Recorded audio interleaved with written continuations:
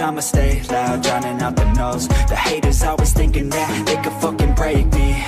They're better off eating their own words like pastries. Hate me, and you better find some fucking safety. I'm coming in hot like a bad bitch and pasties. They can't save me, no I ain't lazy, no. But society has me going so crazy, yo. Don't blame me, no my mind's hazy, yo. And I'm sick of me feeling this way daily. I'll always live my life till it's over, and I will not forgive those who hold me down. And I will never give up, I'm moving forward. And I will never miss my chance, take it now. And I will always live my life till it's over. And I will never give those who hold me down. And I will never give up, I'm moving forward. And I will never miss my chance, take it now.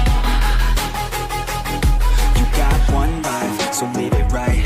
Keep your friends tight and your family in sight. Never cease to fight for the things you think are right, cause you just might find you control your own mind, eh? You'll be fine, eh? Just take your time, eh? Enjoy the climb, eh? Enjoy the grind, eh? You never really know what's on the other side till you give that shit a try. Know the limit is the sky, eh?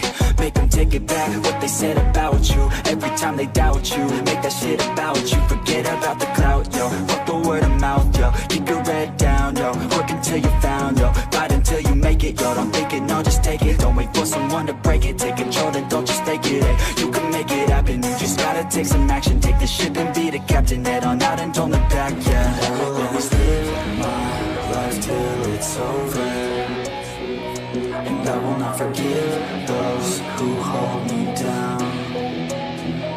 And I will never give up, I'm moving forward. And I will never miss my chance, take it now. And I will always live my life till it's over. And I will never give those who hold me down. And I will never give up, I'm moving forward. And I will never miss my chance, take it now.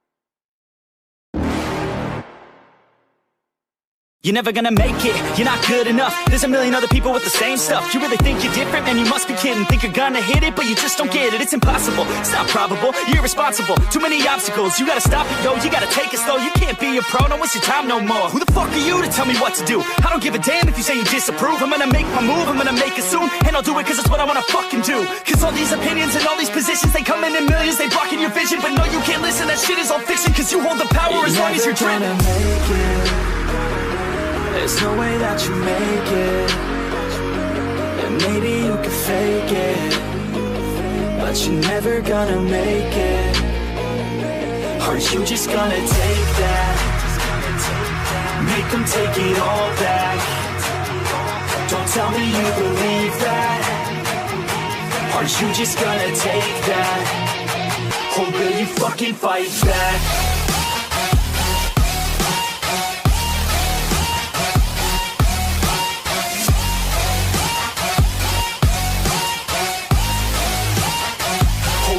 Fucking fight back.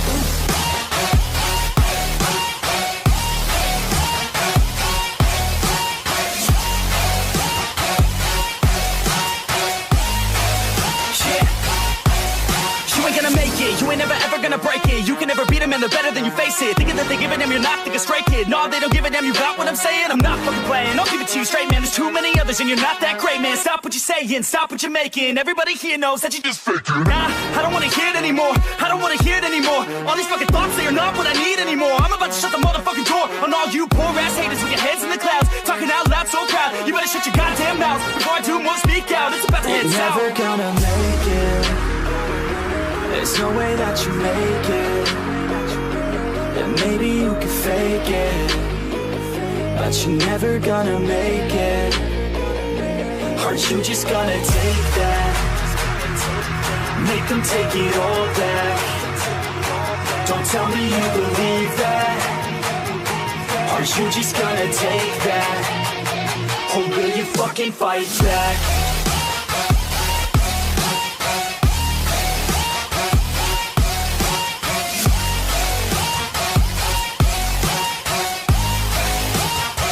Or will you fucking fight back?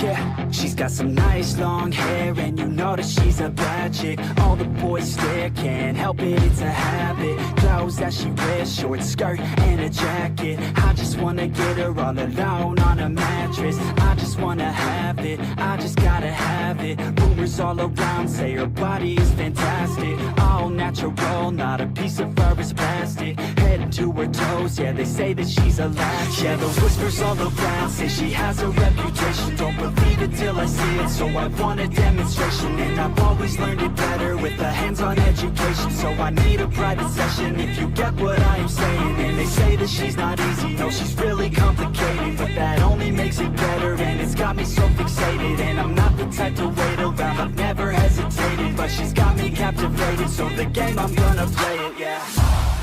She's got a body like a coke thing, she likes to keep the party going. These rumors got me feeling lonely, I want that body, baby, show me. She's got a body like a coke thing, she likes to keep the party going. These rumors got me feeling lonely, I want that body, baby, show me.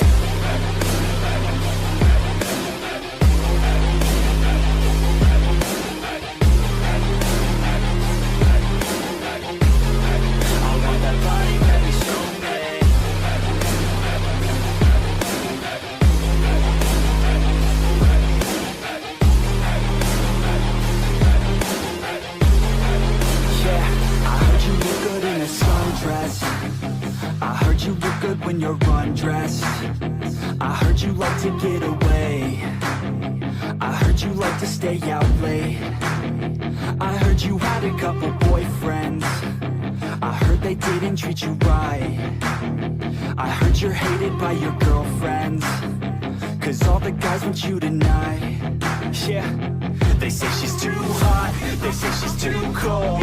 Where she came from, nobody really knows. They say she looks young, but say she acts old. From everything I've heard, she gets out of control. And all the boys say she was sent from the heavens, but I'm not too sure that this girl is a blessing. She's got the devil's eyes and they'll cut you like a weapon. She's stuck in my mind like a bad obsession. Got bad intentions. She got a body like a coke thing, she likes to keep the party going. These rumors got me feeling lonely, I want that body, baby, show me. She's got a body like a coke thing, she likes to keep the party going. These rumors got me feeling lonely, I want that body, baby, show me.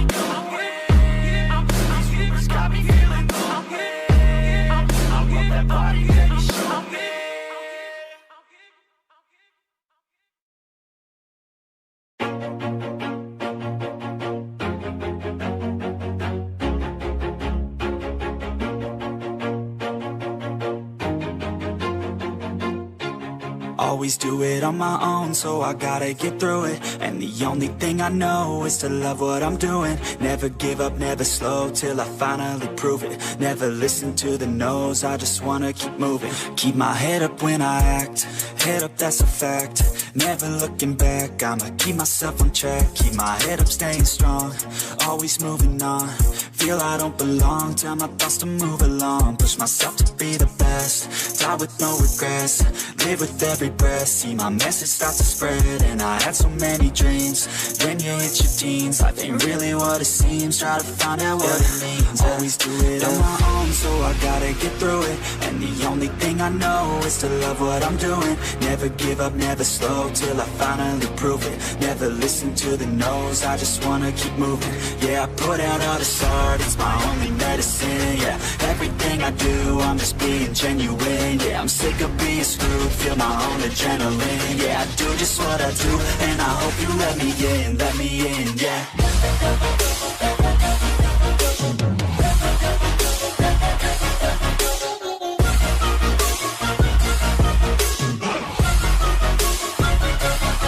I'm grateful, oh yeah, able, oh yeah, I'm stable, oh yeah, no label, oh yeah, you know me, I have only a path, I'm lonely, but damn, I'm going to win. I don't want no fake love, I want the real stuff. Everybody listen up, cause I'll only say it once. I'm gonna show you all the path, if you want it bad. I'm gonna show you where it's at, yeah, how you can get it back. Yeah, cause I ain't never done, I'll be number one. Working hella hard until I get just what I want, yeah. Rise just like the sun, yeah, fatal like a gun. Shooters gonna shoot and I'm gonna shoot until I won, yeah. Always do it on my own, so I gotta get through it. And the only thing I know is to love what I'm doing. Never give up, never slow, till I finally prove it. Never listen to the no's, I just wanna keep moving. Yeah, I put out all this art, it's my only medicine. Yeah, everything I do, I'm just being genuine. Yeah, I'm sick of being screwed, feel my own adrenaline. Yeah, I do just what I do, and I hope you let me in, yeah.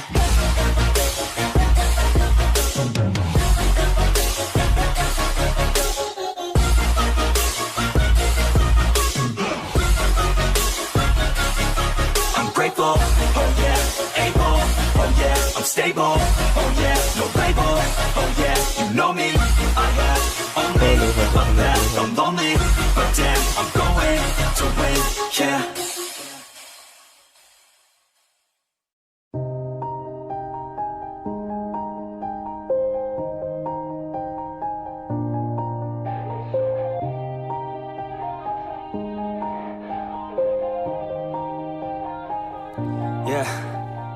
Everybody knows that I'm breaking down.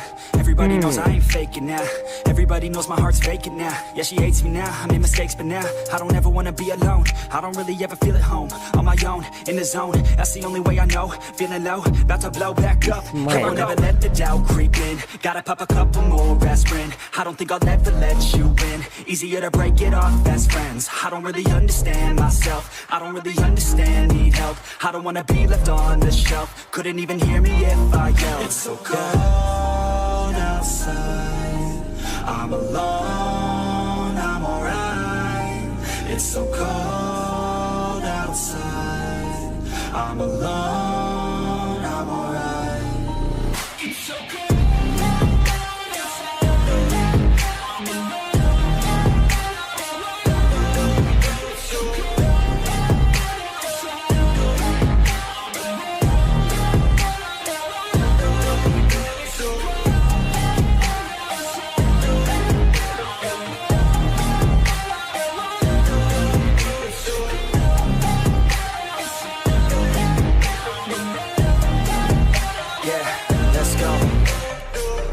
break down, always feel like I could break now, but I never let it take me to that place now. I won't ever let my thoughts get away now. I got better things to do, picking fate now. I just wanna be the best, call me great now. I don't know if I'm okay or insane now. I remember better days on the playground, hoping I can find my way. Even when I'm feeling down, I fight. Even when I don't know what is right, I'ma pick a side and I'ma take pride. I will decide my fate and I will never let them tell me who I am. If you try to shake me, I'll be damned. Planet on the ground is where I stand. Never give up, that was always the plan. It's so cold outside, I'm alone, I'm alright. It's so cold outside, I'm alone, I'm alright. It's so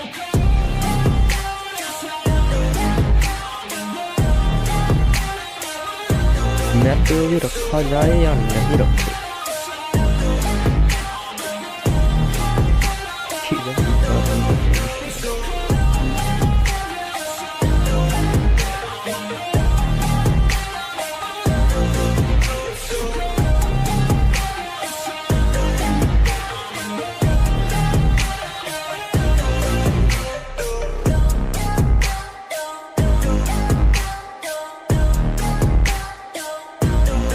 अभी भी शुरू होने में।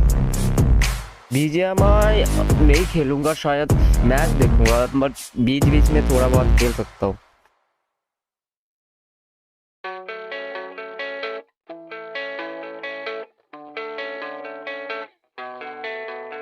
मगर वो बीच बीच में ही।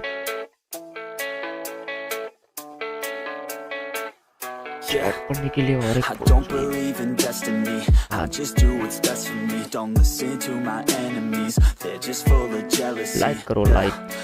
ये बताओ, ये मैप फीड रखूं या नहीं रखूं? ये तो अभी ऐसे रखा रखा है, बट मैप फीड रखना होगा तो मुझे कुछ और करना होगा। Map feed This is my quest, I'ma make it known. They call me obsessive, oh I know. Call me selective with my notes, call me aggressive with my flow, call me offensive even though Joe, I ain't gonna lie, life's tough. Try to get by, life's rough. Try to do it right, it's not enough. Even though you try, you still mess up. But I'm still gonna fight for what I love. Still gonna die for what I love. Still gonna try, I won't give up. Still gonna fight until I've won. They say I'm way too obsessed and I've got nothing left. And I'm not quite there yet, but those words they'll regret. Cause I've got something left and I'm not giving in. I will not let them win, I won't stop.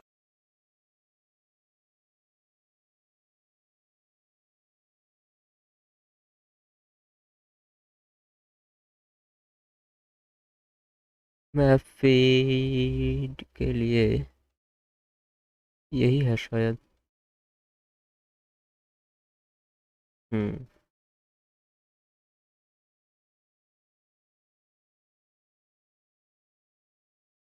But इसमें URL डाला नहीं है मैंने। Just minute, बस इसका map feed का URL copy कर लेता हूँ।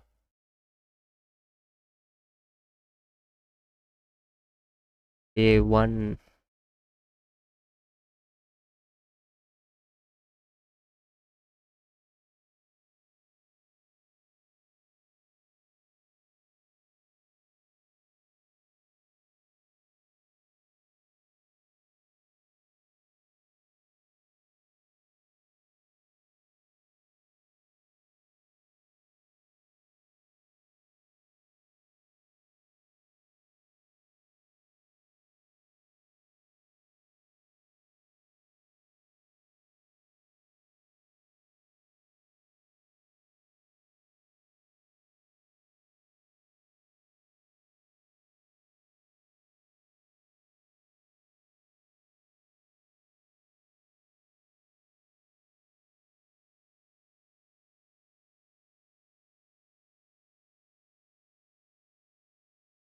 इसमें आएगा मैप फीड, जब मैप फीड आएगा तब।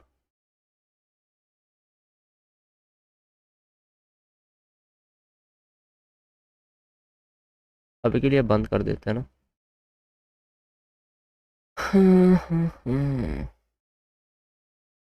सेटअप तो हो ही गया, बस एक चीज और करना था। इमेज 3 तो ये है।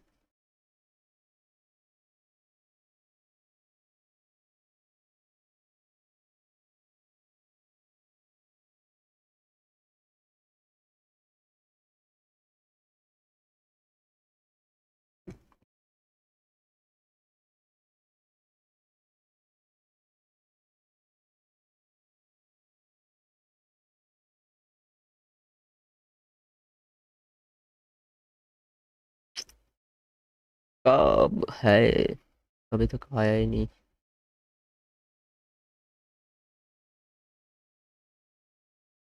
ओजी ओजी चल रहा है सब बस। ओजी।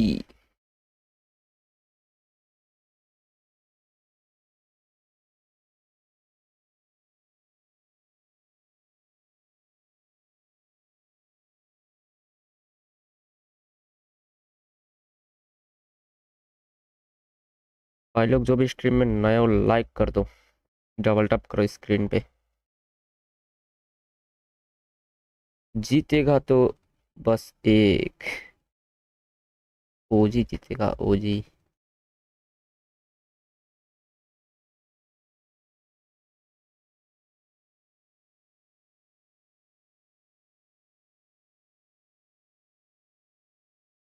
ला ला।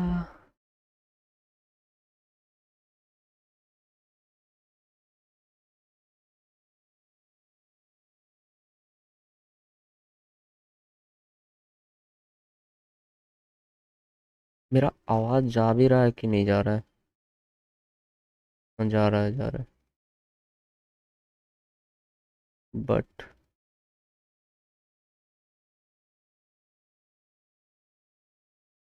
के बाद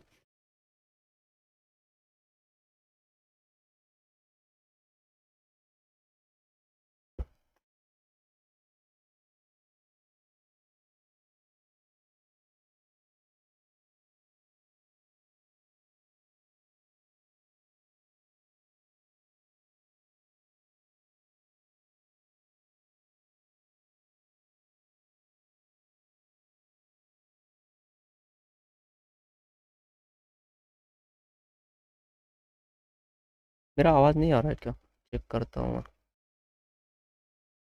हेलो हेलो हेलो, क्या हो रहा है इधर इधर?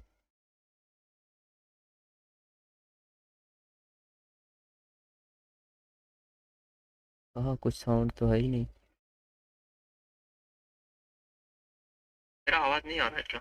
आ रहा है, करता हूँ। हो गया चेक।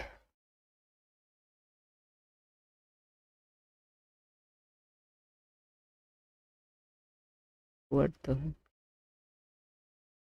अरे मैंने डिलीट मार दिया क्या? ये रहा, मिल गया।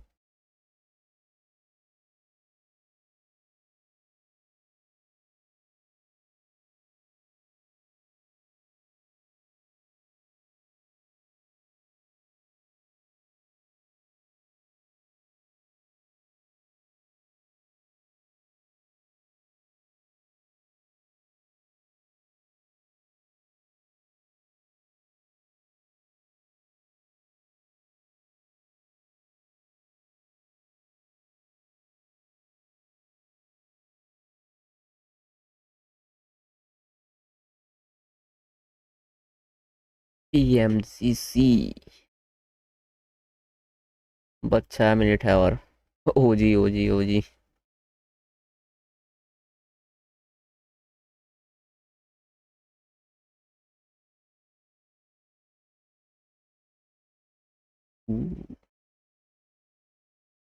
नाइस।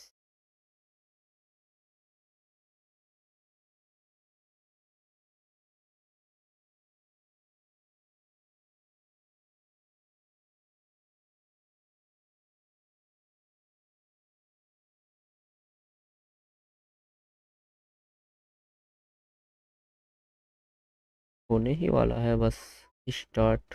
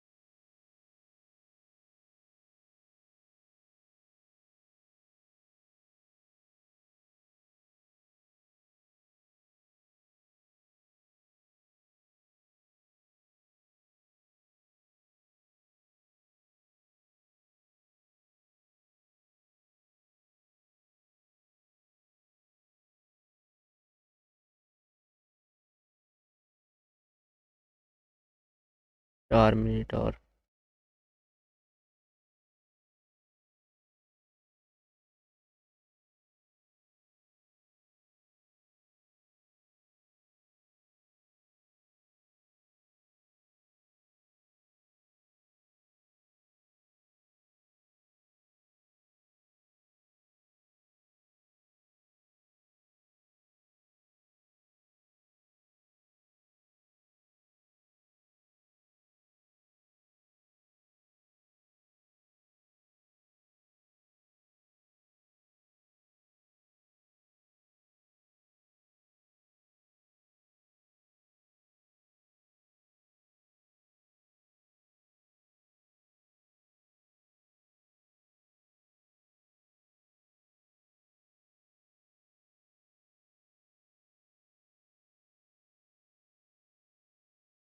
अबे निकल ही नहीं रहा।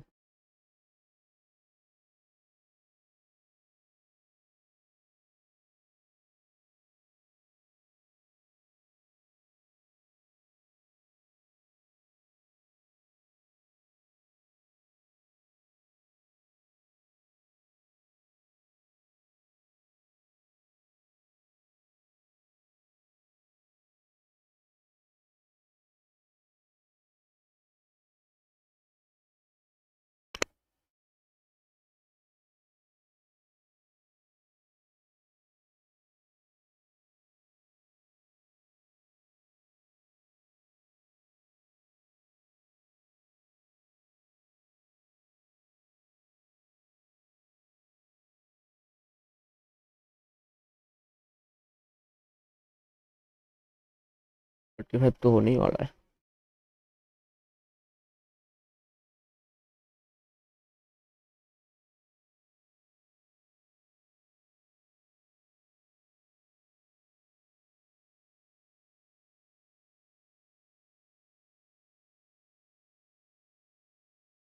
फोर्टी फाइव हो तो गया, नहीं नहीं हुआ 45 होने में थोड़ा सा टाइम है।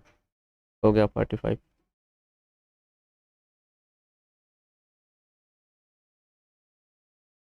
तो अभी तक क्यों नहीं?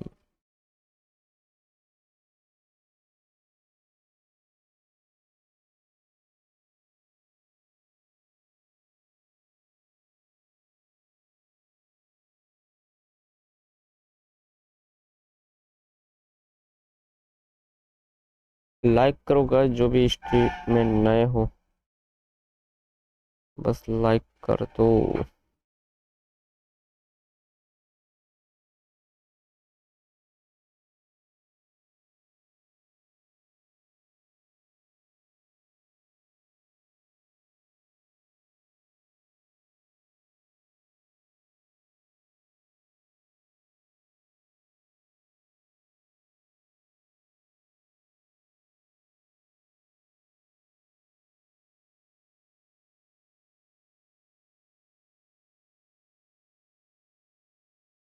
फैस के अभी तक स्टार्ट क्यों नहीं कर रहे लोग? 46 हो गया। Start start.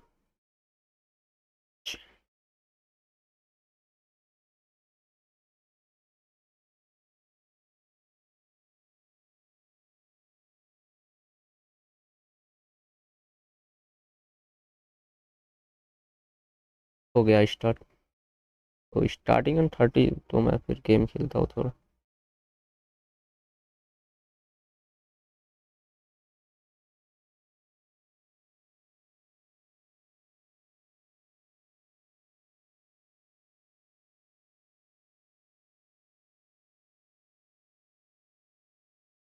तो अब क्या करूँगा? गेम ही खेलूंगा। गेम ही खेलूंगा। Live data supported by e sports chart. अच्छा ऐसा है।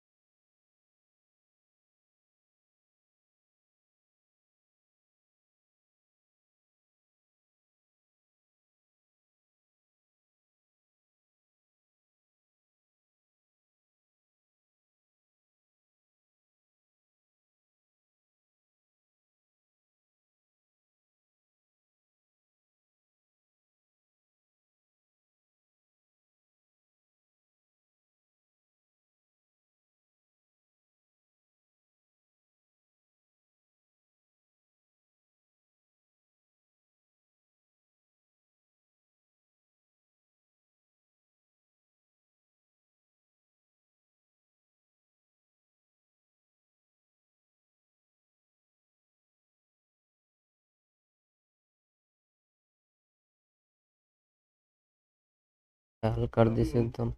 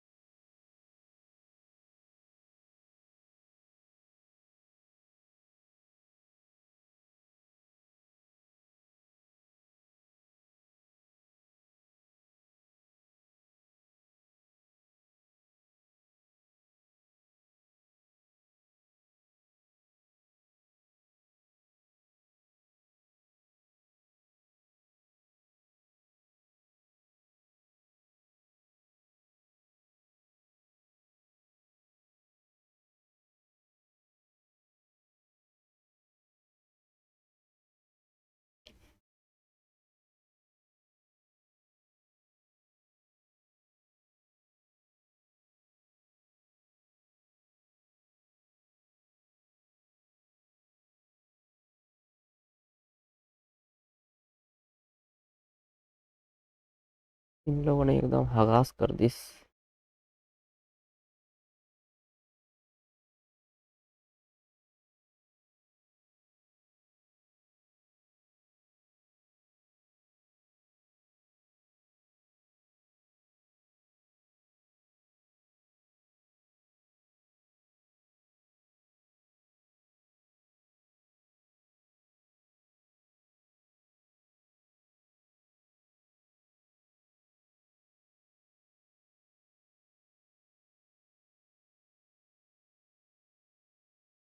गेम खेलेगा रुको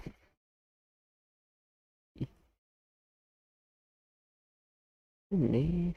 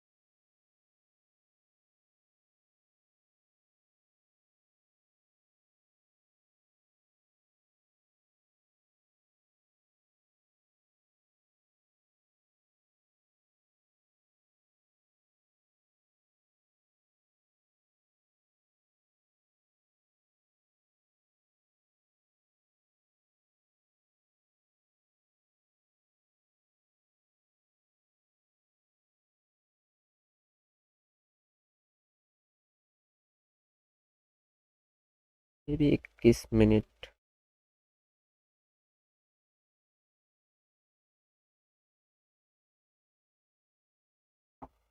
हर जगह ओजी चल रहा है पूरा।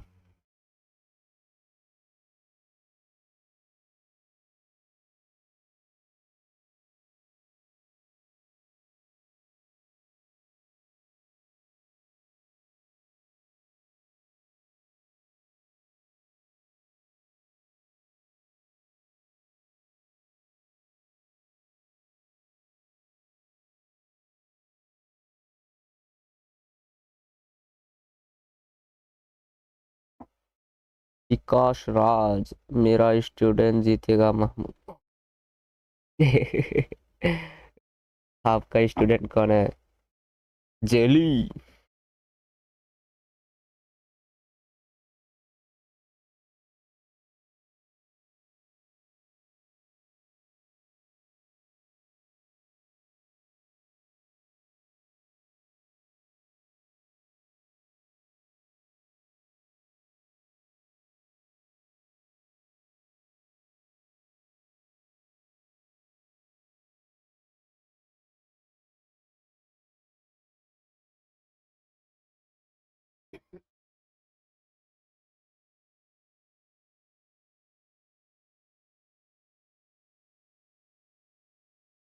अबे इसमें छोटा दिखा रहा है जेली।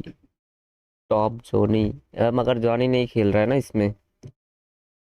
इसमें जॉनी तो नहीं खेल रहा है।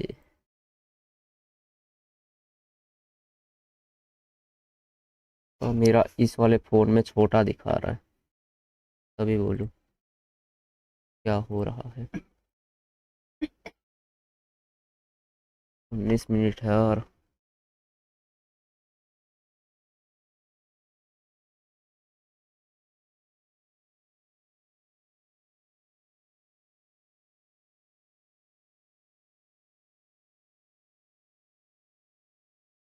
सब मेरा ही स्टूडेंट है। Hidden contact is close in public.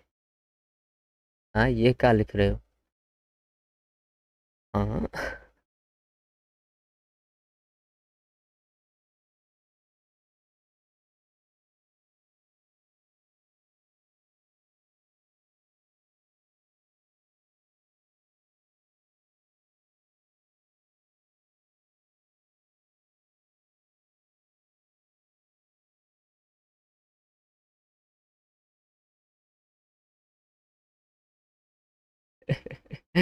अरे अरे।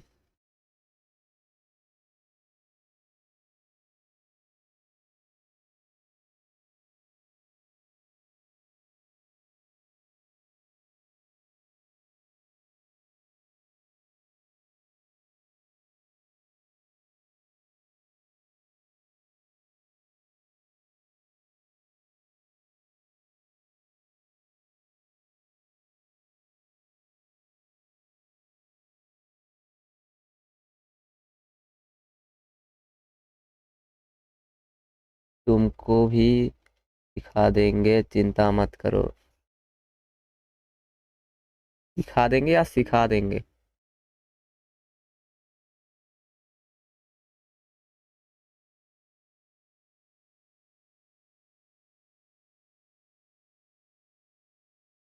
दिखा देंगे लिखना चाह रहे थे शायद।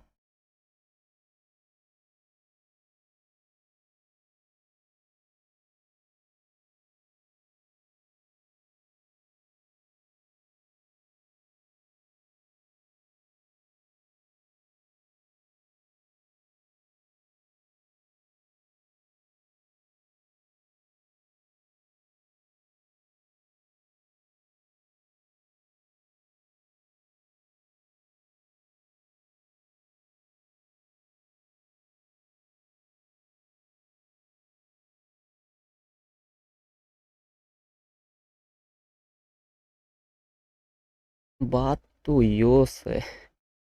अरे ये अभी नहीं। अरे मैं इसमें ना और एक काम कर रहा हूँ, तो रुकिए थोड़ा सा।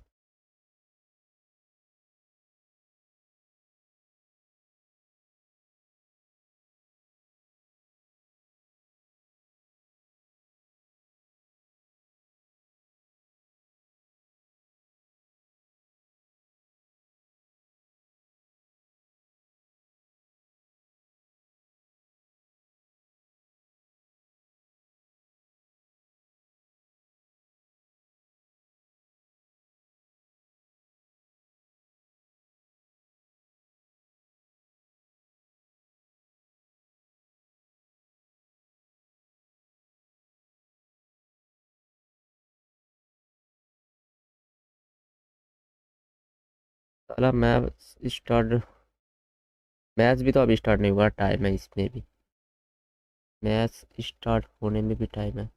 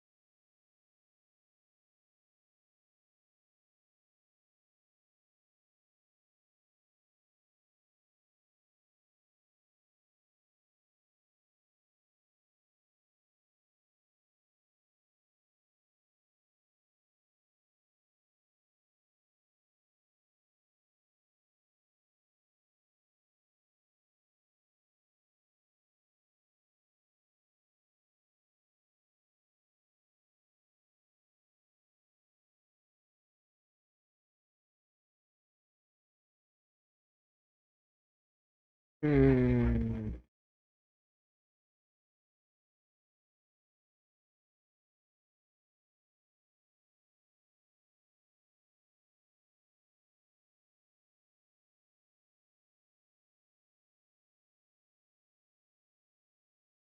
8 minute.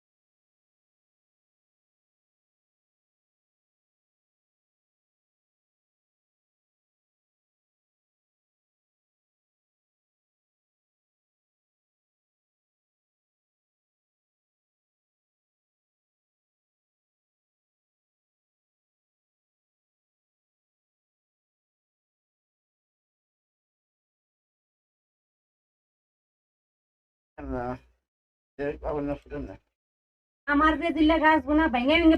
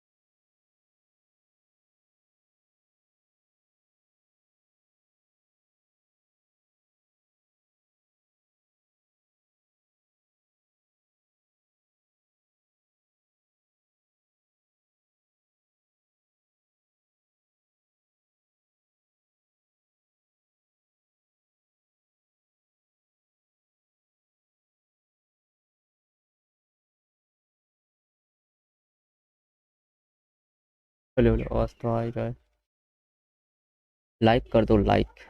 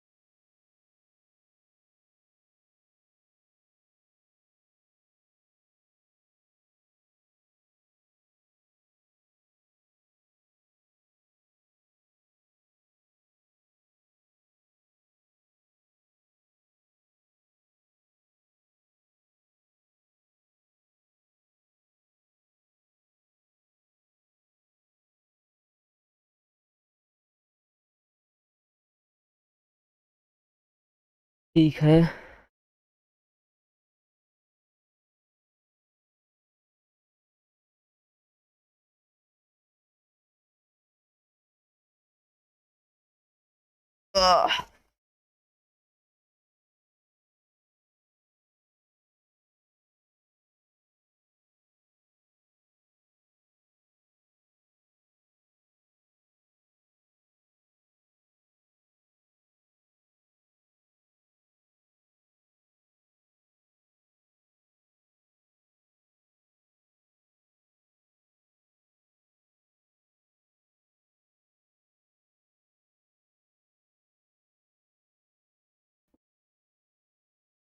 Hello hello hello.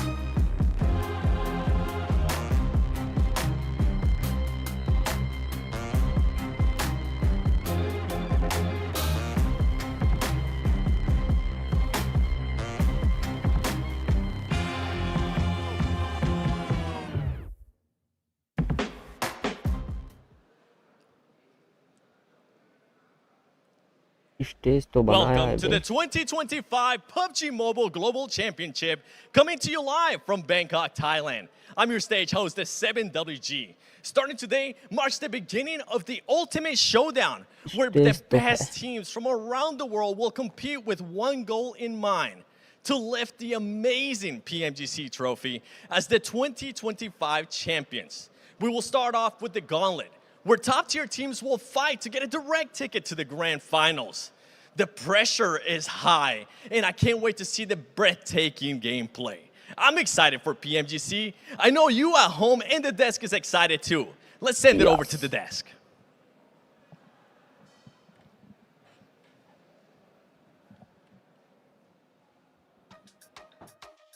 This is it. The world's sharpest aims, smartest minds, and strongest teams all are here in the arena, hoping to secure one of the 7 slots that'll take them directly to the grand finals. I'm your host, Todd Jukes, and right next to me, I got 2 of the best analysts in the business, Maxman and Neptura. Max, how are you feeling today? I'm feeling fantastic, Hot Juke. So good to have you back here for PMGC once again. And yeah, the best of the best is here once more for PMGC 2025. And we'll see who's going to be taking that trophy away from D+.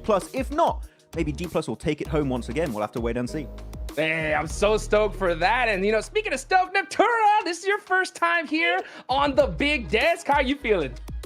I'm so excited to be here, Jukes. Let's go. PMGC, back at it once again. And this time, I'm here. I'm so excited. I can't wait. Oh, me neither. For all you guys that are just tuning in here, haven't seen all the social media, this is the Gauntlet stage, baby. We got a whole new format, which we're about to get into. Max, man, I'm going to have you break down the schedule. But, man, I'm telling you what, this is insane. This group is ridiculous, bro. I mean, yeah, this stage is the toughest. All the best teams from the full season in their respective PMSLs or regional tournaments is going to be playing in the Gauntlet for the next 3 days. And of course, for the Gauntlet stage here, we know you need to be in the top 7 if you want to advance into the grand finals, because otherwise you're not in top 7. Niptura, Group Green, Group Red, you're going to be put in the groups where you could be eliminated. So if possible, you want to avoid going in the group stage. No, 100%, right? Because that is where you start to get eliminated. The Gauntlet stage is going to be a little bit more relaxed. Yes, you've got that opportunity, that top 7 to go straight to finals. But once you go, you're not in the top 7, you go back down to group stage. And this is where it gets really tough, because only 4th to 11th of each group go to last chance. You have 5 teams that are going to be eliminated out of each group there. This is where it starts to get to have a lot of pressure for these teams, because as you go further and further on the stages, your chances dwindle massively to get to finals. Yeah, because group stage in your respective groups, you have to be top 3 out of 16 teams in Group Green or Group Red. And then in last chance, you have to be top 2. It is going to be incredibly competitive here, Hodrix, to see who's going to make it. But of course, the point system, the trial and tested point system, it's back. It's the same, and we love it. It's the same, but we got that $3 million prize pool. Are you kidding me? For downloading a mobile game that you can play for free, man. This is so awesome. I always love to see just how crazy this is. And you know, you guys are so right. I mean, we got 7 slots available here in the Gauntlet, and there is a lot of monster squads looking to get those instantly. Because I'm gonna be real, you know, when looking at this roster with how stacked it is, I think there's a lot of these teams that it's pretty much do or die at this point. Like, they have to be able to get that slot to the grand finals here and now. Otherwise, it's going to be a big problem, Max. One team, though, I know that we're going to have a whole lot of confidence in, right? It's got to be Alpha Gaming, right? I mean, Zol, he's won this back in 2023, right, Max? Yeah, I mean, he's an absolute OG. And look, if you don't have APG on your radar, we're not looking at the same esports, okay? Let me be very clear with you right now. We are not paying attention to the same level. Doc, Ziol, Top, Reefus, East even on the team right now going to be playing. Of course, I do believe Reefus is going to keep on playing here, Niptura, because the guy put on an absolute just destruction fest going forward in PMWC. He was putting everyone down, and I feel like it is great to see him hopefully play moving forward in PMGC, because the guy deserves his slot. And will Doc stick with his team? We'll have to wait and see. I mean, that is the question, right, Max? Because, you know, you're talking about Reefus sticking onto the team, and I think he's such a great addition, specifically because Doc does what he does, right? And if that doesn't go well, if Doc splitting becomes the docketing, Reefus is the guy you want on your team that's able to clutch it back up and save the team from the doom that docketing often puts the team in, right? So I'm really excited to see what he's going to bring forward coming into the Gauntlet for sure. Oh, yes, indeed. You can see right now, these are today's matches. We're starting off with Rondo. That's right. If you haven't heard, Rondo is now in the mix. No more Sandhawk. So a little bit of a rip in the chat for Sandhawk. But Rondo is here. And for those of you guys that don't know, right, the biggest thing about Rondo is that they have those recall towers, Neptura. And that just changes the whole dynamic of how this tournament starts, right? Ladies I love the idea that we have recalls in one map in Rondo, and Rondo is the one that we want here for sure, because I think the recall splits are going to be super interesting for these teams, because you have different strategies you can use, and that's how you adapt to the strategy. Different teams do different things, so it's really cool. So I'm excited to see what we've got going on. Yep.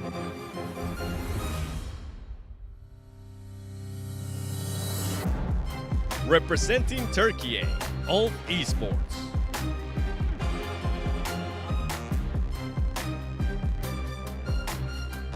Turkey.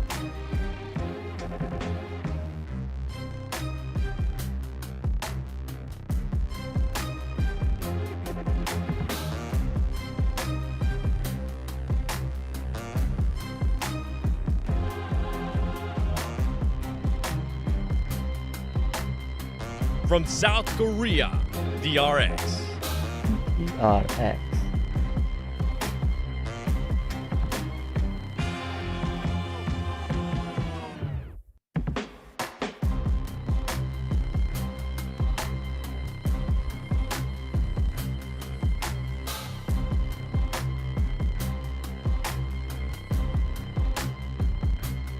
Mad Bulls from Central Asia.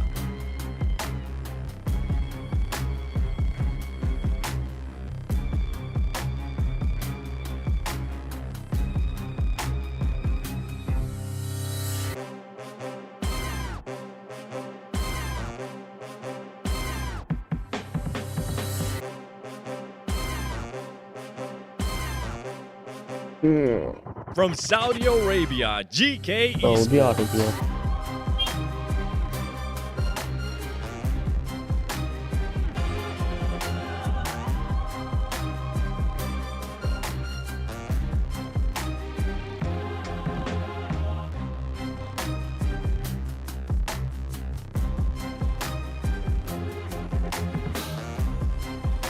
Aiku Orangutan from India. OG not orangutan ओजी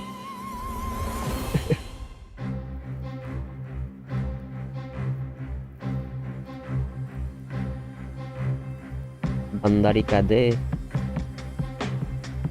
पीता ही नहीं बंदर The hometown heroes, E-Arena from Thailand. ओह यही है वो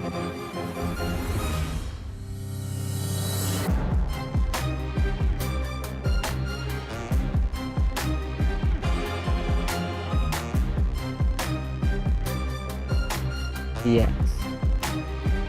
Reigning champions of PMSL Southeast Asia Ball Split, the Xavier, Vietnam.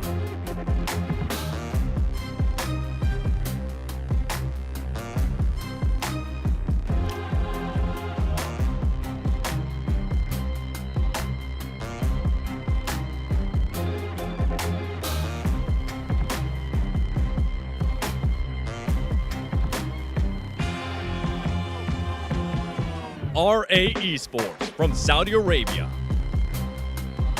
आ रही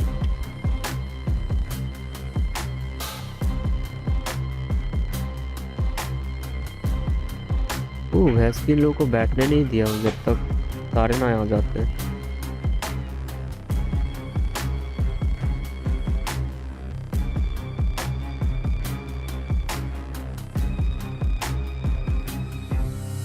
From USA, Wolves Esports, PMSL's America's Ball Split champions.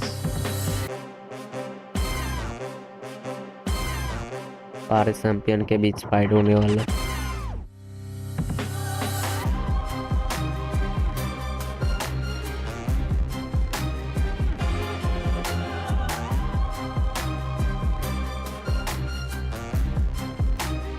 The champions of CSA Ball Split, Virtus Pro, Central Asia.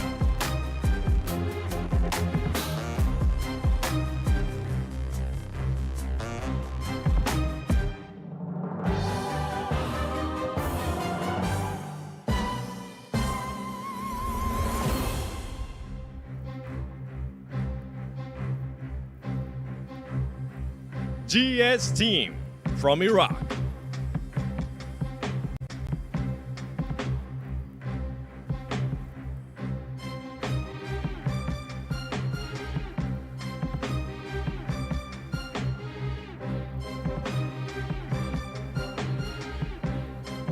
अबे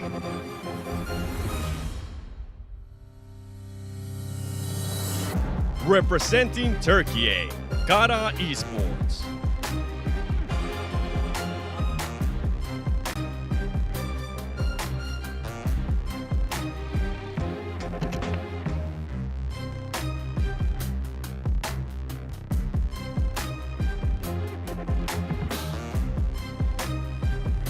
Regnum Karya Esports from Turkey. नाम कार्य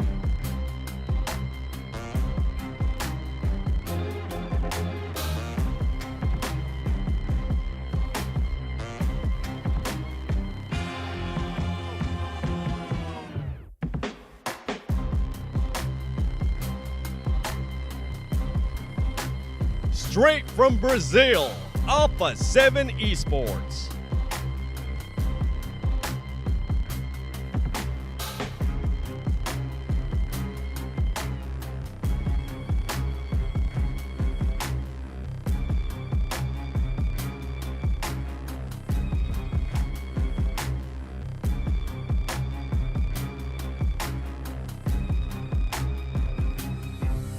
From Mongolia, Alpha Gaming.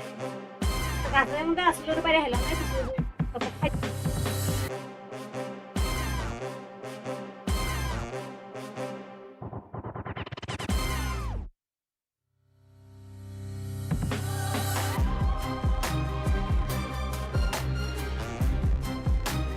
These are the elite squads that will be battling across 3 days in the Gauntlet. Only 7 teams will punch their ticket straight to the grand finals. So let's get right into it. This is day 1 of the 2025 PUBG Mobile Global Championship. The Gauntlet starts now.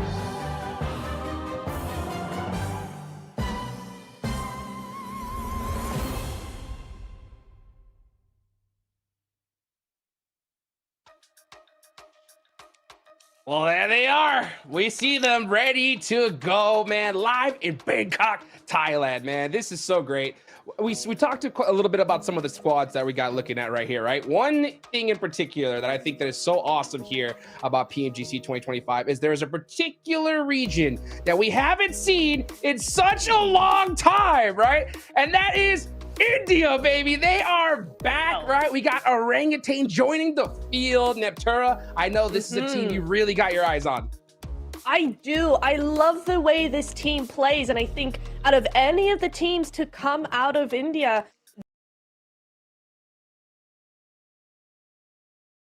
really well. Yes, they don't really have the experience that we've seen from other global teams right at the global stage. That is fair. But the way they play, they're mobile, they're opportunistic, they split, they use their vehicles to get any information, they third party as much as possible, they regroup really quickly. Like, this is a team that is very smart, and I think when you have that kind of skill level to pair with that, this is exactly what you need. This is all the elements of what you need in a team that will compete against global teams effectively. But sorry, I gotta interrupt and also correct you guys. It's not Orangutan. That's not the team name. It's Team India, baby. Okay, that's right. Right here in PMGC. All right. And actually, we had a little graphic talking about Rondo. As we go into Rondo, Mian7 had a video a few days ago talking about what they could really do. I would actually really like to see a third part, a hot drop coming out from Orangutan on APG, doing the typical 3-1 splits on Rondo. That would be such a good strat and a good way for them to kick off PMGC possibly. Yes, indeed. Oh, man. If we get a hot drop right off the rip here in Rondo, that's going to be just absolutely crazy. But you know what? Let's get this started. Let's go ahead and head on over to Blake and John Allen to get this started.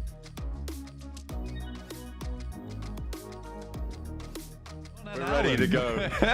That's right. You know, I'll get that. I'll get that sorted for him. So he is right retrospectively. But we are thrilled as ever to be back here at the PMGC, ready to ramp up towards the finals later on over in December. It is all to play for, and the Gauntlet blank is the place to do it.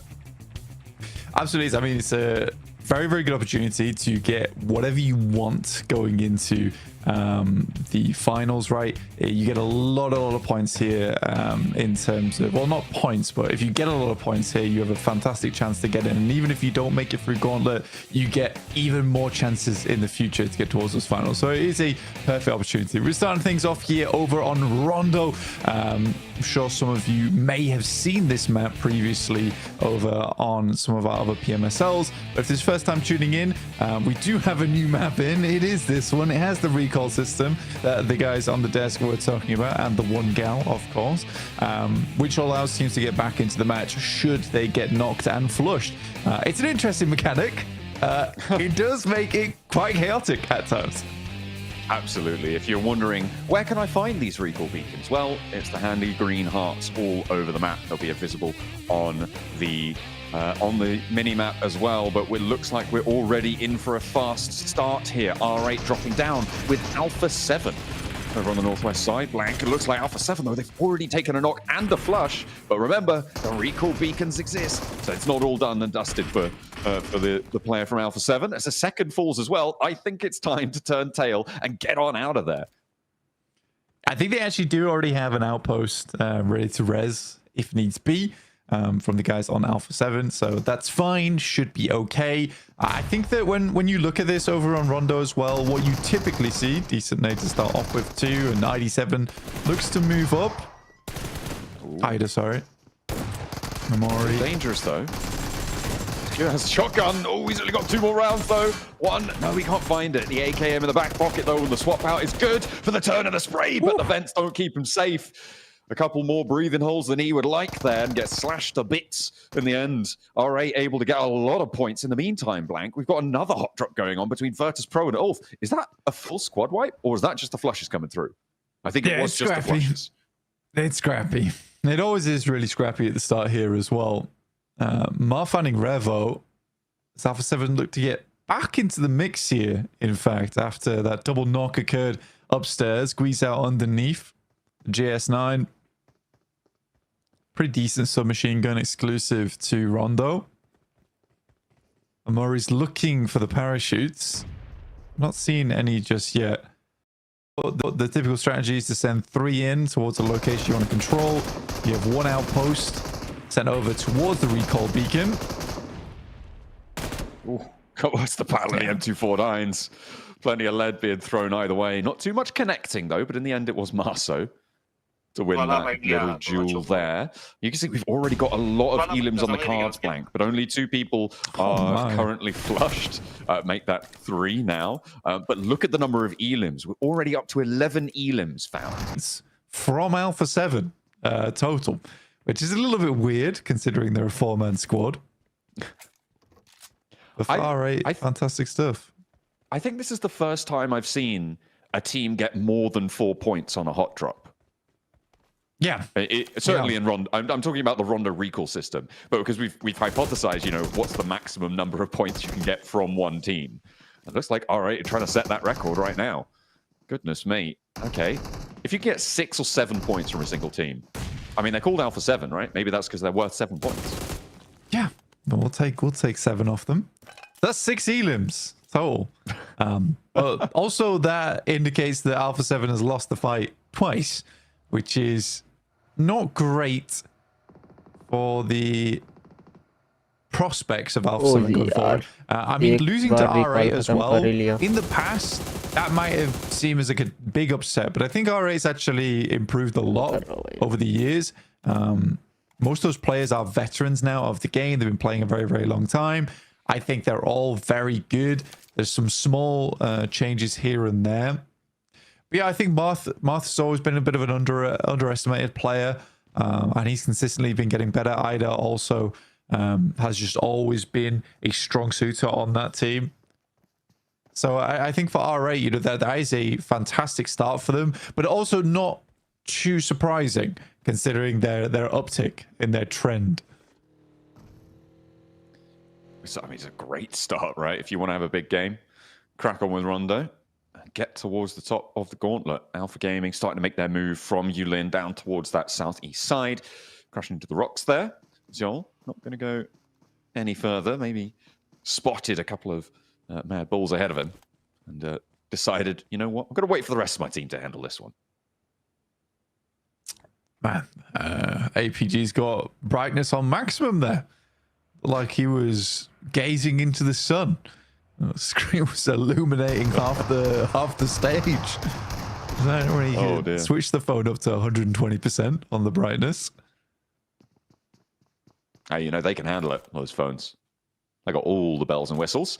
Thunder Talk. Oh, ring sunglasses a point off the wall. Yeah, I don't think they put sunglasses on your face. I think they're just short of that feature. But everything else, they pretty much got it on lock. Mad Balls crashing in, and Kara, Tulika spots one of them.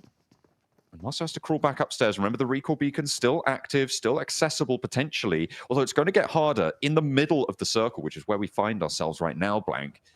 It is going to be a little bit more difficult to find those recall beacons. So losing a player here is a little bit more terminal than perhaps losing a player further towards the outside. It does get a little bit tough. That's the sacrifice you have to make, right? If you want center, likely you're not getting a second chance here.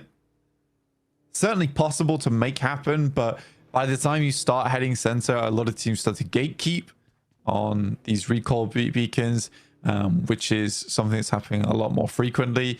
And I do think that this initial stint of eliminations, of aggression, does start to die down a little bit as teams head on over towards that early game, that mid game. I'd say that probably kicks in around about 12, 13 minutes here. on Rondo, but it can kick in a lot later, as we've seen in previous PMSLs where things get really dicey the entire time. The question is whether it's really worth it or not, and I think teams haven't quite figured that part out yet. I think there's still decisions to be made whether to send 3 in, get some points here and there, and just send 1 out towards the center of the circle. There's decisions from certain teams. I mean, Papua Supermassive did this where they actually profited quite a lot off of Rondo individually by playing a 4-man all the way through to the end game. They never really participated in those early fights, but they were still getting a lot of big points, because by the time they got towards 80 minutes where they were stacked, they were looted, they were ready to roam around as 4, there was still around 50 players in the lobby. So you still have a lot of time to pick up those points. Absolutely. Right now, I'm looking on the map at Regnum-Karya blank in the middle. And they are on a 2-2 split, currently looking at 2 recall beacons, and one of them just went up massively in value. I'm expecting that they've regrouped to the east now. No real reason to stay on that western side one. Get a move on, because you know that recall is so valuable for you. Kaya wants to keep that one under control. Alpha 7 still has 2, by the way, in the northwest side. And they are now near Virtus Pro. R8, they feel like, you know what, 6 points is enough. We'll crack on, lads. See you guys later. You'll stick around as 2 in the blue. I mean, for Alpha 7, that second fight was really poor. The vision was that after that double knock, they were going to try and clear up the fight from there for R8 and deal with them. Unfortunately, there was a quick response from their side, and suddenly Alpha 7's plans get massively cut to shreds. Now they're sat on the outside edge, trying to move in. Real difficult maneuver now to make. I mean, they're passing through VP as well, and they sort of have to make a straight shot towards the circle if they want to catch a recall beacon in time and still have a chance to get some loot on board before you're transitioning towards those late game fights. I think it's tough for Alpha 7. I don't think that this initial match is going to go all that well for them whatsoever. Good shot from CEO over towards Solus. Real quick put down from him. Yeah, Kara, remember, they lost a player earlier, and so they are staying as 3. They didn't break out to go for that recall. That's what I was talking about. Even though they are still available, they're kind of trapped in now. So Mad Balls being able to find that opener, really very valuable. And it looks like they are still under caution, but CEO, as you saw there, getting that knock over to Solus. That should be fairly resable. Uh-oh. Poser has to live under the cover fire of his teammates there, as Lemon nearly takes him down out of the rotate. It's one of those tough things, and it's a good point to bring up, is that if you're knocked and flushed towards the center of the circle, typically you're not getting that player back up again. But there's also that thing that's talking to you in the back of your head, right? The evil voice that sometimes you get that tells you that maybe you could go for one of the recall beacons. And I think that is something that you had to kind of have to disconnect from your mindset in these games. If you're going down towards the center, you have to play on as 3. Yes, there's a possibility you can play on as 4, but does that possibility pose more risks? Most likely. So I think that teams do struggle with this idea of making those bold plays. I think if you go down to 1 or 2 players, I think it's absolutely fine to try and go for one of those maneuvers. It's probably not going to work out, but if it does, you know, you salvage the game off the back of it. But I think playing as 3 is absolutely fine if you are center. Ooh. Nades over the top. This is Kara down to 2 now as Wolves took their 3rd player out. So it's just Lewis and CEO, and Nade bounces on the backboard, and it manages to land on target. The circle shifts out to the side, so this has the hurry up on the fight, and I think that Mad Balls is just going to be able to close this one down here and now. CEO, though, has something to say, and Nade out through the door, stops first breach, gives him a little bit more time to play with. Teams are going to be leaving from around them, so not too much danger of third party, as Nade starts to bounce on in, and he goes down to the bombardment in the basement. Too much to handle. CEO, you're fired. Given the old basketball maneuver there as well, bounced it off the floor into his face. I love that nade. You don't see those all that often. This is very messy right now. And I mean, we didn't really talk about the circle but too much, but this has shifted over towards the eastern side. There is a lot of space down towards the southern edge of Yeongu right now on Jidana City that is available. This circle could push towards as well.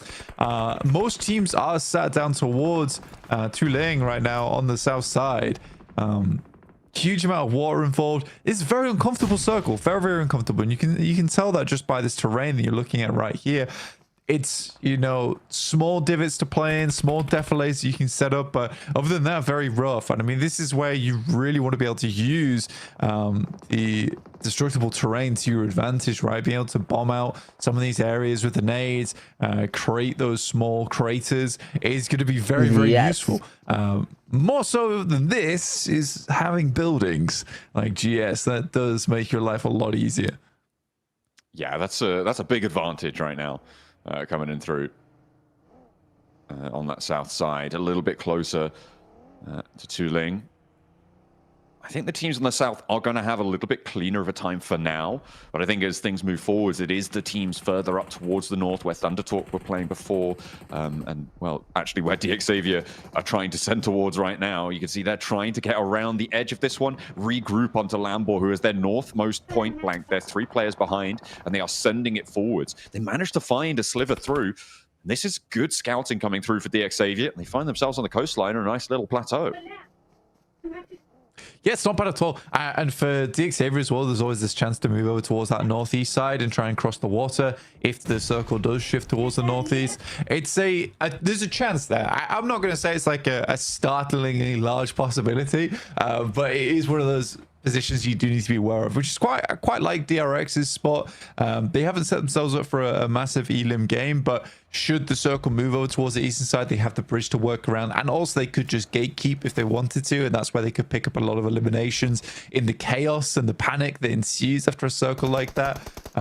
But as usual, I'm going to set all this up, and we are not going to go towards the eastern side, so I won't talk about it until that happens. In the meantime, Thunder talks over towards that central arena, like you said, alongside with DXavier. Well, maybe I do need to talk about it. Completely undefined, right? Completely undefined. I'd say it was slightly more over towards that northeastern side in terms of land. But yeah, I think that you just have to, you pretty much have to stick to your guns here. If you're out for 7, you are having a great time off the back of this. Mad Bulls moving into GK. Very, very bad stuff here happening for them. But luckily, Flip's on the outside. Wonderful off-angle player, but then he's got 2 enemies to deal with here in front of him. Safji and Ragnarok. See what Flip can get done here. He's very good when it comes to the clutches, usually, for Mad Bulls. Oh, Ragnarok rolls on in and finds the 2 players. So I think there might have been 3 on the middle there for the Mad Bulls. Flip with a nade on in, looking to try and stop Ragnarok from doing any more damage here. But the rest of his team has melted. He might be an off-angle player, but now he is the angle. And we'll have to try and find something. A real big re-knock there as Ragnarok actually has to send around the edge. But fortunately, here's Kowtow down behind as Regnum Kaya chime into the fight. There's off angles everywhere, Blank. This is the messy area we were talking about. This northern road, so difficult. That's a bold push. Very, very bold push from Flip here. He's been taking a little bit of damage from behind, hoping the snake goes through. Regnum Kaya completely stymieing his approach.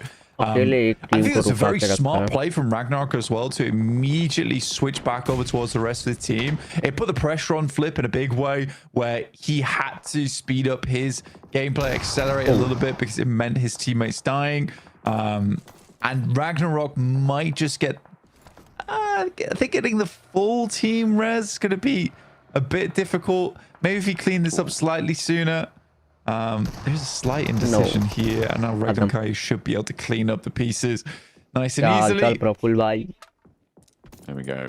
They are indeed eliminated. Regnum Kaya now up to 5 elims. They've lost one of their players. There's still plenty of firepower for them to play with, and 5 points. It's not a bad game by any stretch. Now, we head over to the route out of Jejina City, the bridge mouth here where Arena have sat. DRX were up in the buildings for a long time, and now they want to exert more control over the area and get past this Arena blockade on this northeast side.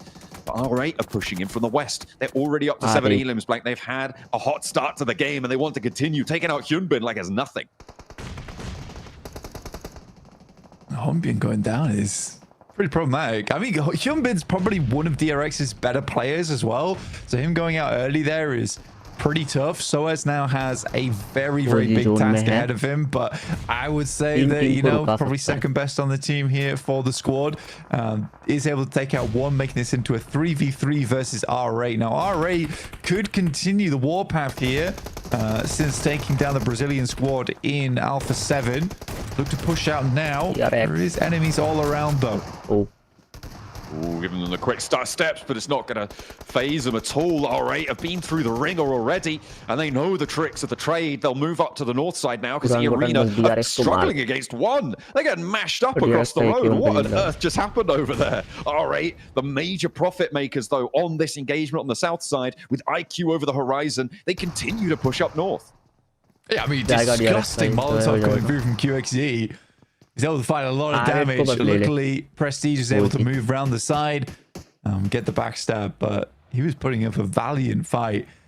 Well, I don't know what to say here. This is such an evil circle to start off the day. In fact, just to start off PMGC in general. And Alpha 7 get incredibly lucky with this one. I think that's the play you have to make if you're a two-man squad, is you head to the unknown side of the map, which in this case is northeast. But they get so lucky this continuing to be in the circle in stage 5. I mean, by stage 5, you're usually assuming the circle to pick one of two land masses to go to. But because this has been so central each time, the algorithm basically just says, well, we just have to split. Yeah, it's a real nasty circle right now, and I mean, at the start of the game, playing like lemmings, you think that Alpha 7 do need to have a little bit of an uptick on performance there. As a rotate comes through for the Wolves, they're trying to crash on in. They do not have any other option. Thundertalk are going to be on the defense here. Plenty of teams trying to crunch their way through, as well as R8 try and move up north towards the IQ position, but they are finally falling. With 12 elims, though, they've already had a banger of a game. And Aid onto the outside leaves just the one player now, Baton, for Wolves, alive, up on the wall, dancing around, trying to find an opening, but it's not being presented. Thundertalk playing solid, stalwart on their defense, and there's nothing doing. Now he's at long range with the shotgun, and he's got to keep the lead pouring out, but it's not going to be enough to get all three. But goodness me, it was close. I mean, it's the correct move. It's the correct move from Thundertalks. It was slightly less glamorous than they were hoping potentially, but it is the right move, is to send 3 out on a quick spin there to take down Baton, because the way he was running around, I think they realized that they were just going to be wasting nades, sending out the window, hoping for something like that. If they get this done right now, it means they can have a lot more pressure over towards the future. DXA played a blinder here on this game, moving over towards that northeastern position after seeing that circle and getting it done so effectively. APG with some good nades as per usual, but one is sent back their way in Scarface as well as Ketch, doing a huge amount of damage. Now APG down to just Doc on a sliver of HP. And we talked about them a lot earlier, Blank. DXavier making that rotate in has really paid off. I mean, the circle's helped, but they have managed to maintain that position on the north side here. They are not across the water. They are still on that southwest side, and they are rotating through. They've had oversight on so many of these fights. I mean, we saw brilliant nades just then, but none of them really mattered for the teams throwing them because of so much pressure coming through from DXavier's position. They have held a really nice 4-man split as well, which I'm sure the desk will talk about at some point, but being able to do that over towards that tree line is not easy.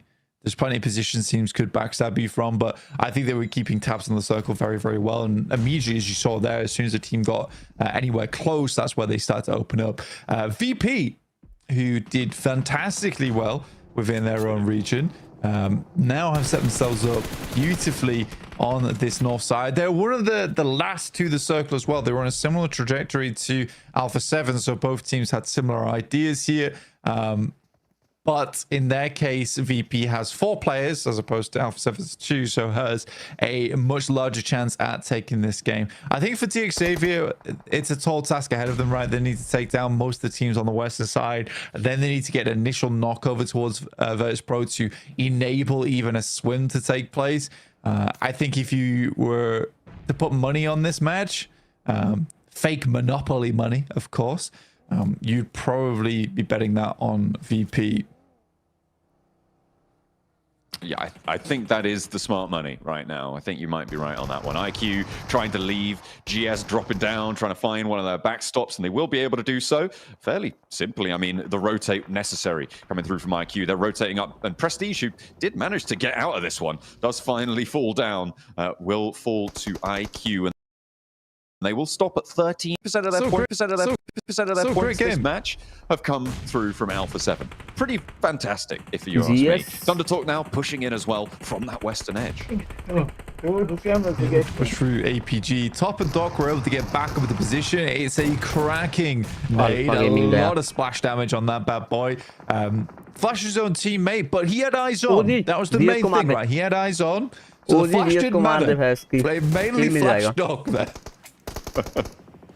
It's all shock and awe. You know, they're just rolling on in. Big bang, big boom. They know where the player is. If you're both flashed and only one of you knows where the other one is, that's an easy win. Hey, look at this. Alpha 7. They've managed to find some divots very early across the way. Talked about them before. And now here we are with them being given a massive amount of circle up to keep themselves in this one. What a love from Parajim. अरे ये 13 किल किया है बे क्या खेला इन लोगों ने But Thunder Talks get up effectively and DXavier have nothing to say about it. 7 elims so far for the Thunder Talks, and overall I would say the team play is phenomenal this game. I've been very impressed with maybe not the mechanical skill, but the decision making overall has been very good from Thunder Talks. Two players now holding off against 3, but it's Lamball to fall, leaving just Nate left. He is closer to the water, and Thunder Talk do need to move on in, move a little bit closer here as the Nates continue to roll on out. This is a bit more of a difficult push now. Virtus.pro may have oversight to some of these side angles that Thunder Talk are going to want to use to approach this situation, so it could be a little bit harder. That deployable cover as well, airdropping on in, giving them that concrete barrier, keeping them safe. But Alpha 7. They're still alive, by the way, and they've taken down DXavier. baby. That's an annoying one for Thunder Talks. I think they were just about to get that knock as well. But Alpha 7 salvaging this game as best as possible. I think that was only doable through this. What on earth? Yeah, this is rude. It's very rude. Alpha 7 versus Thunder Talks might win this game. I might be wrong. I think for Virtus.pro, I mean, all things considered, this absolutely made sense for Virtus.pro to win this game. And I think that I would be lying to myself to say that I made a mistake. I don't think I did. I think it's just a case the circle's messing with us all right now. But for Thunder Talks, I'm going to go ahead and say that I think that just off the back of this game, there's been multiple moments where I thought that the team play is very good, which is usually something that is quite present in Chinese teams anyway, is that their team play is very good, but they're backing up with very quick maneuvers. So I quite like this from Thunder Talks. Virtus.pro immediately know they need to move across.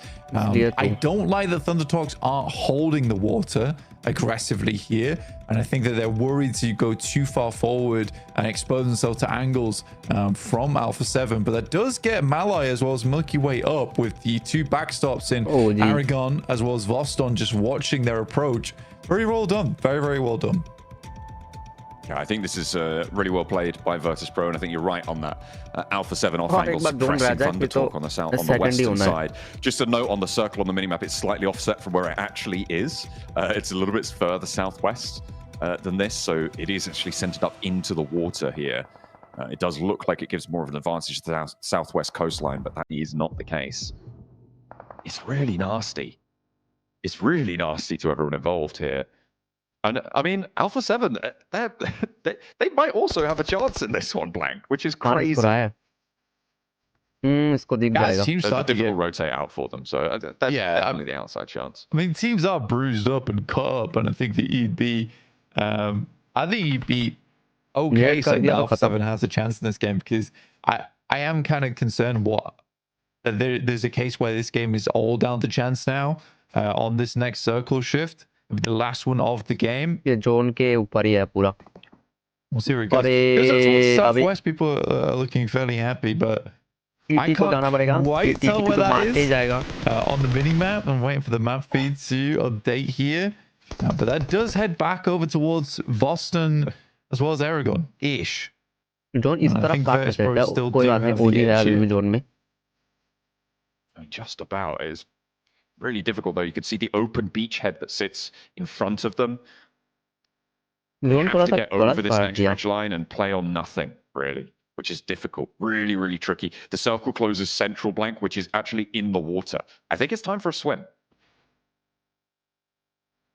I think it might be time for a swim. Certainly for IQ. But India getting themselves at least top 4 to start things off देखने with. का पता ही था मुझे TT मारेगा इसको A cop has been discovered by a detective in King. 2 point आ गया शायद मतलब total 7 point Be able to take him down. 3 teams now remain. 4 players अगर of ओजी Virtus को Pro. मारने They're के बाद split इन 2 लोगों का and 2. फाइट हो रहा है A nade here could be dangerous. Could cause themselves to bleed out a little bit further. But this is the time that Virtus Pro are going to use to flex out. They're really needing to control Alpha 7 here. And Thunder Talk can't take shots over towards their backstop with these front 2 playing it. Virtus Pro playing on a nice edge right now, but it's working. A nade over the top, over towards Xing. Milky Way might drop down into the path of the nade, but the work has already been done. AJ getting taken down to the last player to stand for them. And the left players across the way, Carrillo is chiming in too. So Thunder dumb. Talk up against the wall. Virtus Pro have played this masterfully. I mean, you might have a 2v2 here, though, between Alpha 7 and Virtus Pro going over towards that end game, depending on how AJ plays out these final moments. A lot of indecision there coming through from Thunder Talks. And there you go. This is exactly what I was talking about. Aragon now has to hit the deck. There is shots from the sideline. Obscure has to be clean with this one. He is not. And Malloy is providing support. Carrillo with it all down to him now in these final moments. Oh, नहीं मिला And he will not be able to meet the mark. Virtus Pro able to claim that Northern Shore on a deadly circle on Rondo Blank to kick us off. Alpha 7, I mean, they played like lemmings at the start of the match, but they claimed second place off a big shift up to the northeast side. Yeah, I mean, I don't know if I would call that a big win for Alpha 7. It's a bit of a salvage game. But let's head back over to the desk to see what they had to think about this one.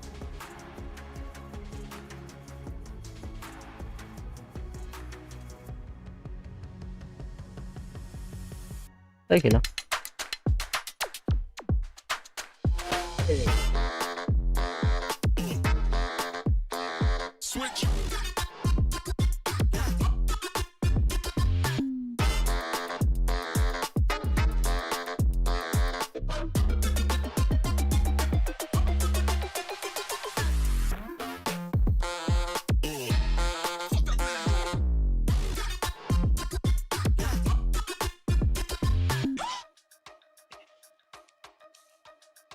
Man, what a tough game there for Virtus Pro at Alpha 7, huh? I mean, that was a very difficult rotation. It's so ridiculous. Rondo, there's only the tiniest little bit of water, and it just so happens to land on majority of water here. Hey, it's PUBG circles, Max, man. What else can we expect, right? Yeah, like Rondo, there's just a little river. There's no way it's going to come into play, right? Yeah.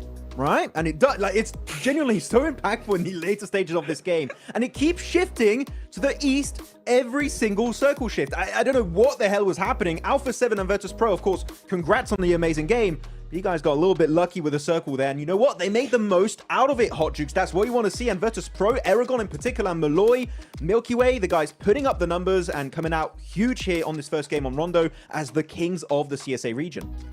Let's go. I mean, it's so crazy. I mean, towards the end of that game, I mean, for us in the background, we were like, all right, yeah, you know what? Alpha 7, they got this win. And then for a second, we were like, all right, Thunder Talk, they are in the best position here. And then all of a sudden, just Virtus Pro with that 2-2 split, man, they crushed it, Neptura. They did. I don't know how they got off of that ridge just into complete nothingness with only smokes, right? But it was the controlling aspect of the 2-2 split either side of the river. I was skeptical at first about how that was gonna go, but honestly, it worked so well because it meant that they could control each other's enemy aggressors rather. So really loved how they played that, controlled the circle, amazing. Yeah, as we can take a look here at that game one more time there. Virtus Pro, man, they were able to just get it done right at the last second there. We saw Obscura try to be able to get that double knock, and I think that's really came down to that last little fight there, but he ends up getting taken down, and Virtus Pro just cleaned things up here, Max. It was down to the smokes. You can see for a split second on the other side of the river. Those smokes coming out from Virtus Pro were just paramount in them securing this chicken dinner at the start of the day, at the start of the Gauntlet stage. And Malloy, Milky Way, this duo sending it across the river, Niptura, and holding off all of Thunder Talk while keeping 2 players on the other side of the river to control the ridgeline. That was the game-winning play from Virtus Pro. And I don't know if it's too much to say, but I would say it's as close to perfect as it really was in that scenario for Virtus Pro. It was beautiful. And to make such a perfect play out of such a difficult zone as well, right? To take that sort of high pressure scenario, it was not an easy game by any means. Yes, they might have had more time to think about it because they were on the other side of the river, but yeah, it's insane that they were able to bring that out of it. Wait, Niptura, Hot Jukes, am I seeing Malloy with 870 damage, 4 limbs, and he's only taken 22 damage? What? That's what I'm talking about. Bro. He's out of the Matrix. Oh my... That's crazy stats. Okay. Dude, ridiculous. I mean, one thing I really love from them, though, was to have that heads up to cross the river, right? I think a lot of teams in that position, they're just like, you know what? We're going to hold this side and just see what happens. But no, they end up making that split, and it worked out for them big time, Max. Yeah, definitely worked out for them big time. As go through some of the replays here of this match. And of course, a lot of hot drops, which you would expect Niptura, right, going into Rondo because of the recall tower system. For Alpha 7, losing to R8, definitely an unexpected run of events here in the compound northwest of Rondo. And Alpha 7 got to maybe rethink that hot drop because R8, they're coming in hot. They're swinging here for the MENA region.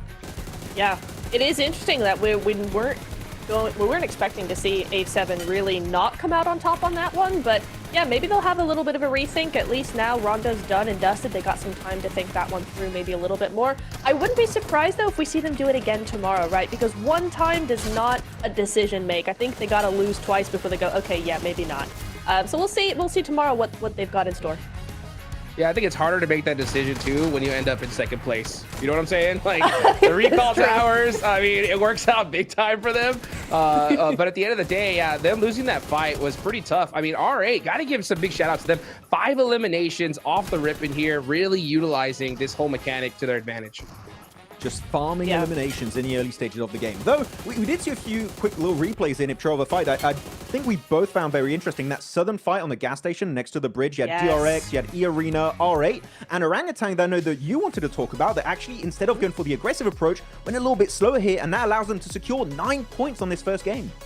9 points, top 4 is exactly what they needed to start the day off right. Start all of PMGC off right? But I really liked what they did there because they knew R8 was right next to them, and they thought, listen, if we third-party DRX and E-Arena, then R8 are just going to third-party us. We're going to leapfrog all of this, let R8 do that third-party, and then we're just going to gatekeep them the whole time. And that got them those placement points. They were able to full send it to the middle and get top 4. A brilliant play. And this is what I'm saying. They're a smart team. They know what they're doing against these global teams. Yeah, and though looking at the leaderboards we saw for a second there, Hot Tricks, we need to mention Thunder Talk. Like, those guys, 15 points right out of the gates here for the PL region, setting up absolutely game-winning positions onto the western side. I think earlier on they had a big 2-2 split, then they regrouped onto mini heaven, as we were calling it in this game, a little plateau area, and their zoning capabilities were just second to none. They were so efficient at making sure they were creating space for themselves to transition later on in that game. Thunder Talk, I want to see more of this because this is the Thunder Talk you expect to see coming forward after their PL season. And their quick decision-making, I think, really showed off right here because you saw D Xavier in a really dominant position, but Thunder Talk wasted no time, pushed on them, and took them out the game. But, you know, D Xavier ended up with 8 points. Thunder Talk ended up with 15, but it's all Malloy here. I mean, look at that. 870 damage. What a great start here for this team, Max. Now, use the rest of the top 4 players, and I'm not surprised we see, of course, one of the Thunder Talk players right here and now, Max. Yeah. Setting up the plays at the end there. And I think, Niptura, talking about actually sitting and Thunder Talk, that push we saw later on in the game onto, I believe it was D Xavier over that little valley point, keeping one player on the backside, I believe it was King. Yes. That was literally the most perfect execution of that play for Thunder Talk in particular that we could have expected in that situation. It was so well played.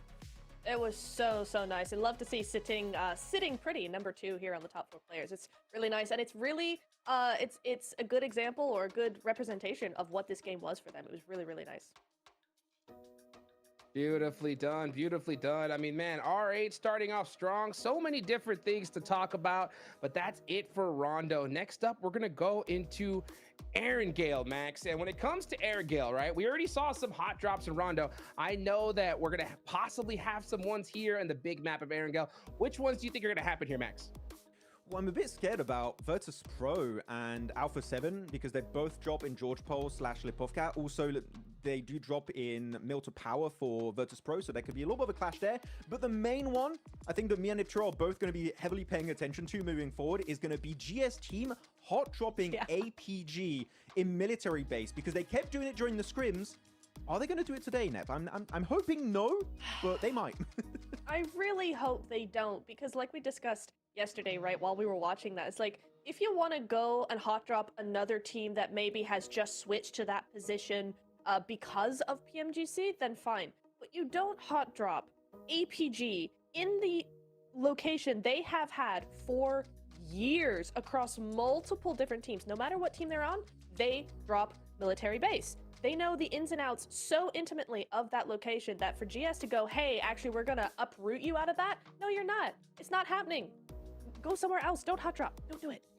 It's big enough to have 2 teams, okay, guys? Dude, it's way true, more than enough but buildings APG's and like, military nah.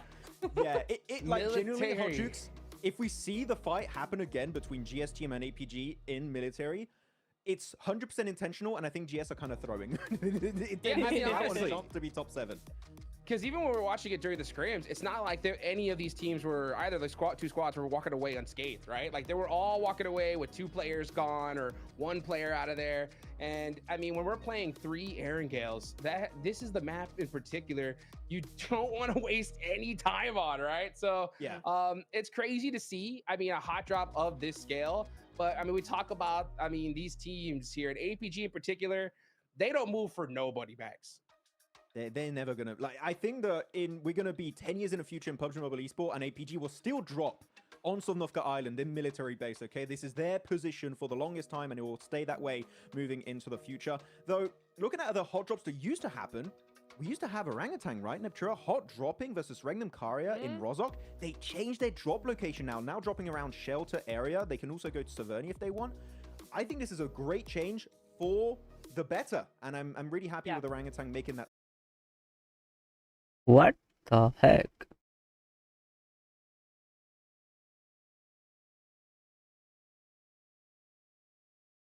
Change their drop location now dropping around shelter.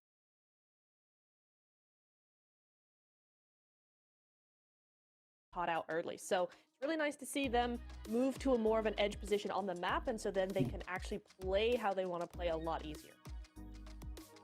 Yeah, you can see these players locked, loaded, ready to go here into Erangel. Are we going to see those hot drops? Military base is going to get crazy. And it's, I mean, it still just freaks me out every single time because I'm like, why are we dealing with this? There's so much room. You could easily have a team go Novo, loot half the place and be fine with it, but they're going to crack away at it no matter what, you know? Now, we got some other teams, other players here that I definitely want to talk about, right? We didn't get to really talk about at the top of the show about GK, right, Max? And I know Nerzed joining them has been a really, really big improvement for them. What do you think about that? I really like the way Nerzed has been playing with the team during PMSL Mina. He was so impactful, but also not just solo carrying. Very clearly, it's the entire team putting up some really good results. Berlin, Kevin, Nerzed, Ragnarok, everyone's doing fantastic in their games. Safety also, of course. And I do think it's still a slow process because adding a player as experienced as Nerzed in this team, it's still taking time for them to adapt because they have a completely different meta, right, from when he was in CSA, now joining the MENA region. But they've had time now since PMSL MENA, and now going into this tournament. So I feel like that synergy is going to be even stronger. And if that's the case, maybe we could see a MENA team make it to the finals. I feel like that's the region a lot of people are looking at. That might not have any teams to represent them in the finals, but if any of them is going to make it, I think GK is definitely one of those squads that I'm going to be paying very close attention to.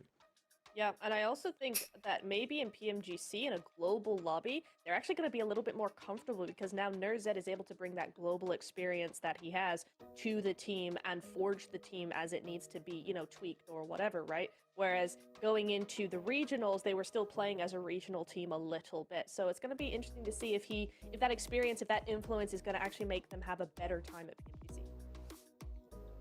Yeah, I mean, it's always good to see. There's so many different roster changes, so much things happening right now, but it all comes down to this, guys. There's only 7 slots to be able to head towards the grand finals, and if you do not get there, oh man, it's going to be a tough battle in the group stage. We got 10 seconds left to go. These guys are getting locked and loaded. We are headed into Erangel for the first time. Erangel.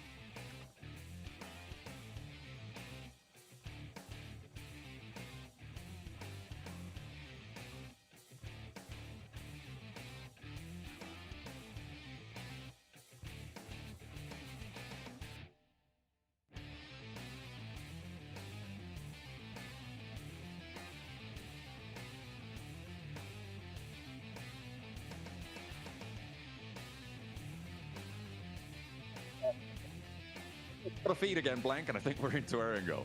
I don't know about you, but we'll see. I think we're all good. Okay, well, here we go. What's life without a little bit of thrill here as we get a little bit of a hot drop as well. Okay, down on the south side, GS and Alpha in C block. Gonna continue to scrap this one out. Let's see who's gonna get the better end of the stick here. A hop in through the window from Doc and actually finds an AKM. DBS though in the hands of D3S. That's going to be nasty. Fortunately, Doc's down as well. And Alpha Gaming actually definitely on the back foot of this as Reefus takes a lick down the hall. Doc को ले लेगा. Yes. For GS, not a bad start for them. APG were fighting over this in the test matches as well. It's interesting to see this one come back again. So this was a little engagement that was taking place multiple times during scrims. Looks like it wasn't one to conclude too quickly. Both teams kind of were going back and forth on this. APG were winning a couple of times. GS were winning a couple of times themselves. Oh, So ने it अपना really was undecided who would be able to take this one. You also got Geek over towards Nova Repnoya as well. So it's certainly a difficult scenario now for APG as well as GS. Who's going to be winning off the back of this one? I mean, APG down to 3 players. GS still at 4. So the ball is in their court realistically. No recall beacons for Doc this time around. Zjol biding his time. Reefus ticking up slowly on the stims. Icon puts the pin back in the nade. Missteps a lot more costly here on Erangel, obviously. Taking that recall beacon away. Alpha 7 far flung from the thick of it right now over towards Lipovka, heading up towards the north. And given the circle, I think that's probably the right choice. The circle did pop all the way up to shooting range. Long road for these two teams. They need to conclude pretty soon if they want to get in with a chance of actually having a decent shot to the circle.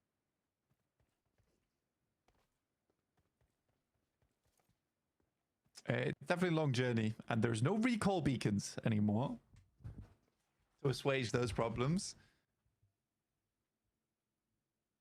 APG is kind of stuck here now too, because you can't really make the backstep over towards the hillside behind them, very exposed. Once you move out that way, GS, all they have to do is head over towards the roof and start taking shots. So APG sort of locked into this fight.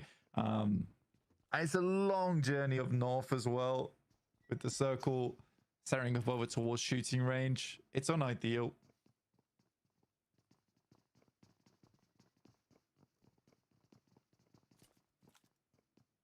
Zjol.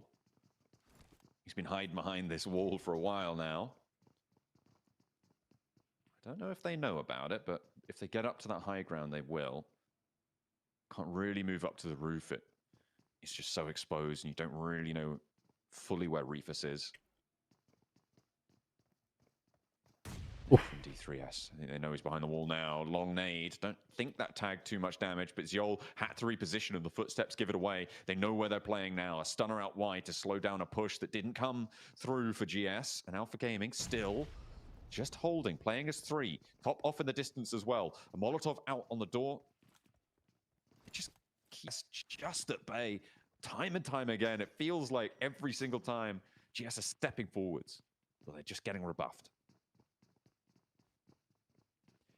It's very much a stalemate fight. And again, it's one of those things where APG has to commit to this now, where if GS want to keep dropping on them over towards military, then APG need to make it as hellish as possible going forward.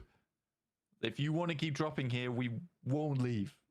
Even if you take down one of us, we will remain, and we're going to make your lives very tough. Which is a bit of a stubborn approach, but I think APG and stubbornness go hand in hand anyway. Yeah, I think that's... But it's the start of the tournament. So they've got plenty of time to convince other teams not to come here. Yeah, well, I mean, if they want to get up towards the top 7 in Gauntlet, which really is the ultimate goal of these teams here, they do need to try and get that one shifted a little bit further down the pipeline as fast as possible in the next 3 days. See what more they can earn. Aaron Gold, obviously a major feature of these days, with a 50% of your matches played on the grassy pastures. Taking a look at the points right now, R8 with 13, which is crazy on that first match, despite going down fairly early on in the overall standings. I think it was 6th or 7th or something on the placements. The Virtus Pro and Thunder Talk just a little bit ahead of that. And the fact that Alpha 7 got 9 in the end boggles the mind. Kara moving parallel now to the so-called hometown heroes right now. Certainly the only representative from the hometown in the Gauntlet stage. We'll be seeing Vampires in the finals as well. But Irina going to be moving alongside Kara.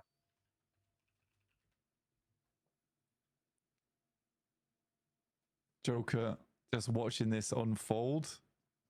They pass on by, which isn't great, to be honest with you, for E-Arena. I think I would have rather have got moving a little bit early with Kara, taking a proactive approach there. It does set up a bit of a mark that's going to block off E-Arena when they start to come through. VP also will be making a bit of a rotation over towards the north side. Round Stalba likely. APG regress over towards GS.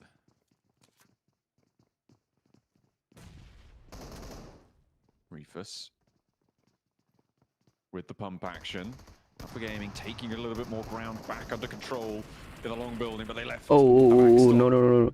In the cupboard there, and 2 players go down immediately as well. Alpha, it's getting turned around, it's getting what? traded off. It's chaos on the inside here, Blank, but Alpha Gaming managing to stand tall amongst it. The push back in has worked. They are making it hellish indeed. There's Jafar now, the last player to stand for GS. Spots Reefus, ducking down behind the box, and has to head up the stairs instead to stay safe. Ooh. The blue zone is ticking away. It's slow, but it's there. The dropout from Jafar into a 1 versus 1 now, and Alpha Gaming and GS still toe-to-toe in C block. The bomb action through the window. He gives them the do-si-do and puts them back in the lamp. I mean, the one tap as well is pretty impressive coming through from Jafar. And their wish is granted, like you say. Military base is theirs. APG do go down. They do lose a lot for it though. Only 4 elims and only 2 players remaining off the back. Thunder Talk over towards the north side compound, just the west of Severny. I actually don't mind this position at all. Quite like it on our screens right now. A lot of capability for maneuvers later on, which is good stuff. It shifts down towards the southwest side, where DRX is currently playing on the dead trees. Zaki for Alpha 7's an interesting one. They started at the top. They have been cowed. Well, fine. You know what? I mean, they sent there early, right? And they're going to have to play from that northwest side. Geeke moving on in on the east edge with Ulf.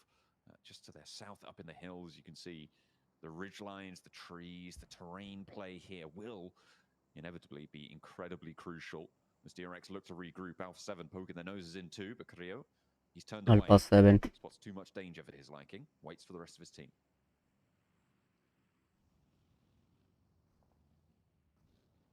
It's a good time for Alpha 7 to move. I mean, you said it started in Lipovka, moved over towards here. You're getting a lot of value off the back of this one with the circle moving over towards that western side. Geeky currently on our screens. Moving through the center of the circle, but no real position to stay right now.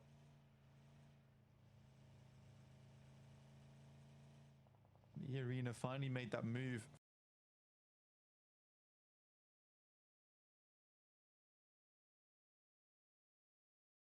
It does give free reign now for E Arena to push over towards that eastern side. Potentially even past the Xavier. Kind of like their split. 2 and 2 across the roadside. Tucked in over towards the hillside on the east.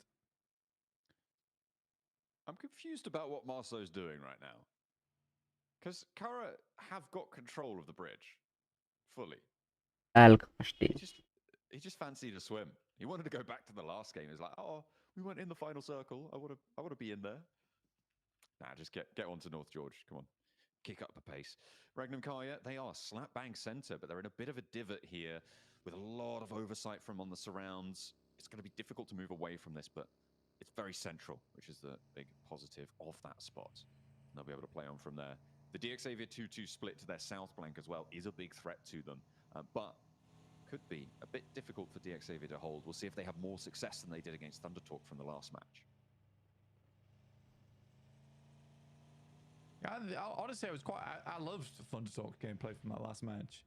And I think that it is definitely difficult to deal with a team that is very coordinated like that.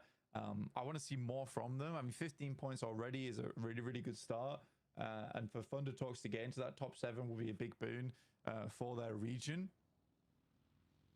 Alpha 7 starting to cross from that field on the western side, but still really difficult to determine where you want to play DX. on this circle. It's DX split. all around. What the Even heck? moving down this way, you're very, very tough to find decent spots to play now. I think a lot of teams are going to shift over towards that western side. GG versus BP. The east edge of Georgia Pole. Burst Pro up against Thundertalks once again. Like you said, sighting does go down, but साला इनसे अच्छा casting तो मैं कर लूंगा रे. They're able to get, well, Virtus Pro able to claim a point there. Worst. Thundertalk not so lucky, and IQ are tagging onto the back as well. King going down, should be flushed out. Going to be really tricky to make that one work. 1 kill. Holding their central spot as well, defending as they move. Sorry, they're not holding. They sent all the way down to the south coast. Goodness me. Okay, a big rotate coming through in the midst of it. They give up the position a bit further up the hill and instead take control of the roadsides blank, which slither through the middle of this next circle. A lot of control for Regnum Kaya still. Yeah, we didn't get to talk too much about Regnum Kaya other than that initial push from last game. But definitely a team that we're expecting big things from in the future, and already a very, very good position on this map to play around with across the roadside. It is going to require a little bit of gusto from them to hold on to this spot, but I think that Regnum Kaya can make it happen. R8 currently playing box, which is not a bad position at all.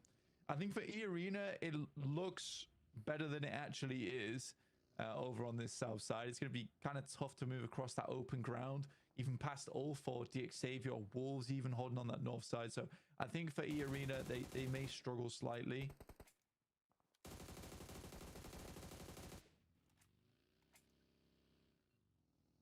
Alpha 7 trying to dodge the spray downs. Looks successful for now. Kara moving in from that western side, slowly moving through North George. Marceau did finally get toweled off after his swim under the Georgia Bowl Bridge. OG का कोई भी नहीं मरा. Have to try and move further east with Virtus Pro and Alpha 7 in the way, though. That is going to be tricky, and the blue zone is starting to hurt now into stage 3, closing in 39 seconds to stage 4. That's where it starts to become impossible to play inside that blue, and they're kind of caught in the crux of it, Blank. I think Kara not long for this one. I mean, they didn't have a bad spot to play around with. They even got ahead of the issue with Arena. Like, the initial rotates from Kara were good. Yeah, getting torn to pieces by Virtus Pro a little bit here has been pretty rough. They should be able to get their players back up in action. Next move, right? What's the next step here? How do we move Knight from here? Because I think that they're likely not taking a win back of this one, and it is more checkmate on their side of things right now. Regnum Kaya pushing over towards the bridge. Actually, unironically, a very good position. Looks bad. Is pretty good. I mean, yeah, right now it is brilliant cover, brilliant hard cover. The downside is that R8 are sort of just around the corner. Could be difficult if nades start to pour on through. In the meantime, this northwest side is getting treacherous. DRX moving on through, and Alpha 7 clashing with them. They stayed back from the fight for quite a while. They moved all the way out to Zaki on a wide wrap from Lipovka. And now they're starting to push towards the circle. Kara spreading out in a line behind them might prove to be a difficult obstacle. And Obscure going down means DRX are starting to turn the tides of this fight. A second knock found as well. And really not too much damage seen in response towards DRX. I mean, that's one way to do it, right? Is if you can't quite see your target, you just blindly spray through the smoke and typically gets the job done. I think for Kara, they're so far on the outside of the circle that, yeah, it was only a matter of time before this started to happen. DRX still trying to put the pain on over towards Alpha 7. Grease out, moving off in the distance. Tanky gets taken down. Quick jump into the vehicle from DRX. Can I say slightly low, but is healing. I do think for Regnum Kari, it's not actually that bad between them and R8, because the chances, right now at least, I think the chances that R8 leaves box in the relative safety of those outside windows right here to take shots or nades down towards Regnum Kari, very slim. I think for Regnum Kari actually working pretty well in tandem with R8. Ooh, Ragnarok doing a lot of work for Geeke there as well on that northeast side. IQ cut down. Still going with a little bit more gas in the tank, but you don't imagine that they've got too much more for Orangutan. It is going to be a difficult move now with one player left. Marso's in as well, but he's taking fire from across the way. I think that's Thunder Talk. I think that may be Regnum Kaya if they step up on that south side that they've managed to move out for an outpost with. Loxy, I mean, he spotted this cross. This is, oh, a nice little pick up there. A little bit too bold from Loxy, in fact, there as R8 spot him on an off angle. I don't really know why he pushed out so far. He wants to take down the straggler there from Orangutan, but it's not meant to be. The Xavier, do you remove Mad Bulls? Only 4 elims this game. Will be taken down. Virtus Pro currently playing on the bridge alongside on that western edge, but Ulf has something to say about Aaron here. This team's actually really quite strong. I think that we haven't seen all that much out of Ulf recently, but Aaron does get clipped by the circle, and like you say, in stage 4 here will start to hurt quite a bit more than a zap, more like a proper taser on that side of things. Yeah, he gets flushed out as well. Couldn't quite make it. Couldn't quite make the run. Ulf now a player down, not ideal, but they are on the Kobe. They can go way towards their advantage. It's going back up to that northern side blank. That gives the position for DX on the buildings a bit of potential here, and they were able to a lot of that area and play that ridgeline potentially further towards the south. This could be a pretty solid spot moving forwards for DX Xavier. It is a lead that is going to be difficult. No one really tested on the north, so maybe that's going to give them an opening.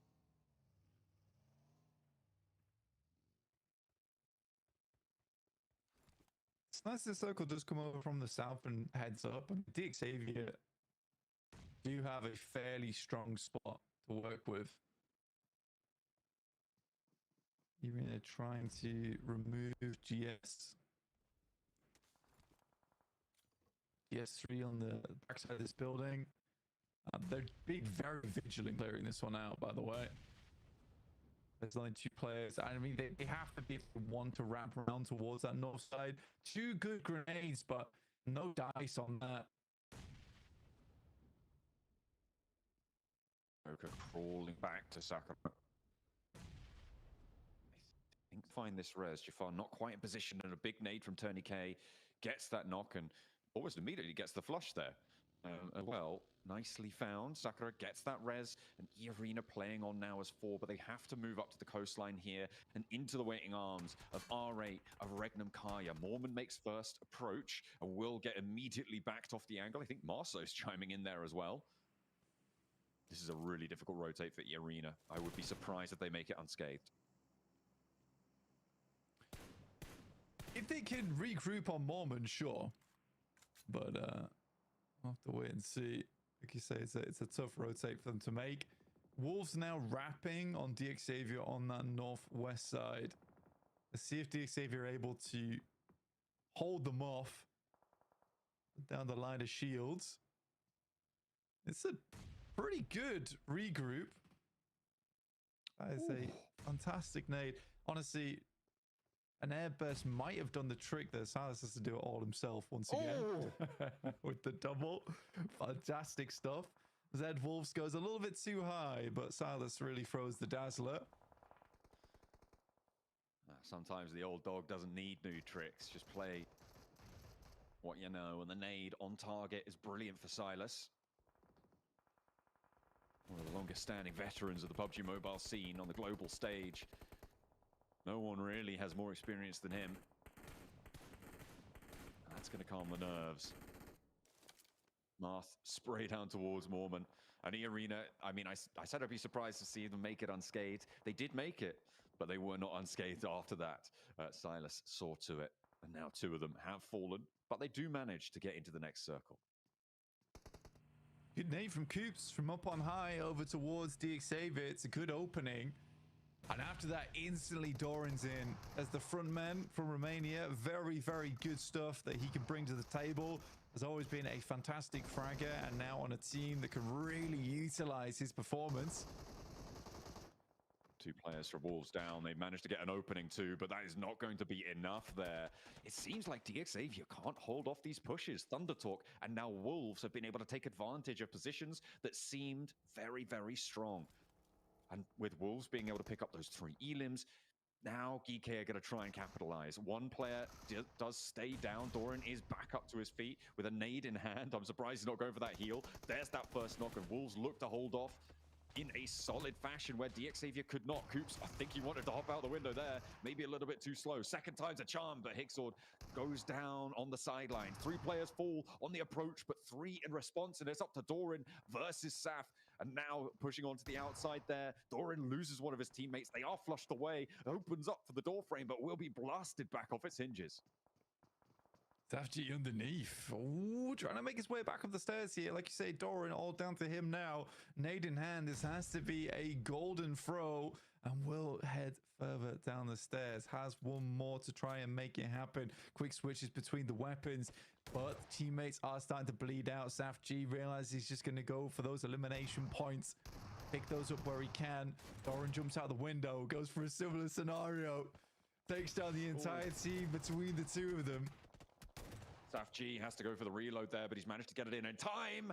Oh no, the off angle comes through as well and forced into the fight. He wasn't ready for it. Wolves fall and nobody can hold these buildings. GK very, very slow to be able to get out of this position as well. It's going to make their approach really tough. They're playing now as 2 players on that northern side. Regnum Kaya still in a great spot, and R8 as well, having a second really strong game to open the tournament. I mean, for R8, I've been... Well, again, I said it was unsurprising. I think they were a team that's improved a lot over the years.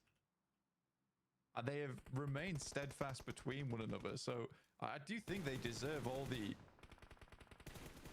prestige that they're requiring throughout this gauntlet. Good shot from Marth over towards Saf as he attempts to leave that position. Will explode on the vehicle there. Leaving GK high and dry with just the 1 player in Kevin. Tries to make a move out. Marth's got his eyes that way too. Doesn't quite have his number though.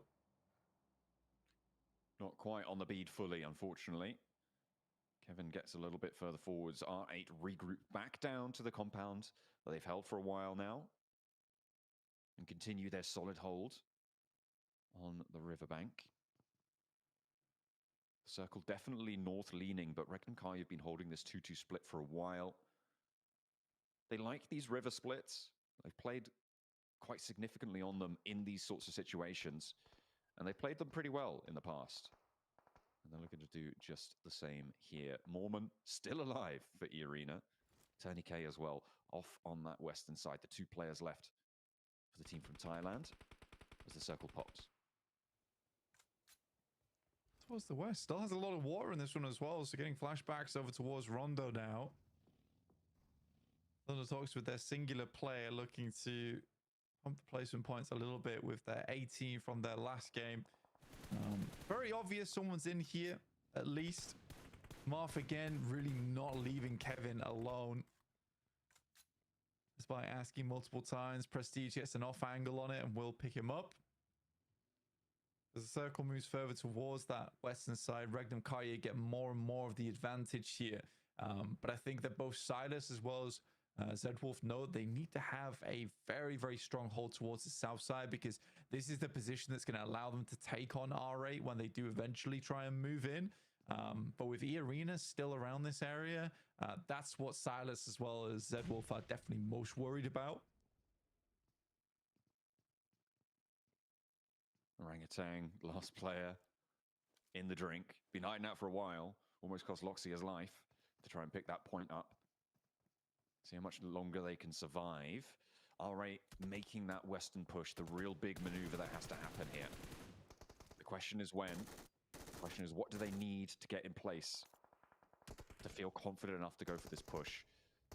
Ida pushed off that rooftop now. They have to keep marching forwards, regroup onto the tower and go from there. Regnum Kaya yet to really fully chime in with force. AJ being a bit of a thorn in the side here.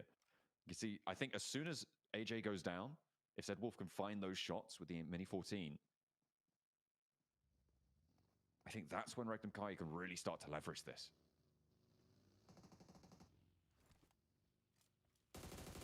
All right, moving out, but Wild immediately finds the first shots on that one, which is a good pickup. Looking behind him as well, I mean, very, very good awareness on this one, but minimal ammo to work with, no nades. Realistically here, holding strong. R8 just about get themselves in a position to start sending nades, but Wild evades every single one of them. M79 out of the smokes now as E-Arena looks to move across. How is he not down? Goodness me. Oh dear, Tony K takes a lot of damage as well, and it is going to be maintained on that south edge. Regnum Kaya now playing with 2 on that south side. Don't go down as well. A knock there would have been really nasty for them, but they keep it going. Loxy, close to Marth, close to Ida, close to Prestige. Orangutan still just with their solo representative as well. Just clinging on there. On the off angle, down under the bridge. Playing down in the dark. Wild somehow doesn't go down to that nade. Felt like it went off right in his ear. And Prestige strikes out towards the south side. And Silas is going to fall. Zedwolf now needs to pick him back up as Marth continues to move on over. Spots a leg, spots 2, and clocks the shot. Able to take down Loxy. Regnum Kaya faltering on their hold now. They play too timid, Blank. They haven't been allowed to do what they wanted here, and Wild needs to stay alive but can't. Another nade, and there's Amori finding the shots onto Silas. Zedwolf now the last to stand. Will give it a good go, but it's not going to be enough. Falls out and will go down. Regnum Kaya eliminated in 4th. I can't believe Regnum Kaya loses there. I mean, they did everything they needed to do, which was to take out E-Arena, clear some space on that side, and then push over towards R8. But R8 have really been putting on a clinic during this game. Very fantastic play from inside of box compound, never straying too far away from their safety. When it came down to it, this has been a really, really, really good hold in terms of playing from one position to the next. Nice, Ozzy. Oh my goodness me. I think he'll give his life for it, but you don't really care. My goodness me, what a stylish way to close that down. R8. GG, man. In Rondo, and they wanted more. A bigger slice of the PMGC pie. That is a massive game for R8. They held the box compound and nobody could deal with it. That is some silly stuff. I mean, I think I've seen Moth do that twice this game, by the way. But you don't expect it in those final moments. You really do not expect it in these final moments. What a way to finish the game. And Orangutan, once again, gets some decent placement points.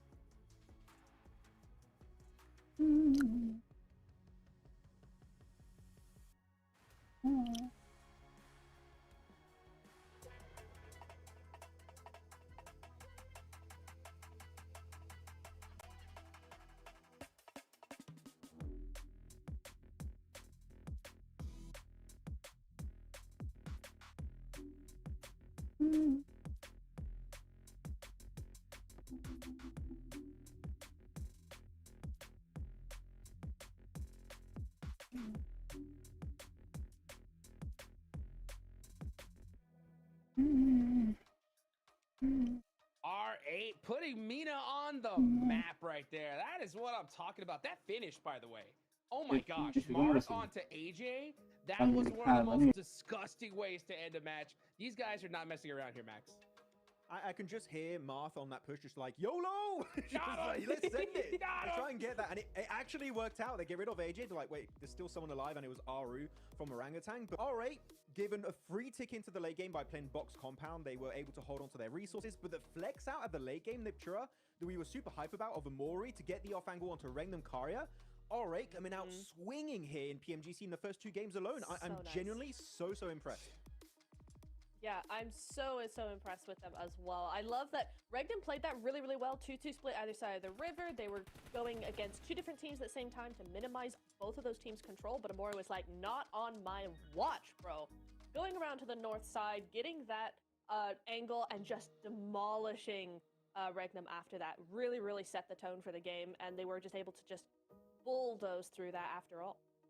Dude, R8, I mean, starting off strong in Rondo. They had 5 elims to start things off and then just would continue to put up points. They win the second game. They are off to the best start they could possibly ask for, right? Now, speaking of starts, Max Man, you know, this match started exactly as we thought it was, right? What a ridiculous fight once again, right? We just see APG, right? Just going at it with GS right off the rip in military. What do you think about that, Max? You're trying to make me angry right now, Hodrux, because it's working. Just to tell you, it is definitely working. It's crazy. Yeah, GS versus APG, it's an ego fight we're seeing between these 2 teams. It's completely unnecessary. We talked about it. Military Island, it's big enough for 2 teams. And look, in comparison, you can look at GK, right? They don't fight in Novo. Yep. They're instantly in the circle, going for great third party onto Wolves and Dig Xavier on the northern position. And then you have GS team and APG constantly fighting, clutch after clutch. Really good fight from Jafar at the end, by the way, but completely unnecessary. But you know what? I'm going to talk about something that makes me happy, and it's this R8 win. You know that? I can talk about positively because Amori, the off angle, sure, maybe it doesn't show itself through his elims. He only got 1, but the angles were so impactful for them to wrap up this chicken dinner. Yeah, it's the damage that really makes this, and the knockouts as well. And also look at Marth. It's very similar to what we saw in the last game as well, right? 67 damage taken for 894 damage is insane. So I wouldn't doubt that we're going to see him MVP.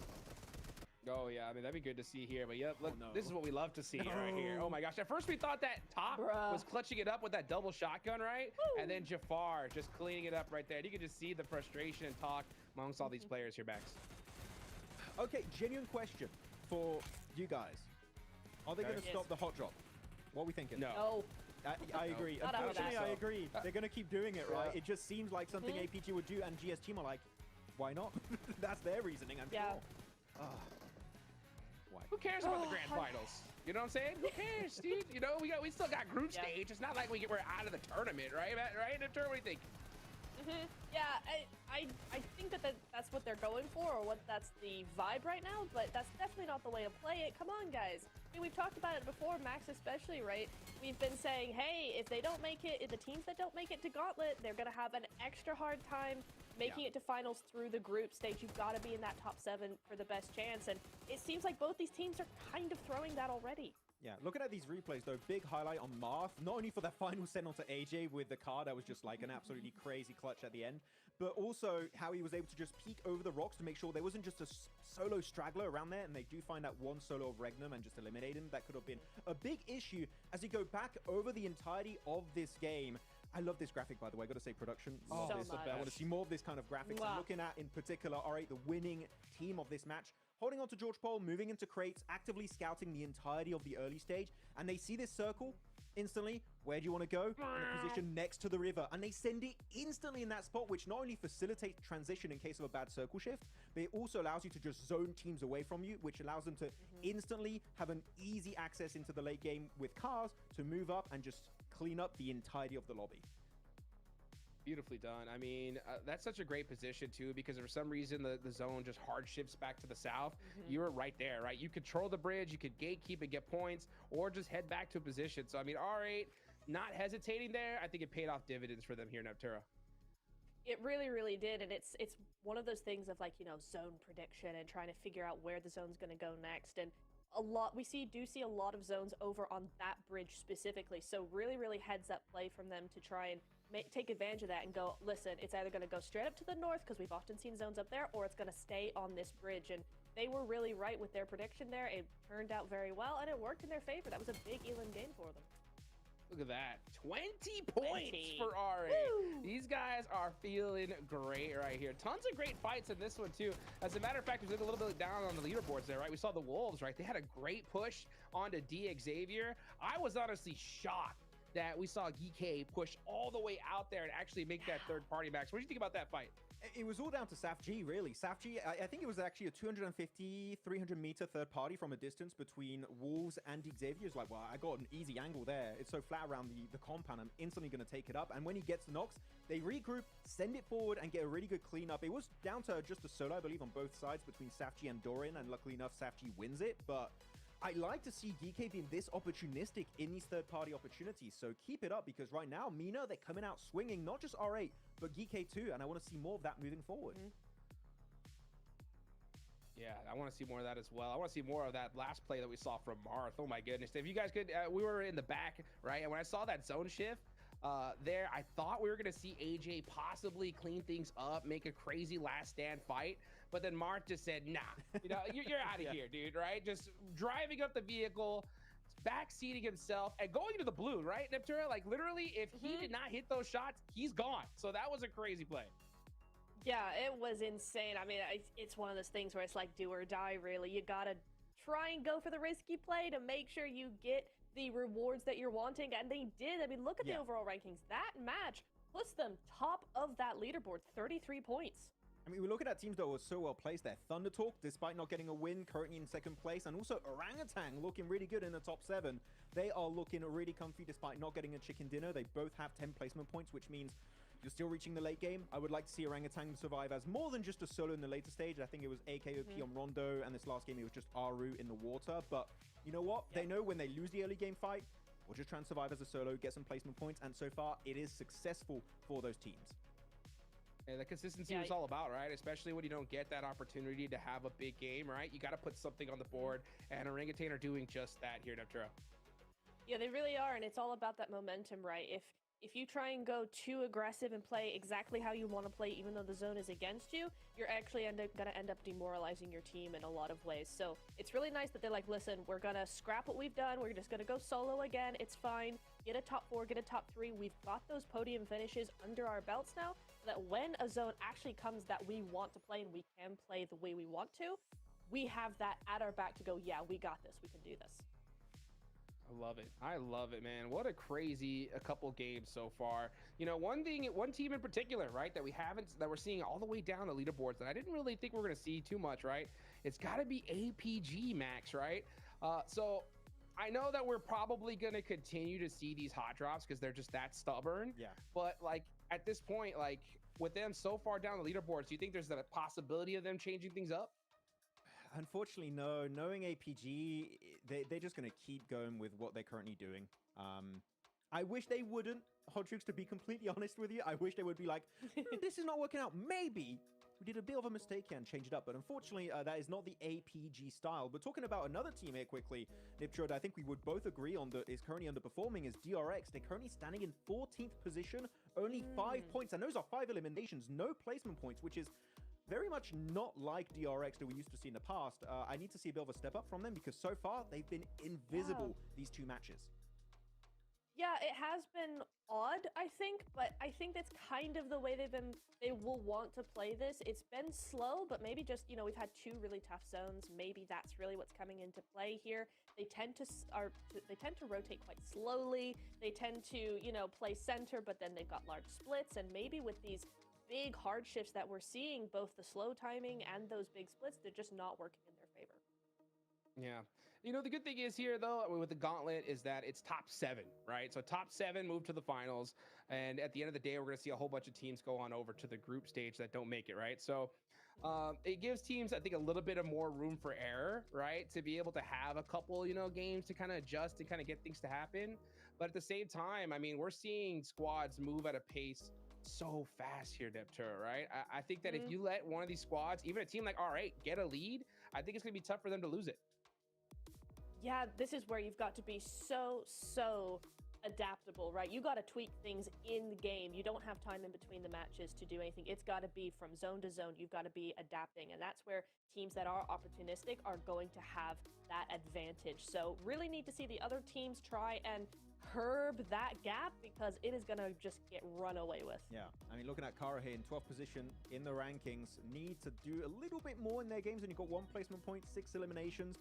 A team that, you know, have some great players on their roster, especially looking at old Melis esports players from Turkey. There was just a rising star squad back in the day, and I think they're going to try and redeem themselves a bit more in this PMGC. As of right now, definitely a slower start, alongside also Ulf, that I think a lot of us here in Iptra and Hodrix, we were looking at Ulf like old 5-fuck squad with Eren in particular, a rising star of Turkey, that they were going to do well. But unfortunately right now, playing way more passive than I expected moving forward.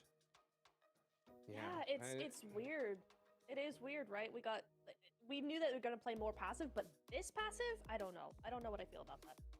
Yeah, it's so hard, right? It's so hard for me to really, you know, adjust when we've only seen 2 games, right? I think once we see at the end of the day, we're going to have a much more like clearer picture of what's happening here. But I mean, with these 2 games, and let's be real, guys, right?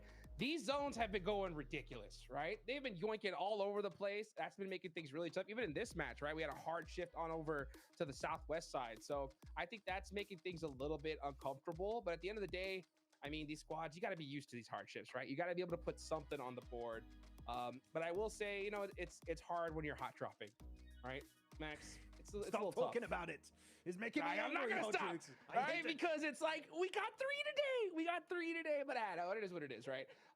You know, hopefully we can start seeing some adjustments. That's what I want to see, because at the end of the day, we talk about consistency, right, and how important that is, Max.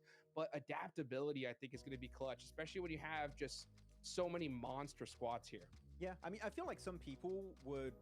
I see a lot, especially in like chats and just comment sections in Instagram, when people give up a hot drop position. They're like, oh, they're scared and stuff. No, they are playing to win. It's a battle royale. You want to survive as long as possible in the game, okay? The idea is to get a chicken dinner. It's the whole point of how the game works. So giving up a drop location or going slightly off to your drop location to have a similar rotation path, but just to dodge the early skirmish, is a smart play. It is how you play this esports. And unfortunately, as of right now, we've not seen those big changes. Of course, it's just 2 games in. It's still day 1, okay?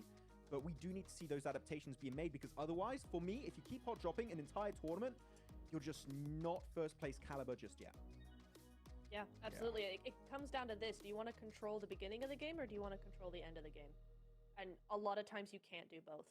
So you've got to pick, because I think the end of the game is going to give you a lot more of what you want versus controlling the beginning of the game. So you got to make that choice and make it fast, man, because yes, you know, we still have that opportunity in the league stage or the group stage or whatever to get where you want to be. But it's the Gauntlet. There's only 3 days. You only have so many matches. If you want to make that top 7, make the changes. Control the end game.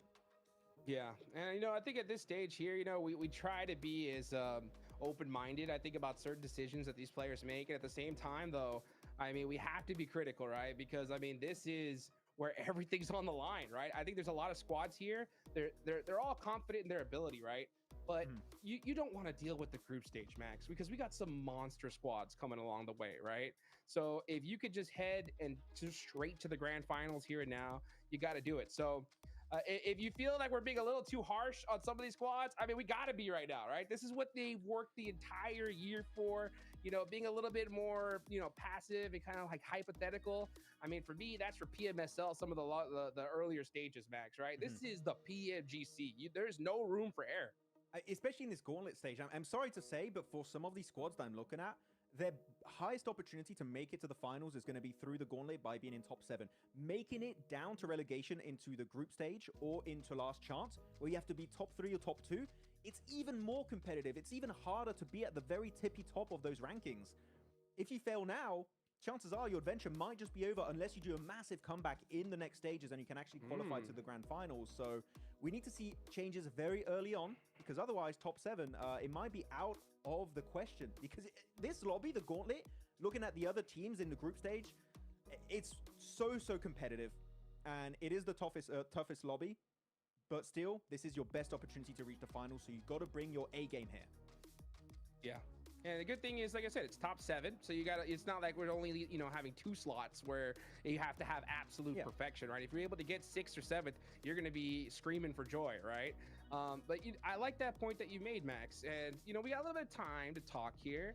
So how about this? Okay. Neptura, I'm going to ask you a question. Yes, sir.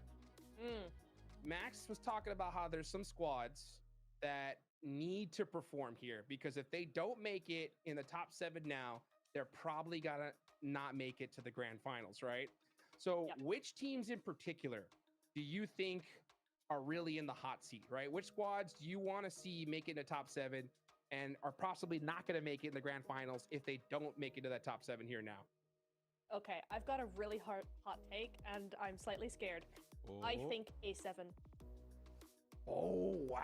A7. Okay. Yeah. I mean, they didn't make it. They didn't make it to in the World Cup, right? They didn't make it past the survival stage.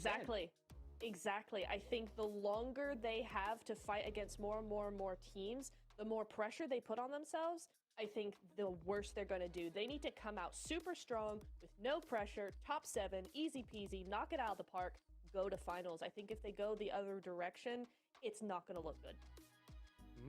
What do you think about that, Max? Alpha 7's a pick and a half, but I could see it happening. Alpha 7 are the team that, or you get the best team in the world that can win PMWC, or you get a team that unfortunately can't even reach the PMWC finals. So it's a bit random what you get sometimes. I feel like you spin a wheel at the start of the tournament for Alpha 7, and that's the team you're going to get in the entirety of the event. But if I had to go for one team, I think is going to be a big upset here moving forward. Oh, it's a tough one, man. This lobby's really stacked. It's so stacked. I do think Alpha Gaming would be the one to just fail in the Gauntlet and then just dominate in the harder stages where you need to be top 3 or top 2 in groups or last chance. So APG strike me as the one that's not going to make it.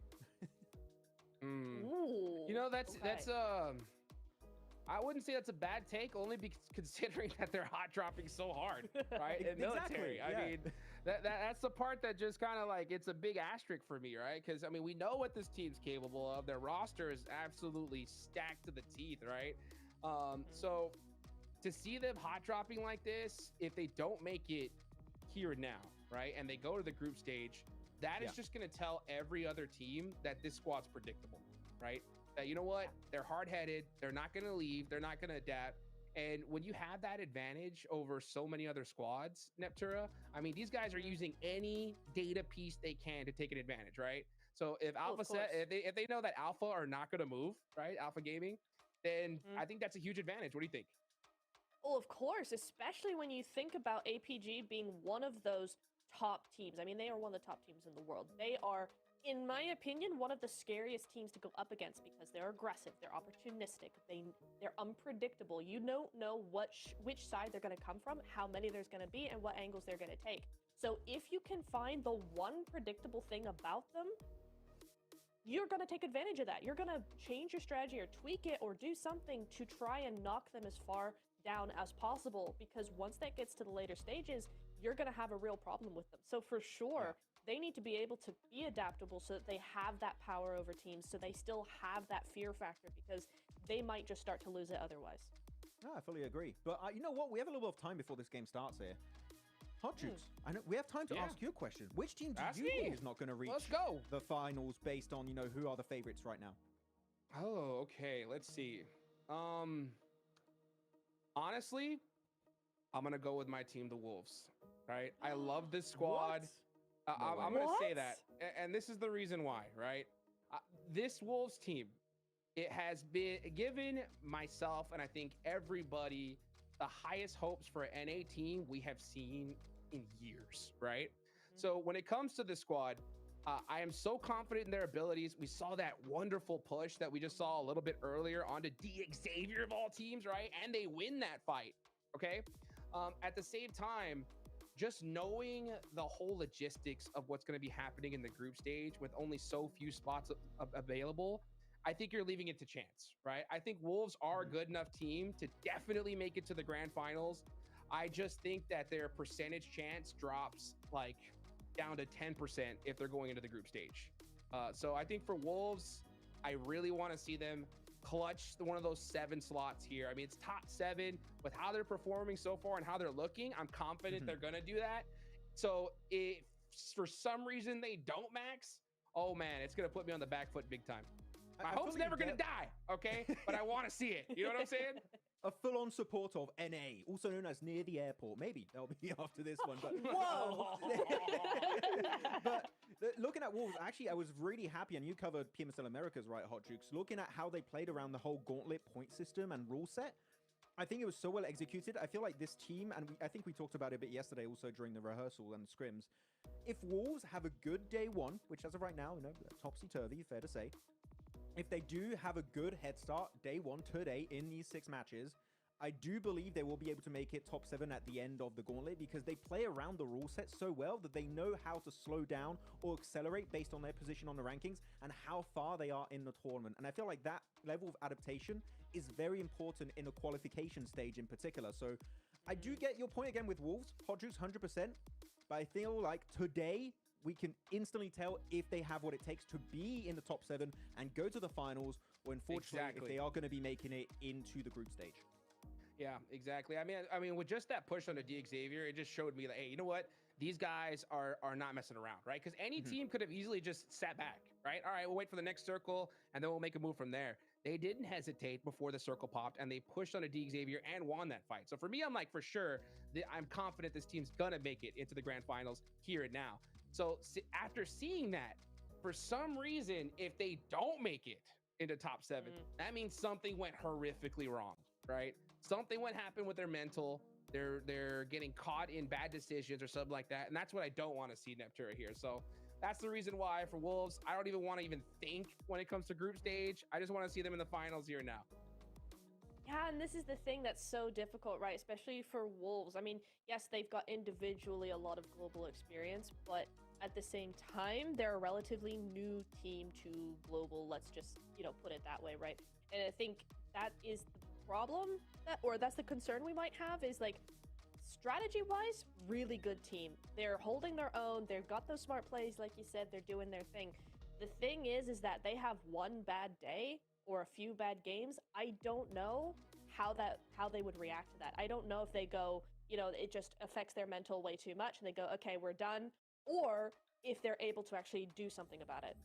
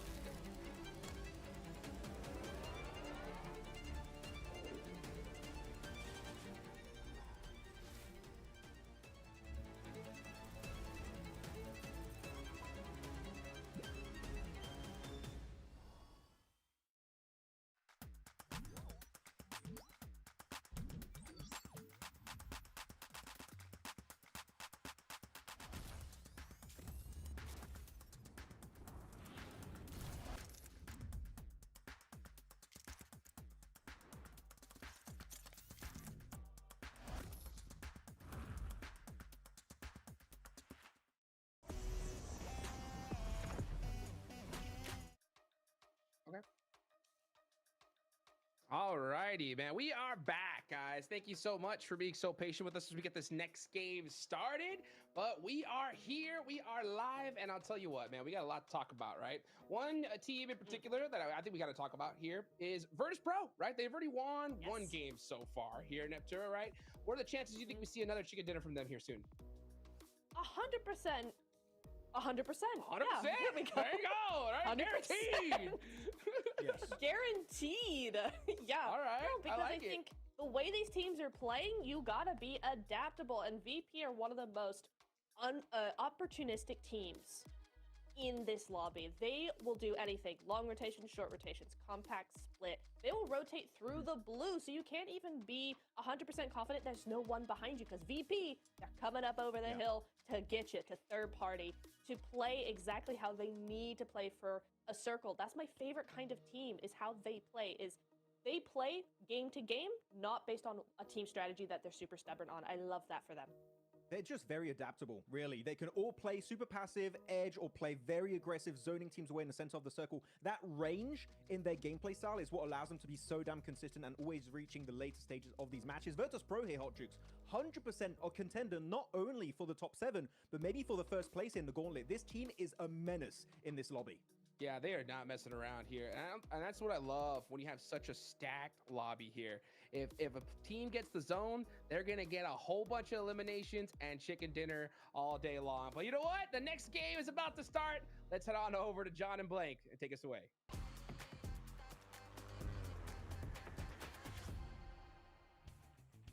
And welcome to match number 3. We're going into Erangel one more time. Well, for now, we have got another one in the back pocket still. But match number 3 is underway. The plane path from Kameshki over towards the southwest side of the island. Blank. We're looking at that hot drop down in C block. It's probably happening again. I mean, GS as well as APG really going at it that last game. That's been going on for quite a few times in the test matches as well. So we'll see how that one ends up. Last time, it was pretty poor for both teams. We'll see if they can improve that on one side or the other, because only one team can come out on top there. Thundertalk starting over towards Kameshki to begin this game off. R8 doing fairly well so far. Some good games from them. Fortuitous start over on Rondo into a well-controlled finish over on our previous Erangel. We'll see where the circle heads over towards in this game. Hopefully less atrocious than our Rondo match. One would hope. For now, teams dropping out. I am looking down at that south side. I'm noticing maybe a lack of team over on the area against Alpha Gaming. That could be a quick reassessment. North side on the circle, and it will be up towards Yasnaya. We like going north, it seems, this time on Erangel here for the PMGC 2025. We'll see if that continues to play out, but for now, it is going to be that rotate up north. We'll see if that's going to benefit the teams who are already up there, like Thundertalk. I mean, GS dropped out nice and early over towards Severny side, so a complete opposite end of the map here for them. And again, I think that's completely acceptable, considering I think GS understands how stubborn APG is, and that APG is not likely going to give up their spot. They're a very proud team when it comes to that sort of thing. So I think for GS to be the first one to give it up is quite an achievement, I would say. And you'd expect it to happen here at our largest international. That gives them more chance at points. Top 7 is what most teams are going for. You could afford one bad game, I'd say. For GS, they decided their bad game was right there and then over towards Sosnovka, where they basically got nothing done because the fight dragged on for so long.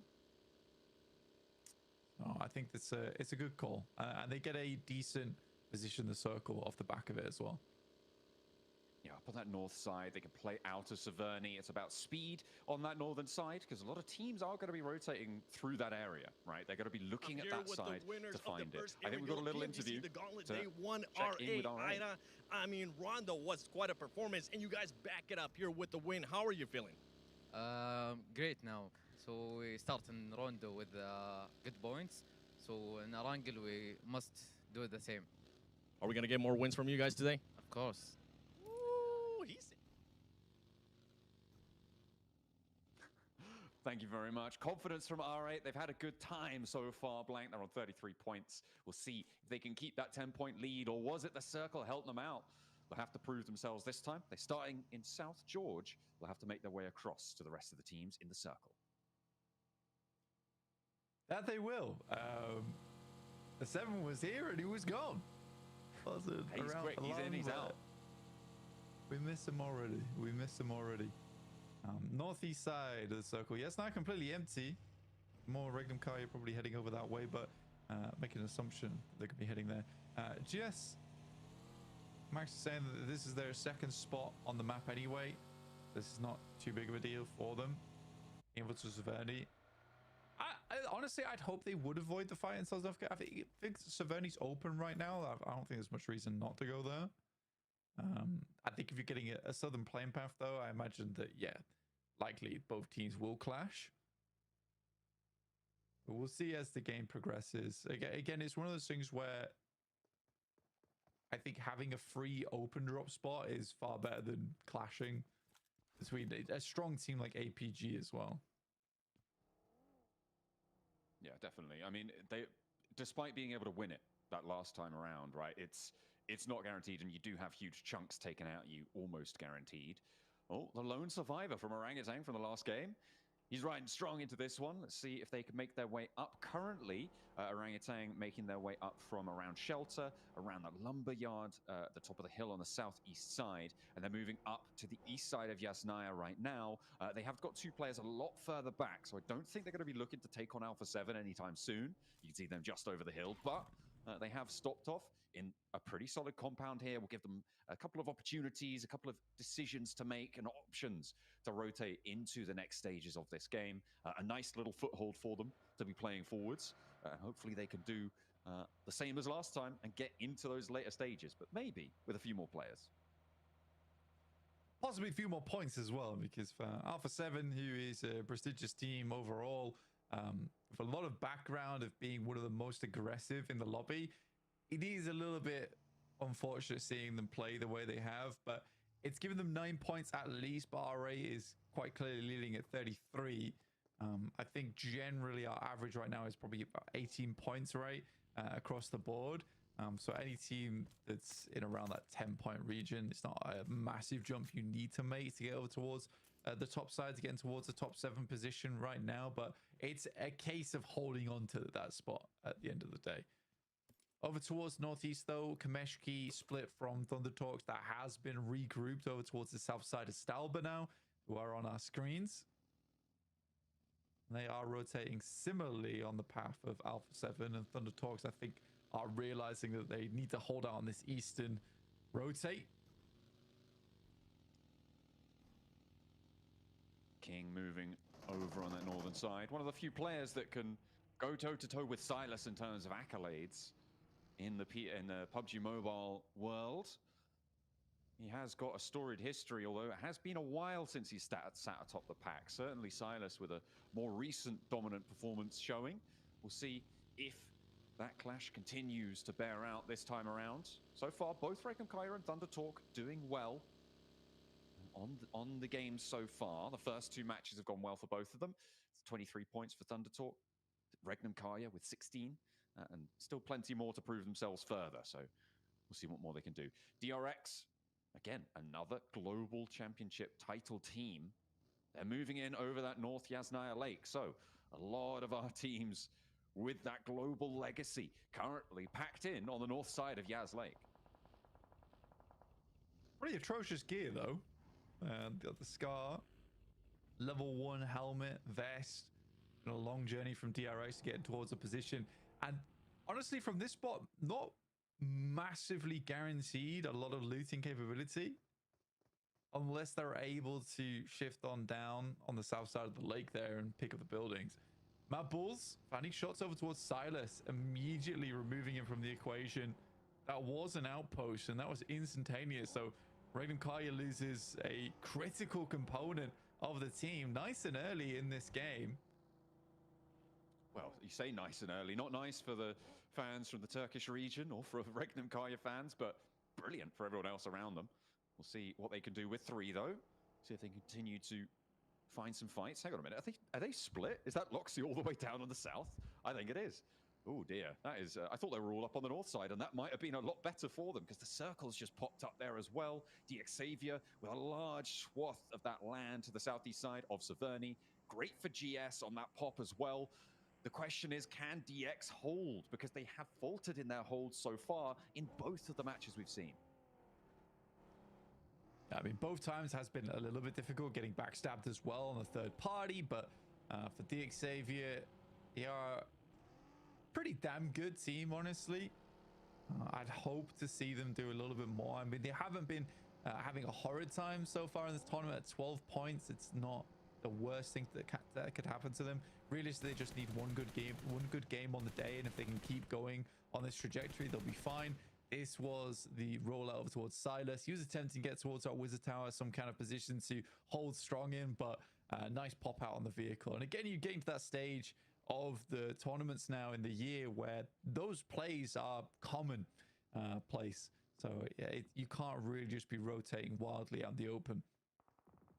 No, you will get spotted. You will get taken down.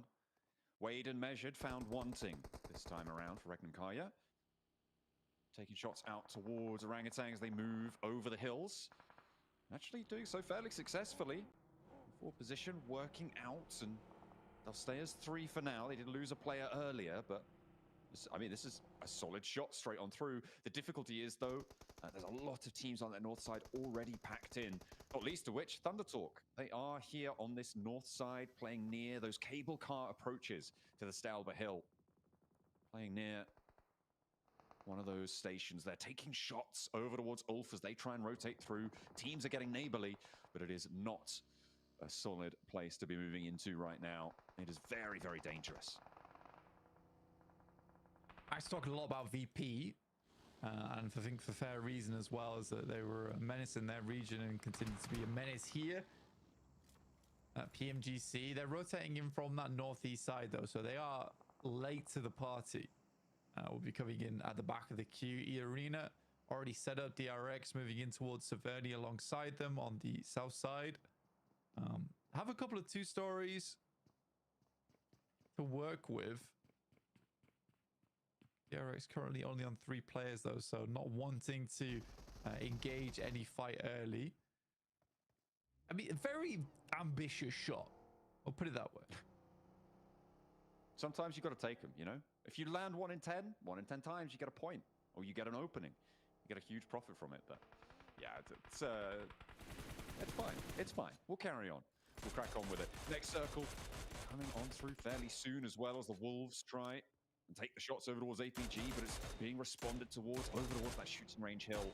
Wolves wanting to get away and wrap around towards where Regnum Kaya sit. With this circle, that's probably the approach they're going to try for Regnum Kaya as 3, actually. Going to continue to send in. We'll see if they make that mystical rotate, but Thunder Talk may be slap bang in their way. I think this is going to break out into New Mutiny here in the middle. Thunder Talk on a very quick rotation as fast as they can, pushing through the middle of the field, but where do they go from here? And a nasty tire burnout from King. Well played from Orangutan. Should be able to pick up that elimination. No, DXavier actually finding that off on the side. As they assault the position. You're right about them holding on to these spots, but DXavier, the rest of the backers coming in through thick and fast, but a good step up from Sing there. Can't quite find the crossfire for DXavier. Now a nade in hand for Xing. There's 2 players in action on the inside here. AJ and Xing, both holding 1 door frame as Paragin. Nades as well. DXavier, they are cut down to 2, and R8 are here to play. Current lobby leaders. They want another piece of the pie. And in they go. 4 players alive on side. They push on up, and 3 players now in action on the inside. They get the res for Thunder Talk, and they get the heal off as well. This is going to be crucial, and DXavier may have a shot. R8, though, storm the gates. They are not going to allow Thunder Talk out the back here with a Molotov, forcing them to stay around, and a second knock, a third. R8, a tidal wave of force rolling on into the compound. Yeah, this is a weird time to third party. You're not really third party. You're just entering the fray here. Warzone now available for RA, but plenty of points to pick up. A total of 5 here if they're able to make it happen. Paragin should find the Murray. The rest of RA were not there to respond. Bit of inaction there, in my opinion. Playing on both warehouse doors, 2 and 2. There's no one really ready to refrag him as he went for that nade. It's a good play from Paragin pushing up the way he did. Now it's in a 2v2.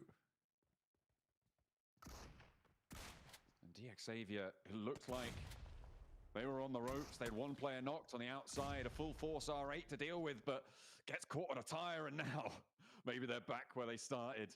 Unfortunate, but R8 still continue to win out these fights, continue to impress. They're up to 5 elims now. They lost a player to an unfortunate push out. You talked about Amori moving out.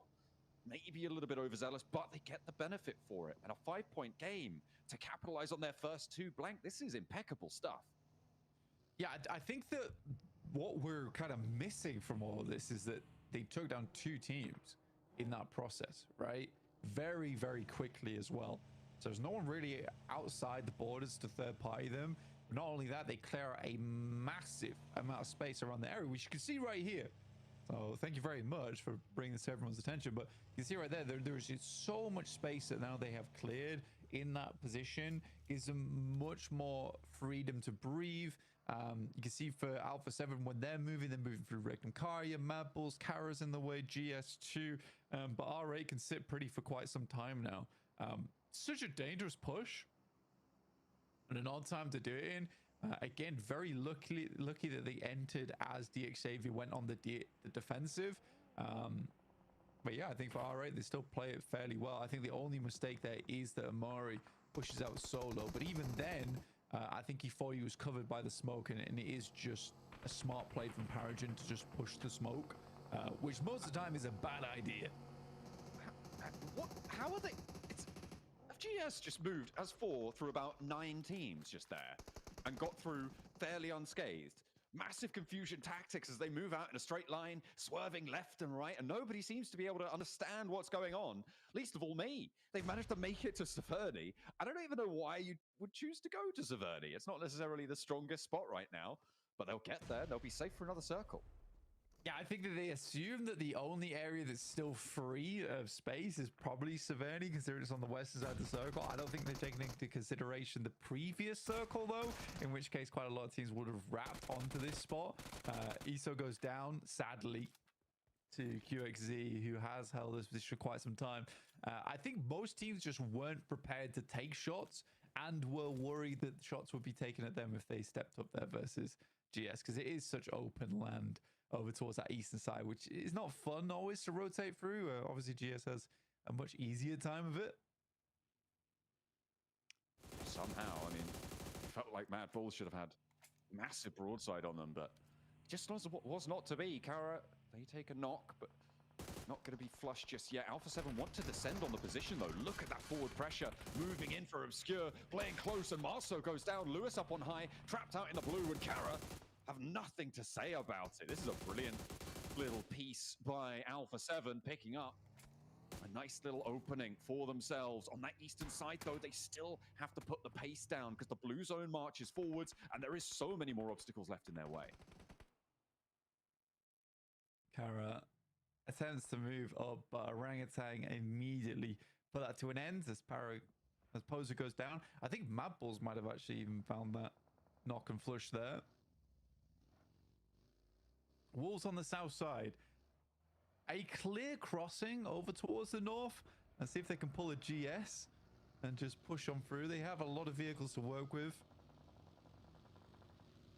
Question is where are they going?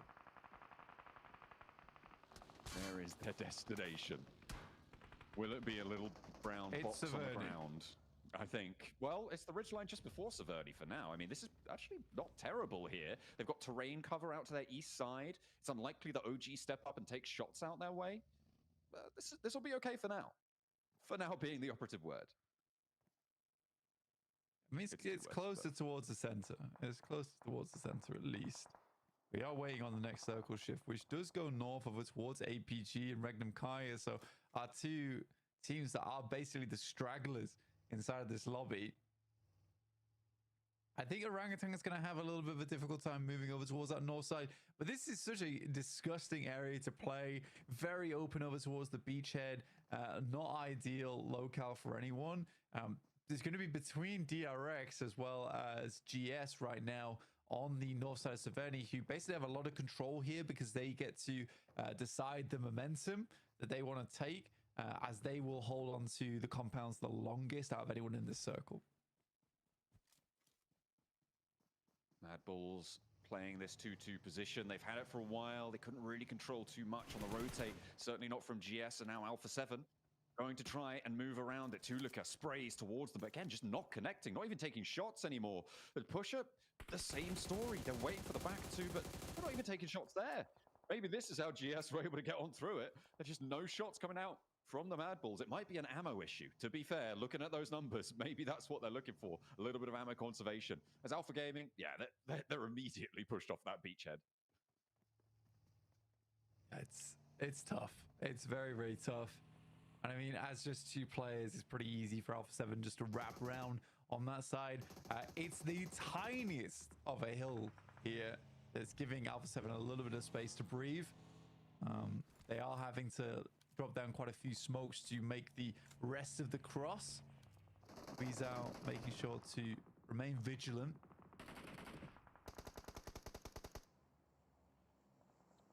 Wolves still holding their little ridge line. Higors, really an important feature of their hold right now. The only thing that's stopping the arena fully overwhelming this position.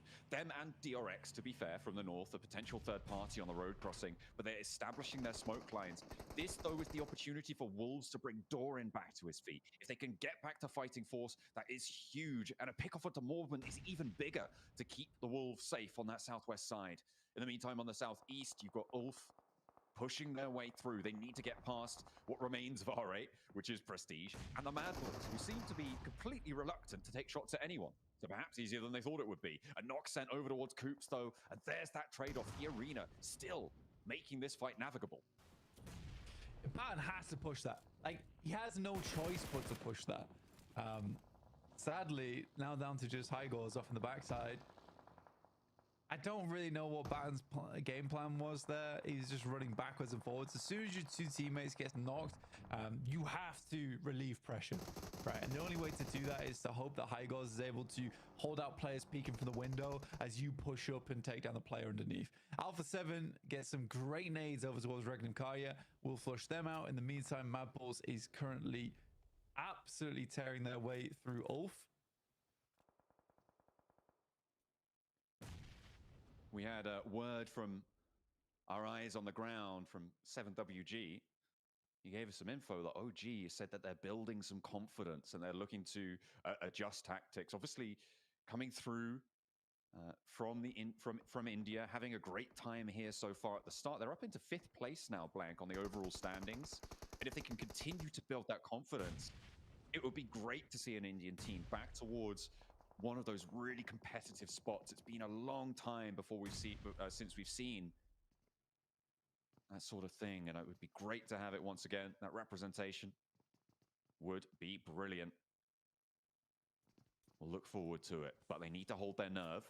They're on the south side of this one. In the meantime, DRX, GS, after GS's mad dash, going to come into conflict on the edges of Severny.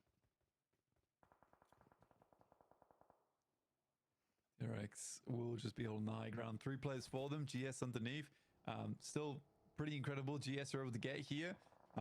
But a fantastic game from Alpha 7, I'd say. Playing slowly from that northwest side.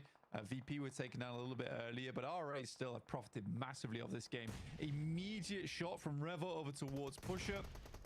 Kulika straight down. And more nades been sent over the top. That nade was so on target as well. Very unfortunate, doesn't take down Flip. Luckily, there's another angle from the side, from Obscure. This is a fantastic hold from Alpha 7. You love to see it. I mean, they're playing with the barest of scraps, but they are making one hell of a broth right now. They'll add the chicken to it in a bit. That's what they hope anyway. GS moving on up through DRS as well, and it looks like there's no retribution just yet. The hop through, again, not working with the DBS, but it is going to be the drop down, turn the corner. It's going to work out. Jafar, though, we've seen him anchor these positions before for GS. Last man standing. He did it against APG. Can he do it again here? A long-range shot. Real hopeful with the DBS on that one, but puts him back behind the corner, and Arena are going to be a third party to it.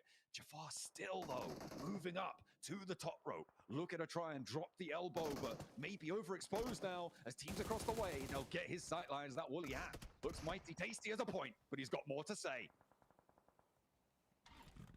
He's down. He's taken out. Jafar's gone. Shot from afar, very, very much afar as well. Alpha 7 up to 10 elims now. DRX is just going to give it the ghost, try and send away in a vehicle. QXZ swerving all over the place like a snake, but it's not enough as Obscure will grab the snake by the neck and take it out the back. Very, very well done. Goodness me. Arena, okay, hang on a minute. They managed to make their breakout here after getting rid of Wolves. They have got that little ridgeline to move up towards. They're going to work it out. Prestige, last to stand for R8. Takes a lot of damage, and you've got to imagine that this is going to be done and dusted, but he finds a nade. Will fall, though, to Mormon's answer. An R8 down, but in fourth place with 6 elims. Blank, it's again a good game for our table toppers. Let's see what everyone else can do, though, as Alpha 7 continue to extend their line of influence. Orangutan, they're up into third.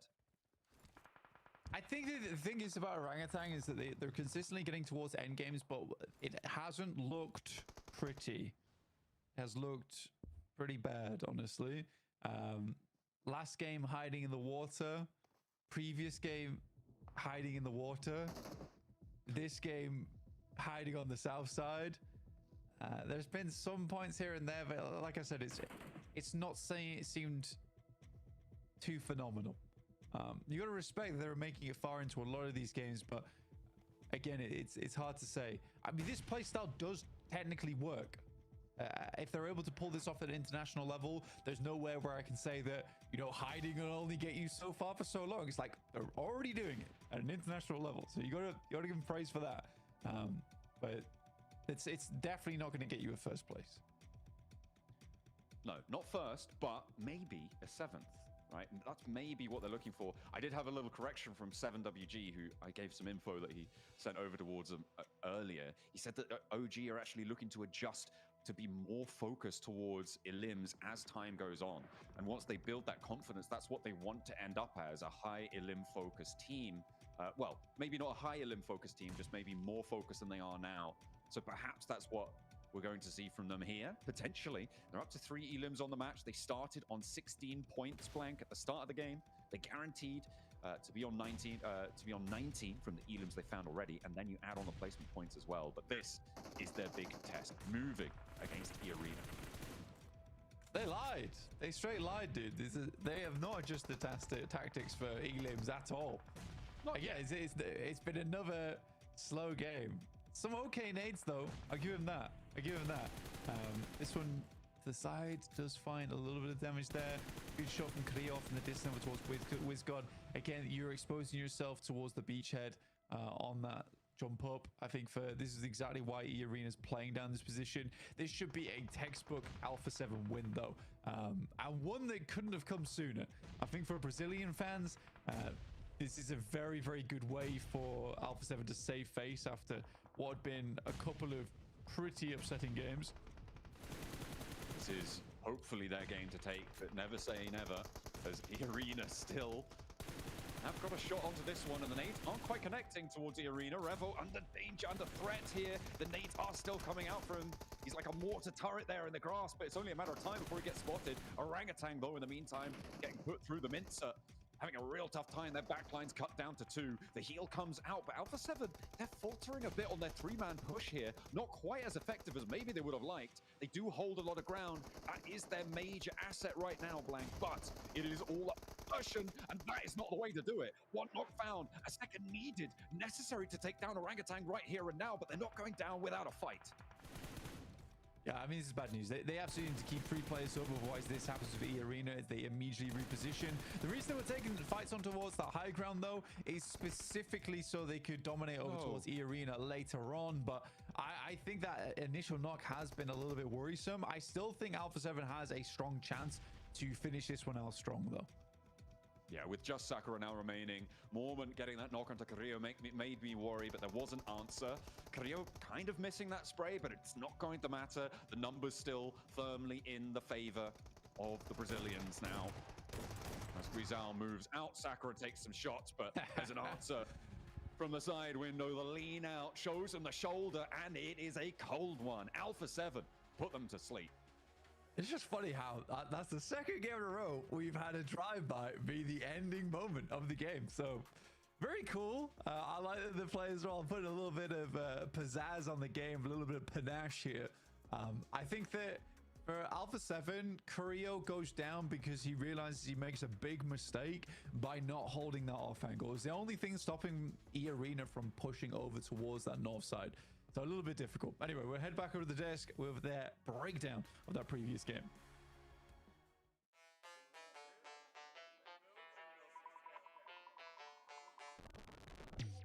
Back up, cause it's lit. Keep it cool, eyes go for the shit. Cause I'm ballin', look at all these chicks. Whip it up, all these rocks on my wrist. Bring it back.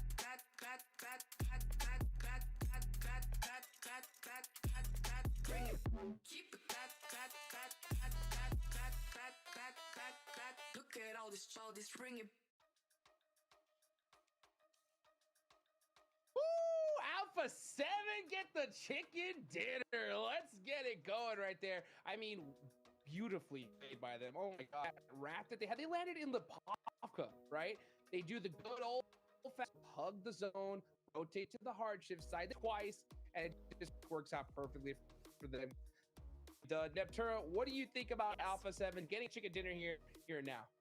It is very needed. It was needed right here, right now, win to make sure they can do the best they can. They in that mindset to get on to the next 3 games. I really love how they played this. They took APG strat that APG were trying to use on the beach, right? But this played it so much better. Played it together. Didn't have any docking happening because it's no dock for that to happen. That's fine. And they just played it super compact, super opportunistic as well. I love what we saw from A7 here, Max. For 7, playing passive early mid-game stage was great because they hold on to their resources, they keep everyone alive, and then they're just able to just pop off this around and get 17 eliminations, able to get the solo drive-by at the end, which right now seems to be like a meta scene happening a few times. It just works out. What can you say? Solo drive-by with an S12K is massive, and here we go. The elimination for all of the players of Alpha 7. 77 damage taken by Obscure for 8 eliminations. It's so one-sided. Wow. This roster swap of Alpha 7, a lot of questions kind of coming up. Is it going to be impactful? Is it going to be a good replacement for Mafioso and Squad? I got to say, as of right now, the answer to that question is a massive yes. Man, I'm such a Mafioso fan. You know, when you have Obscure putting up crazy numbers like this, I mean, you gotta know it works, right? I was a little worried there for a second. Carrillo, I love the fact that Alpha 7 held back Carrillo, right? They were holding him back, just waiting to see in case we saw EA try to do that rotate and take it. That 1v1, but Mormon gets knocked in return, and then Alpha 7 with the numbers get that chicken dinner. So it ends up working out for them. But I'm telling you what, Alpha 7, their rotates right here was what's got them that chicken dinner. So I was a little concerned with their performance so far. I think they were, what, in 10th place, Max? They got to jump up big time after this one. They're going to be in top 7 100% this time around. They have to be up in the position to qualify for the grand finals. Alpha 7, they bring in the heat. Bring in the slow passive rotate, as he highlighted here.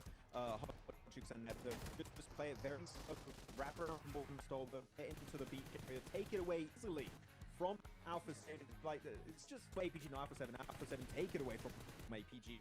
And able to just position for themselves. Really good stuff as we go through replays of this game. But Pro, you know what? Maybe having a little bit of a tough fight there, but still looking positive. But there's still going to be another game coming forward.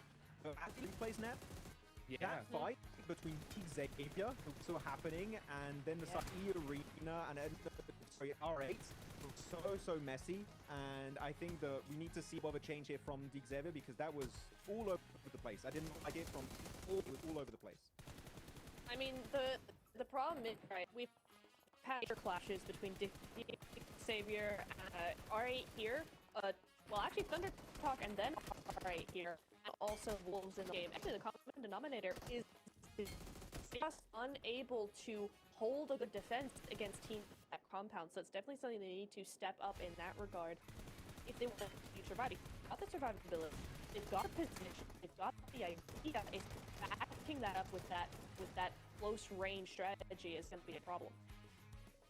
And that was crazy there in the house. I mean, you saw, and let's take a look at this though before we get into that. I love this. We get the rotations for this. Look at opposite, right? They let Blanca. We see a crazy rotation to the north of that circle, and they do this twice, and it just works out perfectly for them, Max. Yeah, it was just such a good early rotate. Look, everyone's still moving in on plane. They're already up north of Stolber, moving forward. During that time, looking at Orangutan dropping shelter, they did have a bit of a wider split teams, but they're able later on in the game hold a really good position center to around. The arena of just making sure that DRX, GS Team, Wolves can compete with them on the same level, and they're just able to zone them out fully. Big fan of how they played out this game. Unfortunately, no win, but I feel like in another world that would have easily been an E-Arena win. There would have been no surprise in my mind. So E-Arena redeeming what we saw in the first round was a bit odd. Yeah, I mean, that's actually a little bit separate from the rest of the town, right? So you're able to have some really nice angles for teams both in the town and when they start to egg as well. EA were just able to have a full range of when it comes to those angles and trying to keep teams coming out of the city. Man, look at these rankings though. Alpha 7, 27 points. That's a game for them. EA, you know, they get a, so they'll take that. R at 10 as well. R8, Max. I'm gonna talk about this team in particular, right? Because we saw them third party DXA and Thunder Talk, right? At that warehouse. Their timing together, their synergy looks so rock solid, right? They do the push perfectly, and then all of a sudden we see Amori walk out of the warehouse, so one people and get taken out. How much do you think that is the team's results here? It was terrible. I'm saying that worst fight we've seen so far. You talk about Amori, that was the prime example. They are in a very good spot. They pushed timing of the fight was absolutely on the way. Congrats to your MVP of the game. Always surprised. Not really. Let's move on to that fight, right? And they do it twice in a row. They almost give it a clutch over to X, and those little mistakes in a PMGC have no place to be. You cannot do this at this level. Unfortunately, it's such a if we keep seeing this issue time and time again, they could miss out on the top 7. So we need to see that fixed ASAP. But you know what? For now, it is functional because on the leader, they only standing in first position. Wow. I'm not going to come up here, Hot Jukes. It's currently working out. Yeah, I mean, it's working out great. Putting up tons of points right here. They're going to take, but you know what, guys? We're going to be right back after this break.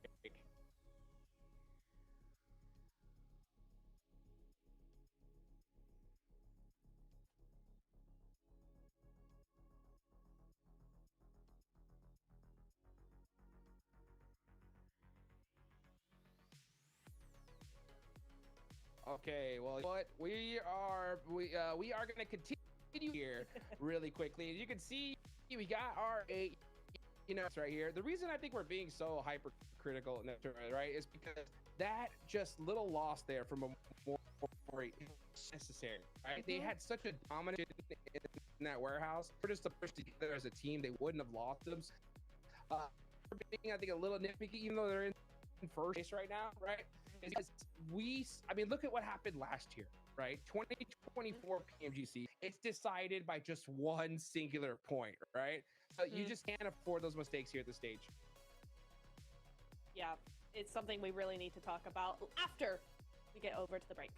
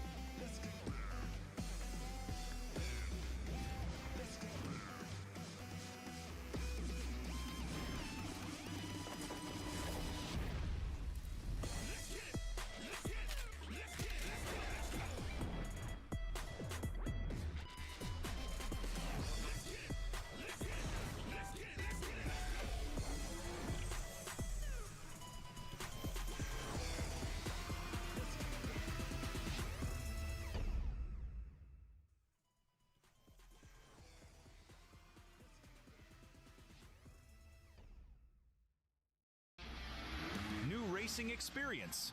Wow, racing maps await you. The new racing template is online. Create your racetrack gameplay.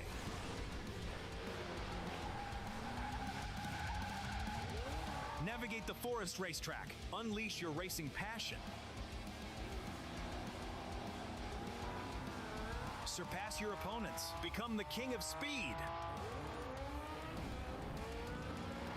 Unlimited speed. Ignite your passion for speed. Play WoW now.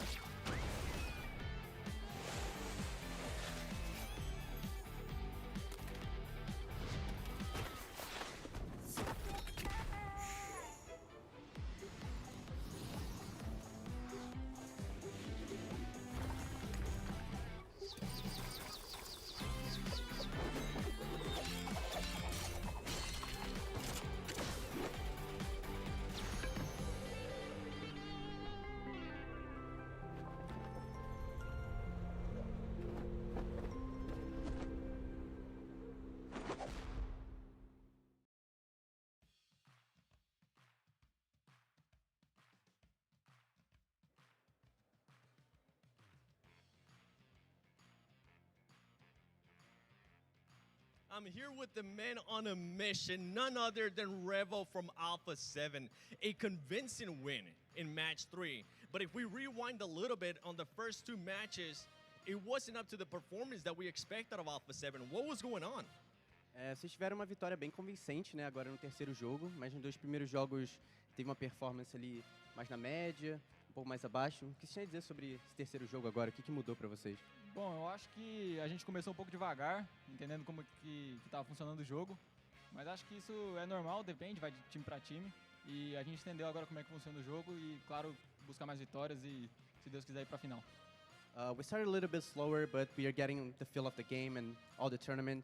So we played 3 matches, we feel great, and yeah, we're gonna be the champions. I mean, it's happening. One of the other top teams, too, is starting slow. APG, I'm calling you out right now. But with the addition that you guys currently have made to the squad, right? You got Gizao, you got Obscure. What advantages does that roster give you? Acho que... Pode ir. Acho que o Guizão e o Obscure traz uma agressividade diferente para o Alpha 7. Eles são muito bons, jogadores excelentes. O Obscure, mesmo sendo suporte, ele tem um frente absurdo.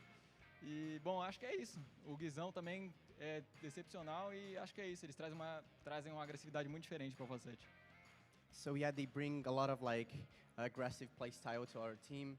And Obscure, he plays really well. He's the support, but he's like killing everyone. So yeah, we feel very good. The Gizão as well, really, really nice player, and we feel really comfortable. Would you say that there's potential that Gizao could become a better player than you? Eles já são. They already are. Ooh, okay, now going into the last 3 matches, what are the expectations? I know in Miramar, there's a chance that you might be able to have a hot drop. So yeah, for the 3 maps right now, you're having the... Bom, acho que sobre Miramar a gente não tem muita preocupação. Se a GS for cair lá, pode cair. Eu gosto de trocar tiro, então pode vir pra cima. So yeah, we're gonna drop in Miramar, and JS can get to us. We're gonna shoot him back, and yeah, it's I like to fight. I know you do. I know Max is currently just shaking his head saying no hard drops. Obrigado, mano. Boa sorte. Thank you so much. And back to you guys.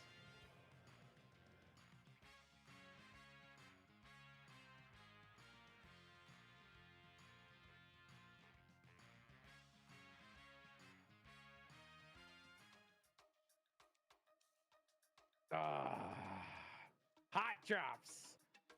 No, please, no. You just want the game, right? I mean, but hey, you know what? Didn't sound like they were going to avoid it at all here, Max, man. What do you think about that? Look, my analyst is terrible. It's so bad. My viewers. Do it. It is entertaining for sure, but you know, GS showed potential changing it up and going to Severny. I think it'll be playing path. They didn't drop this time around. Going up against Al, definitely not a recommendation. 7, they drop El Pozo every single tournament, right? So this is their mission. And even if they want to go for their secondary drop, unlike Erangel, they don't have a safe secondary spot because they would be dropping Impala versus Wolves. So what do you do? Unfortunately, right now, for them, there's not too many good options, but GS, you got to make a choice because as of right now, your 2 locations are hot drops, so you better be ready because you're going to have to take those fights right away on Miramar. Yeah. You know, my question to this is this unit, yes, you know, obviously avoid military, right? Yes. Now, we know that Severny is their secondary drop location, but, you know, military was still on that plane path, all right? Yeah. So they go to the secondary drop and they get the circle. You think possibly convince them that, hey, you know what? Maybe this hot drop business isn't good for us. Like, what do you think? I hope so. I really hope so. Again, I'm gonna go back to the point I made earlier is, you know, if it's not APG, then hot drop. If not, go for it. Like, it makes sense. Yeah. By the way, of course, we gotta give a big shout out to the Infinix GT30 official gaming phone of PMGC 2025, engineered for precision, performance, and victory, empowering every gamer to be the one and outplay the rest on the global stage. So big shout out to them. That's how we get it done, guys. So man, I'm telling you, we still got one more Erangel match here, right? I hope we just see good old-fashioned good play from GS and Alpha 7, but let's go ahead and see what happens in just a few minutes.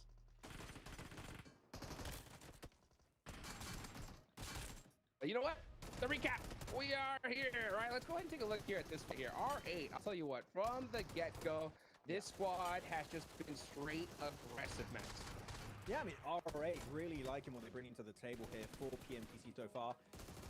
Actually, you know what? For a quick second during these replays, I like one thing. So many play games from Erangel. Of course, are they always making the full squad? No, it was KO followed by Aru in the first Erangel. This last game in particular, Nipsha, Orangutan survive as a 3-man very, very late to the game, actually. Compete.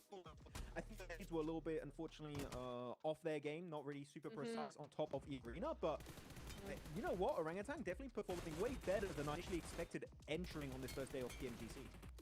Yeah, I really love the way that they're playing this. They're building their confidence with some really good top 3 finishes. They're gonna and get those elims later on, but for a team that has no global experience, you know, speak of, it is exactly the kind of play you want to see from them. Were those nades slightly off? Yes. Was the slightly off? Yes. But you know what I love about that, Max? That the timing wasn't off because they didn't hit it. The timing because it was a bad decision in the first place. It was not, oh, got a little hesitant, and oh, we're not so sure. No, they were just didn't get it right. Yeah, unfortunately, that's going to be happening every once in a while, but you know what? There's always time for redemption here, as we see Ken getting eliminated a little bit earlier on in that game, followed up by the... again, I love the of these guys. They're like, we went out as like, hey, guys, well, Black Strong in the next one. They're still comfortable in 3rd position in the leaderboard.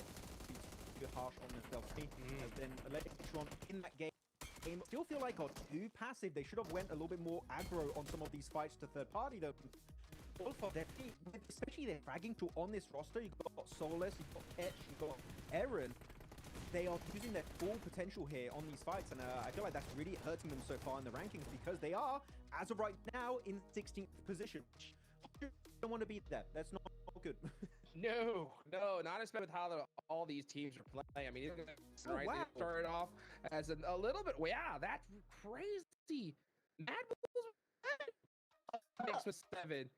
And that was actually a team I wanted to ask you about here, Max, because we saw them actually have a push onto Alpha. It was kind of like they were trying to commit, but they did that. By the way, I just want to say I sent wow because it was like 7. That's what I was like, whoa, it was up, but no, that particular, I'm really happy Hot Jukes because this is an issue of commitment. Mad Bulls, you play passive edge and you stay out of nade range of Alpha, or you fully breach Alpha 7. No in between. Here they just send it slightly off the road. I think they were maybe things away from Alpha 7, which is, as you know, range for just pinpoint accurate grenades from Alpha 7, and they get instantly wiped out of the lobby. That is a big mistake coming out from Mad Bulls. want to see them adapt and just go play. Even if it's a bad play, I don't care much. Just because otherwise, indecision, as we know, Niptera, is always the biggest penalty in a PC lobby like this. Oh, absolutely. You've either got to go 0%, 100%, but 60%, 50% is always going to get you back lobby. It's time and time again we've seen this. So, yeah, Mebbles just need to make it and stick to it, and they'll do a lot better. We have seen a few really nice things from Mebbles, but they just haven't been able to get that consistency throughout the match. I feel like they've just been like a little bit too aggressive, a little bit too undecisive, and it's like, but Mebbles are a really good team, and we know how they can really do. So I just would like to see that confidence come from them a little bit more. Yeah, I do too. I mean, Mad Bulls are currently sitting in 7th place, right? So that's at that cutoff. So they're not really in that hot seat so far, but they definitely need to start picking up things here, especially when you see a team like Alpha 7. So many.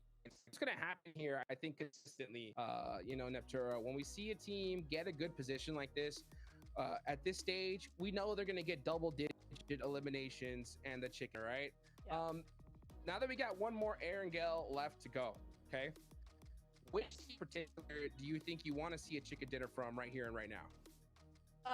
You know what? I'm going to say, ooh, DRX. I mean, that's a good point. I want to say OG, though, as well, because they've had 3 top 3 finishes. I'd like to see them actually win on a Ramble before a new map. I think that's a good call, right? Because OG playing it very careful, I think, right? Very precise. They're just trying to extend themselves into the late game. We got a little bit of a word from 7 that build their confidence here, right? And I think that by getting late game more often than not, that is doing that for the Max, man. So I like the strategy, but Nipter, I do agree with you. I think that a chicken dinner for them right now, I mean, that'll boost their confidence up big time. 100%. Did you guys see these average eliminations of 9 right now? Over 9 average eliminations. I think on Whoa, that was, if I'm not mistaken. Those are crazy numbers. If they can maintain that the entirety of top 7, easy. It's done. 100%. I love that for them. That's great. I mean, look at this. Yeah. Switch it shirts, getting ready, you know, Alpha 7, they got on their faces now. They're not messing around here, Max. And yeah, they are ready. They're heated up right now. They're ready. They don't need to have those long sleeves anymore. The short sleeves, they're ready to go. But 25 seconds away from this game. Final Orangle of the day. If your best map is Orangle, it's time to make it work in your favor. It's time to get those juicy points on board, because otherwise you're going into a completely different game and you might have a little bit of a tougher time to get those points on board. So it's now or never on the grassy pastures. All right, let's get it going. We're going to see another hard shift like crazy game. Let's find out right now. John Blank, take it away. Thank you very much, Hot Jukes. Of course, we'll love to get stuck into yet another Erangel. We've got the 3rd and final of today. We'll see you again tomorrow, but for now, the last time around the green as we head on over in the skies from North George over towards Lipovka this time, a little bit further north on the plain. Expect GS to be dropping out towards Severny, and again, no hot drop unless Alpha Gaming try and re-engage it. That would be quite a sight to see. That it would. But we're getting straight into it now. Hopefully, we can see some of our teams start to step things up a little bit more. I think Alpha 7 had a very, very strong ending there from themselves. I mean, starting over towards Zaki, I don't like it, but it's working. So I can't complain too much. GS once again back over towards Severny on this northern plane path. APG going to be taking the long haul down towards the south side of the map. It is a bit of a journey for them. Quite the way. If the circle favors them, though, maybe it'll all be worth it. Could always pop down south. We know how much some of you guys at home love those military circles. APG may be wanting them as well. Or they could fall short on a vehicle hot drop near towards DRX out on that west side. Everyone else touching ground now as well. 2 teams over in Yasnaya, generally fairly separated right now. But no, we love those north circles here at the PMGC. We're going to continue that and continue to go north on the day. Once again, GS benefiting from this northern shift on the circle. Ziol currently getting chased down by Paragin. Likely going to lock him in position for quite some time here, but Paragin decides he's just going to send out. Look if he can find himself a weapon. Play from there. Doc's able to find himself a vehicle, but Ziol's got to get in quick. Here comes the bash on the side, and finally APG gets to disappear. Yeah, those close range little scraps. That was what we were worried about there. I thought it was going to be DRX, but no. Some danger on the off angle with DX Xavier. Both start with D and have an X in them, so, you know, fair enough that they got confused there. But either way, they will be able to regroup. They're going to be scrabble around Gatka for some goodies. Yeah, these really can't go too north on this, so they're going to bide their time. There for a little bit longer. Yes, Naya is a little bit more packed than I expected it to be, with both GK and E-Arena playing this area of the map. There's been a few games now where Yasnaya has been absolutely empty. I think people are quite quick on the uptake here. R8 playing South George, still currently leading with 43 points, looking fantastic so far. Alpha 7 able to massively make up for the slow start on the day with 36 points now in second place. And then we saw a little sub card as NC2 is in for Joker out on E-Arena. We'll see if that is a question of well, we'll wonder why that is. We're never entirely sure when we see those cards flash up, but that change has happened. It has come through. So we'll see how NC2 is able to fold into with the rest of the team. On a circle like this as well, it's going to be important to be able to be dynamic and communicative within that team, to be able to go and hold on that side that is going to be so controlled. Near Yasnaya is where E-Arena are. So stopping teams rotating around and accessing that northern side freely is a team task. APG broke all the way south, Blank. Alpha are now in Sosnovka, so they did continue on the road. Yeah, I was kind of surprised by it. I mean, I was watching as it happened. It's definitely interesting they would take that approach to head all the way down. Roji, yeah, I mean, 5th place, pretty good so far, 24 points. They are currently in the top 7. They will be moving through the Gauntlet with flying colors if they keep this up. I think that last game looked a little bit better for them. Overall, though, I think that from what I saw, like, the nades were good, the utility was not bad. It's just a case of, I think they understand it as well, and this is where I'm coming from, is that from what we've heard, they understand they need more confidence. It's the first time in quite a while we have seen a team like Orangutan in PMGC. So for them, I imagine it's a little bit of a daunting experience. You're playing against teams that you have not met in internationals in quite some time. I think for Orangutan, they're certainly giving as good as they can here. But I do think it'll take maybe a couple more games before those engines are fully warmed up. Yeah, definitely. Still doing for orangutans, I mean, they're still in 5th place, so 24 points. That'll keep them ticking over nicely. Just need to keep up that pace. We'll see if that development towards that more elim focus is going to keep going well for them. If they can get that one further off the mark than it is. Gike on the northeast side. They have managed to move out of that east side of Yasnaya. That's where they dropped, and they have managed to move over those Stalba foothills and over towards the western side here. Irina making a move across the bridge instead, and Loxy gets clocked. There's no way he's getting away from this one. And Regnankaya again on a circle that should be fairly strong from them. I mean, if you think back to PMSL Europe, because we were broadcasting that, you guys maybe weren't watching, but they did like to move nice and early into this area. This was a bread and butter circle for them and a bread and butter set of rotates. They're falling short of the mark, though. Yeah, just a little bit. It is unfortunate to watch as it unfolds. For Regnum Kai, though, there has been quite a few times in previous tournaments where they start a little bit cold on these games. And then slowly ramp things up as time goes on. I think they're a team of very, very good at adaptation. I think day 2 is likely where we'll see Regnum Kai shine a little bit more brightly. They're a team that very, very clearly understands rotates and how things are going wrong. And I think they adapt to different regions very well. I think here, though, there is plenty of teams that are just sending it very quickly. And I think it's something that Regnum Kai is not quite used to.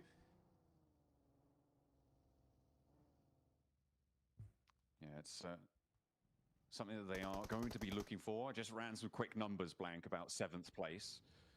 And a bit of napkin math tells me that if you're over about 110 points, it's going to be looking a lot better for you in terms of getting into that 7th place. So it's still quite a way to go for the teams, even towards the top. And there's a lot that can change, but doing a lot of work of the 3 days in that first day is always going to be good news. So for the top 3, top 4, maybe even top 5 here, it is a very good start to have in 3 matches already put a very significant dent into that metric, not least of which is, of course, R8, who are on board with a little bit of an underestimated team coming into this one, it seems, certainly with their performance in the first 3.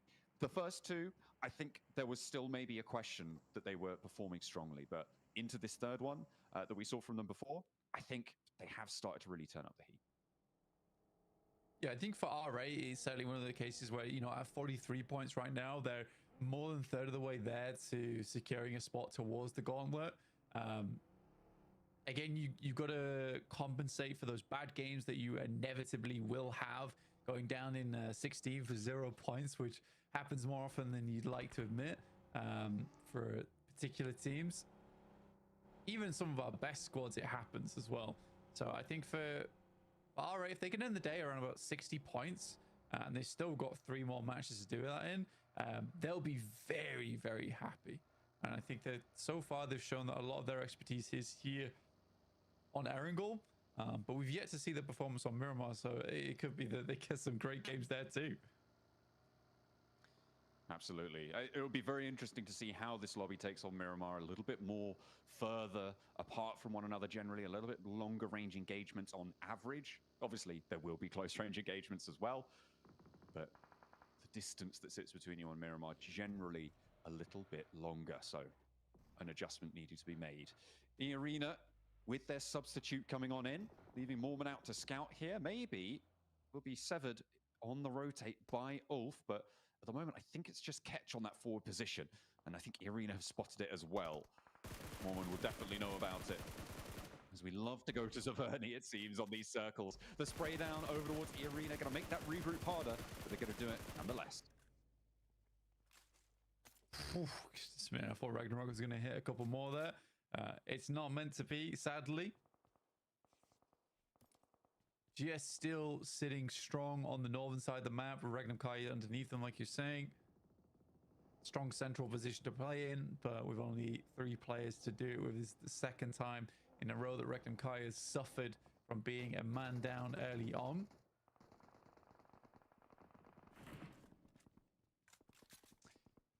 Yeah, that's more players been lost at the back of that vehicle there, John. DXAV down to 2. They're getting torn apart on the approach. It is very unfortunate.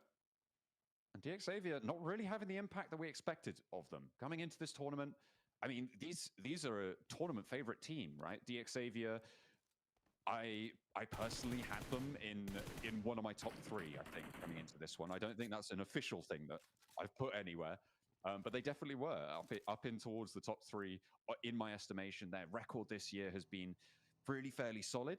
I think that in general, coming off of winning the SEA full region as well, their World Cup performance maybe not as illustrious, but generally a really highly performant team for a long time now, Blank. It is a bit disappointing that they haven't managed to find their feet so far, but as I've said before, there is still time to make this day work for them, right? Even on the 2 players here, it's going to be up to Miramar most likely.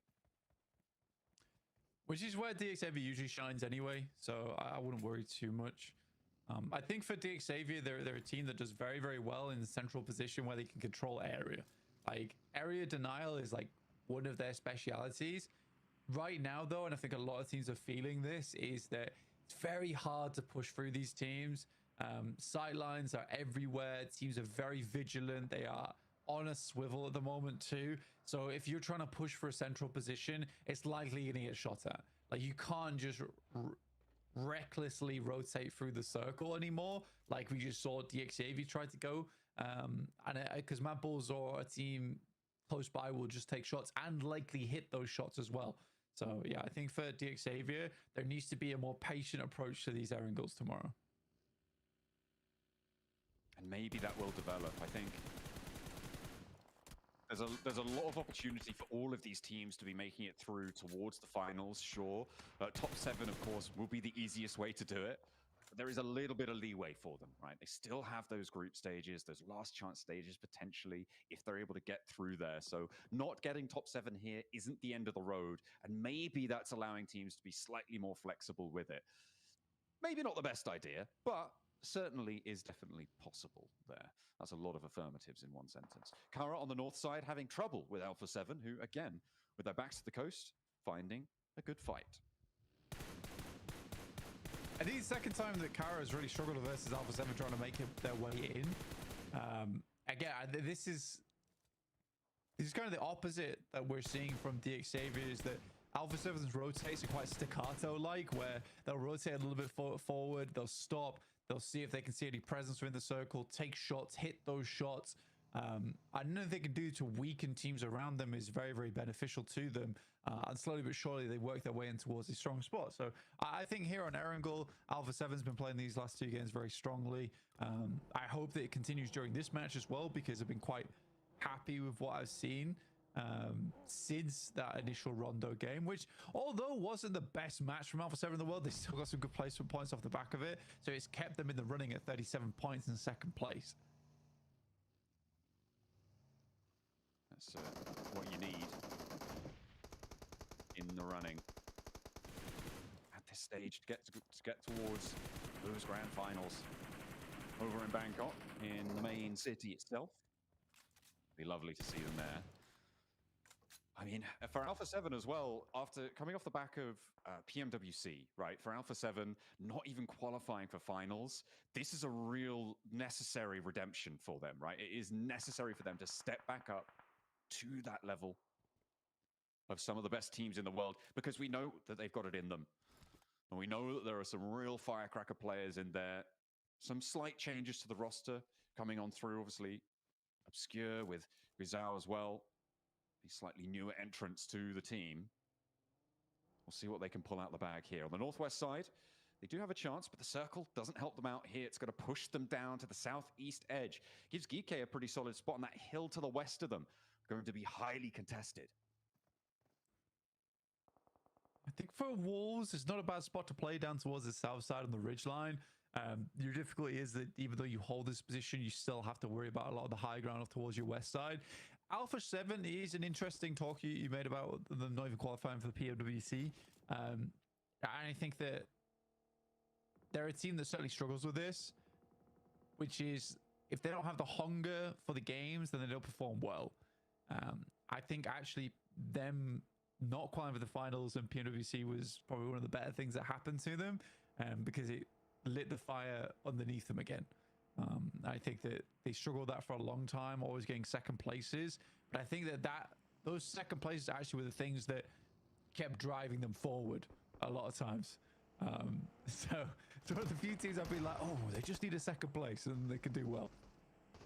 Ooh, a roll up from R8. They've been fairly solid on their game so far. Prestige down, though, and getting flushed leads them into a 3 versus 3, actually, with the trade-off knock coming on through.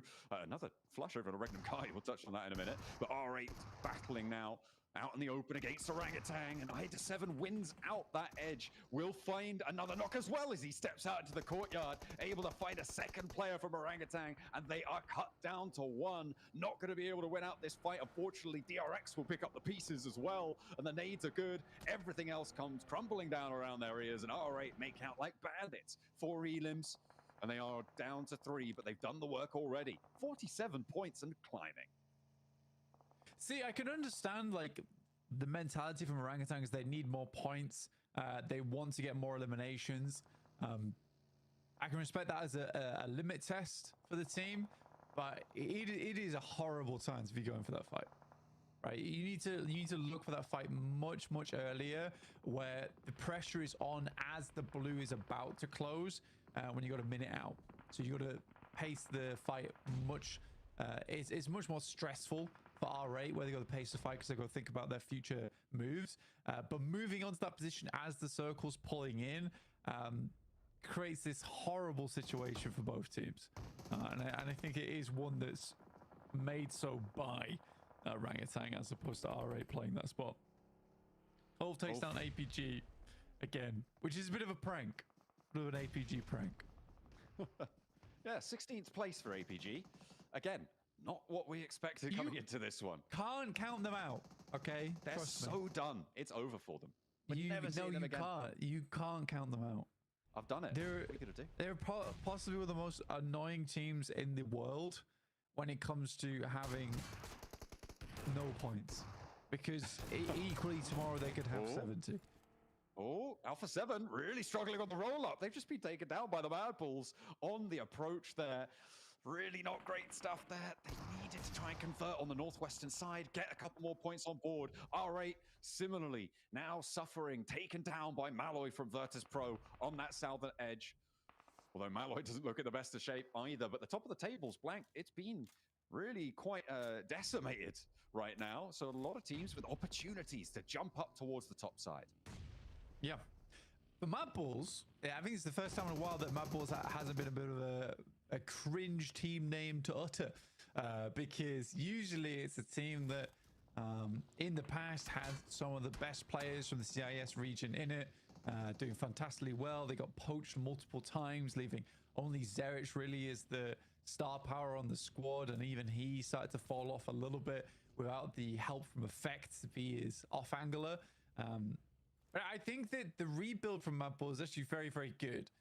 Flip and Lemon work fantastically well in tandem with one another. Lemon has some of the best nades in CIS region. Flip is incredibly good. He's flipping good. And as well as Pusher and Tulika already have a lot of experience with one another anyway. I think they are an aggressive team, to be honest. But I think everyone's on the same page there on that squad. So I think that's fine.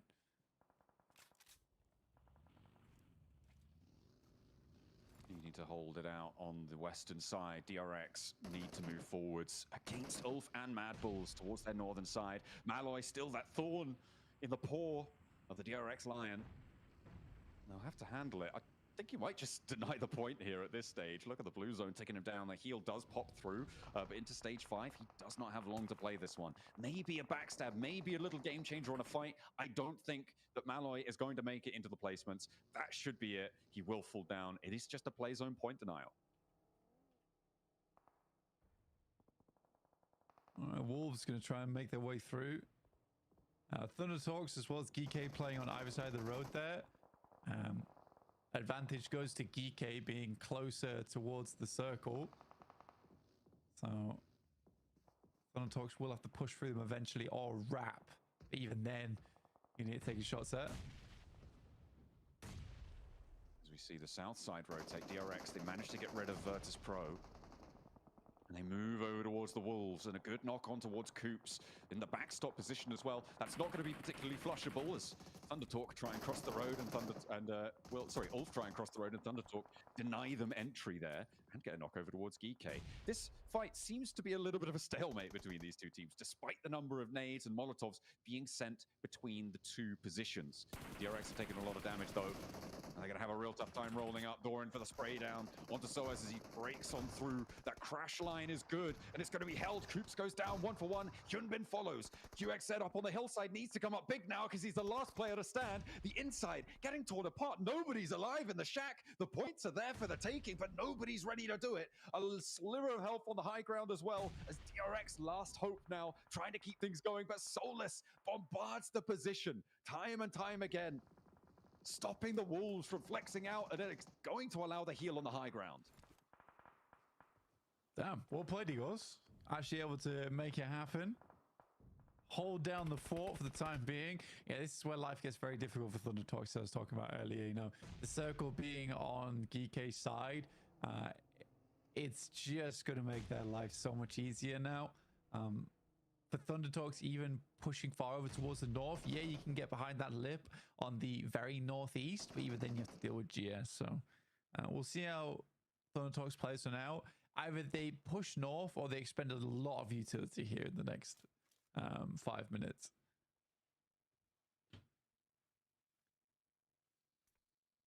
Maybe not even that long to live, though. 5 minutes is a long time in PUBG Mobile.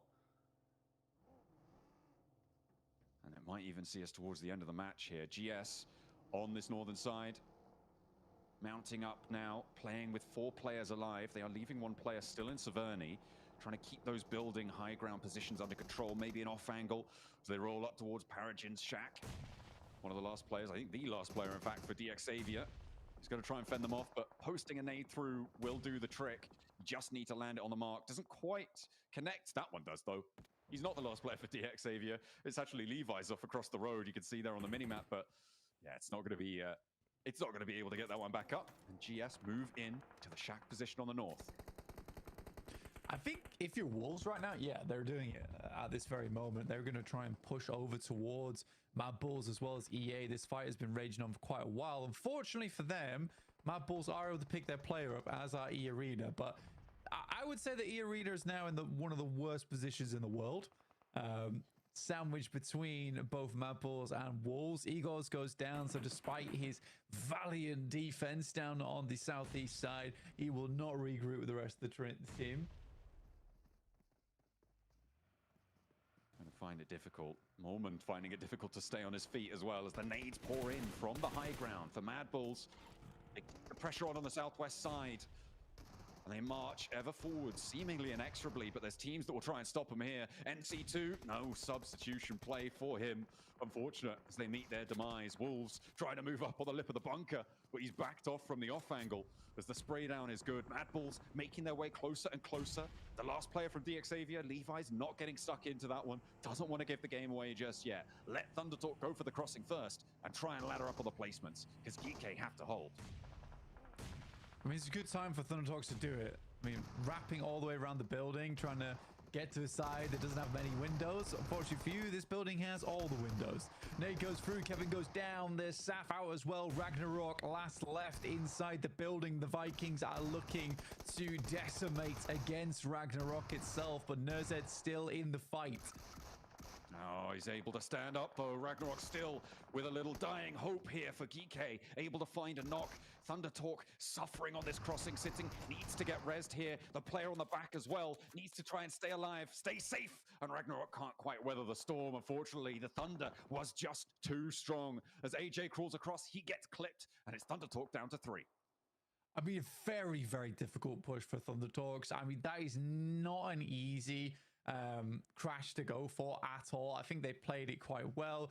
Good smokes. The wrap around the building and the vehicle as well is extremely confusing to play up against for Geeke. So I genuinely really did like the play there coming through. Ooh, a 3 MG3 with a sniper suppressor in there as well, which seems kind of cruel. You know, put it on a DMR maybe, if you're lucky. But yeah, the MG3, still a pretty big boon if you're able to pick it up. We know Maxman loves it. His favorite weapon, I think. Pretty sure. Haven't checked in a while. I have to double check that one. But either way, a huge amount of firepower and the level 3 refresh on the armor and the helmet, which is maybe even more important in that difficult position. It's just a question of getting there. With 5 teams remaining, DX Xavier likely going to be the next team to have to move with their solo player Levi's out and across the way, over the road. Everybody else just about in, or at least close to being in. You can see Thunder Talk have access to that hillside on their left, on the south side of the circle. And they'll be able to rotate there, hopefully fairly successfully. So 11 elim game, it's nothing to be scoffed at. Same with Mad Balls as well, slowly climbing up the rankings. Yeah, so knows that Levi's is here. Don't think... Oh god, Mad Balls knows is here as well. Yeah, that's rough. That's very rough. The ground being peppered with holes in between him. Just trying to make the mad dash. I don't think he's getting out of here. There's a lot of ammo being expended onto him though. So yeah, big commitment on the ammo front, you're right. From Esso, might need a resupply from the rest of GS. And Levi's, I mean, he's still got a gun. He's still dangerous. He's still got damage to put out, I'm sure. And the fact that he's across, that is big for him. For survival, Mad Bulls can't push down towards this side because they're so entrenched against the team underneath them, against the Wolves hiding out in the shelter.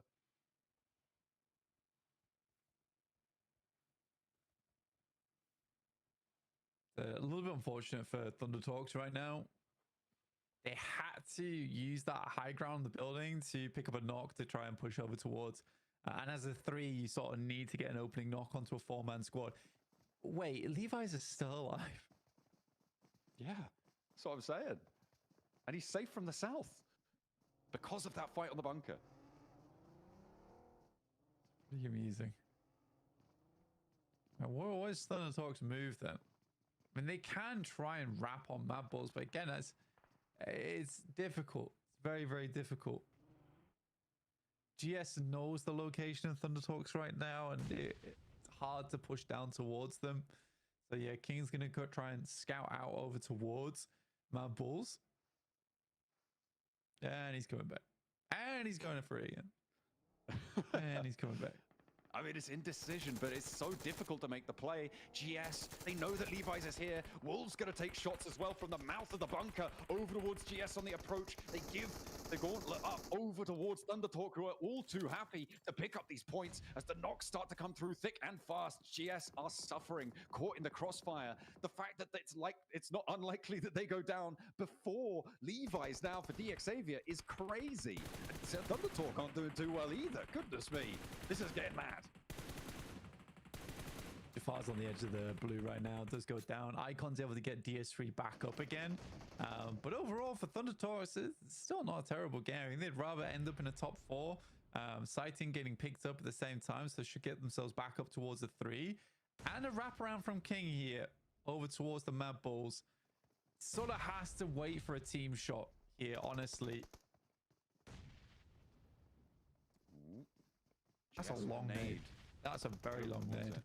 They're trading nades here, and now actually Mad Balls are flowing around and over towards the Wolves, who have been doing so much damage to GS in the meantime. The Mad Balls looking to keep this one under control. All things considered, this is their game, but Levi's moving up to the tree now. Spots a player, he gives the position away. Now the Mad Balls are going to know he's here. They're going to know there's danger on the flank, and they are going to put some ordnance out his way. You can see the nades already cooking, and Flip gets taken down because of it. Pusher Low gets taken down as well. No way are the Mad Balls crumbling under the face of Levi's. Thunder Talk may be able to take this one away.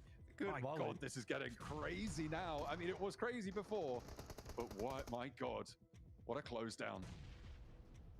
They're to the top, towards the top side of the bunker there. There's a little bit of chip damage, but not quite enough. Wolves are now out, so the bunker is completely clean.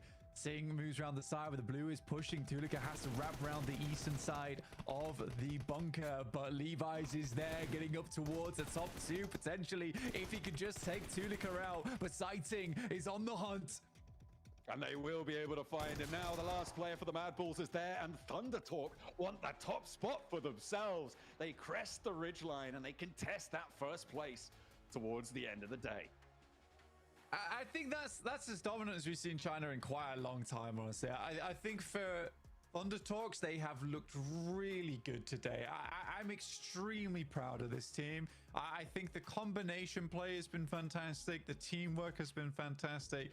Overall showing has been really good to see. Same with the Mad Balls. Honestly, though, I think that they look dismayed here, but this is the best Mad Balls have looked in many years. It is great to see a lot of teams coming back off of an off season, off of an off period of time. It is great to see this resurgence across the board. We are going to be heading over to the analyst desk now to figure out just what happened at the end of that one.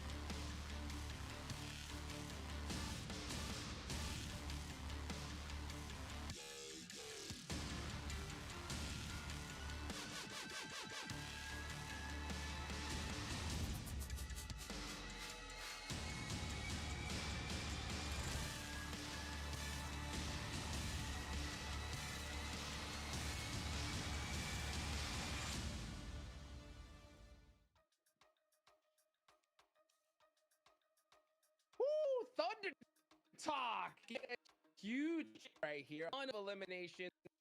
They did it very, very precisely there. And for a second, I thought we were going to see a little bit of a symbiotic relationship right there, right? With we had what was it, Mad Bulls? Yeah, that's right. Yeah, I'm sorry, my brain just went crazy right there. But we saw a crazy symbiotic relationship, and we just see Thunder Talk come up and get the chicken dinner right here. They landed in a great rotation. Neptura, what do you think about Thunder Talk? Thunder Talk, they're timing to perfection in this game. Am I right? I mean, I think it was really really nicely done in the terms of like had a few teams remaining. We had that relationship over in that shelter area, but what to me is the difference in their attack. You know, Mad Bulls pushed a little bit too early. Wolves ended up pushing a little too early onto Mad Bulls, so they were fighting, and then Thunderhawk come in, perfect timing, just move in, sweep it, actually get a 2-1 going to get rid of Xavier as well, just control the zone. You can look at this replay here for the final blow of this final wrangle of day one for PMGC Gauntlet, and yeah, as you said here, the timing they was perfect. It was beautiful to see how it was played. Clearly, step between Wolves and having that fight happen way too early. They talk to move that position from the eastern side over to the southern western edge, taking a high ground position, and as you hear, finding that final player of Levi's, and of course to look at and get the easiest win here. 18 elimination chicken dinner here, Hot Jukes. An absolute banger from the PL team that I had some mixed feelings about this team entering in this tournament, and oh my goodness, these damage and elim stats for all of these players are through the bloody roof. Hell yeah, more of that, please. Absolutely insane. Yeah, you know what's so crazy? I was a little surprised we saw, you know, start throwing those nades down that walkway right there onto Baton, because, you know, all they had to do was just stay on top of the hill, you know, let the Wolves be down there for a little bit of while in shelter, and then once everybody was gone, fight each other for first and second. Red Bulls, they were getting towards that end circle, like, you know what, let's take under talk, and the rest of everywhere we're just like, nah, let's just shut them down right now, and that's exactly what they did, Nepturo. Absolutely, I love what we saw coming to them. It was just such a nice come back of that. I mean, it was a really good win, but it's those things where it was based on the mistakes of others, right? And that's not to downplay Undertalk at all, but I do believe we just had a little mistakes coming on through there and get back and forth. But I want to say that Undertalk coming through, we were all surprised that they had 17 eliminations, but focused on other teams while we're sitting in that compound, just chilling, moving things away from, you know, Nox on rotation, just make sure that they control the space around them. But they were able to get such a big win coming off the back of that. It was just really nice to see, Max. Yeah, I'm really happy about it. And I think a lot of people, myself included, looking at the PL teams, Weibo were going to be the banner men of that entire region right there. But no, Thundertalk, that I kept calling is PMW as a very passive team, just unwilling to commit to big fight, try and wrap up games with a ton of eliminations. Finally, this is the change-up we needed to see from Thundertalk, and you know what? It is perfect to do it here first day of the quality, because again, the performance like this, Hot Chicks, the elimination chicken dinner, chances are you're going to be looking for keyboards. Oh, they're going to jump up big time. You know, speaking of changes, right? A little change of pace, I want to talk about OG, right? We've seen OG play things very calmly and collected for the first few matches. This one, right, they started to do a crazy push onto R8. Unfortunately, they were taken out. But what about that push here, Nepturo? I think it's really nice that we're starting to see more of the aggression that I was used to seeing from them. I think it's nice that they're starting to spread out and, you know, spread their wings a little bit. Unfortunately, they go up against R8, which is not really the team you want to go up against necessarily. If they had known that it was maybe a different thing like that, it would have gone a little bit better. R8 are just having such a great day so far that it's going to be difficult to go up against them. More along the lines of a Kara or an Ulf even might have had more success, especially Kara, because what we're seeing is completely different to how we're used to seeing them play, because they play edge, and so far today we've seen them play just edge, no center whatsoever, and I feel like it might just be throwing too much. I'd like to see them actually go back to center and see what happens. It's a good change of pace for sure. I think it's good to have a little bit more variety in your play style going into a gauntlet like this. But looking at the replay on the map feed, Thundertalk just, again, sweeping onto the eastern side every single time. 20-point game, setting the record for the biggest chicken dinner point-wise of day one of the stage. Can they keep it up? Possibly. The Mad Bulls, despite us being a little bit critical, engaging on that fight towards Wolves a little bit too early, you could play when you get a 20-point round from that. Pretty good zoning. I do think they felt the pressure of this, that they were going to have to move eventually, so they tried to be a little bit more proactive, which I can respect to some extent, but you're just opening up the gates for the other teams like GS Team, like Thunder Talk to try and wrap it up and take the win from you. So still a really good performance, but those slight PMGC lobby cost you the game, and in this case, that could be what happens. Yeah, and that's a great game for them regardless of the situation. It's just those few extra points could make such a big difference in the long run. Yeah, look at this. 1,200 damage, 194 healing, and 7 eliminations. This is, I think, the game that Thunder Talk desperately needs here, Max. Definitely. A lot of people actually in the chat and also on the were telling me, hey, no, AJ's looking really good and stuff's team. But look at Silly. He's been performing amazingly and so well, in fact. They're standing in first position on the rankings. 53 points, 20 place points total over the course of these 4 matches. Their average is through the roof and amazing in the process. But now in the show, the question is, when you have 53 points, how comfortable are you to actually remain in top 7 until the end? Because that's a really big point lead. Wait, that's a 33-point lead. And Bulls in 8th? They're super comfy. Oh my goodness. Yeah, I think that's a big points, but it is. I think it's a little too early to say they're super comfortable just yet, but that's a darn good start for them.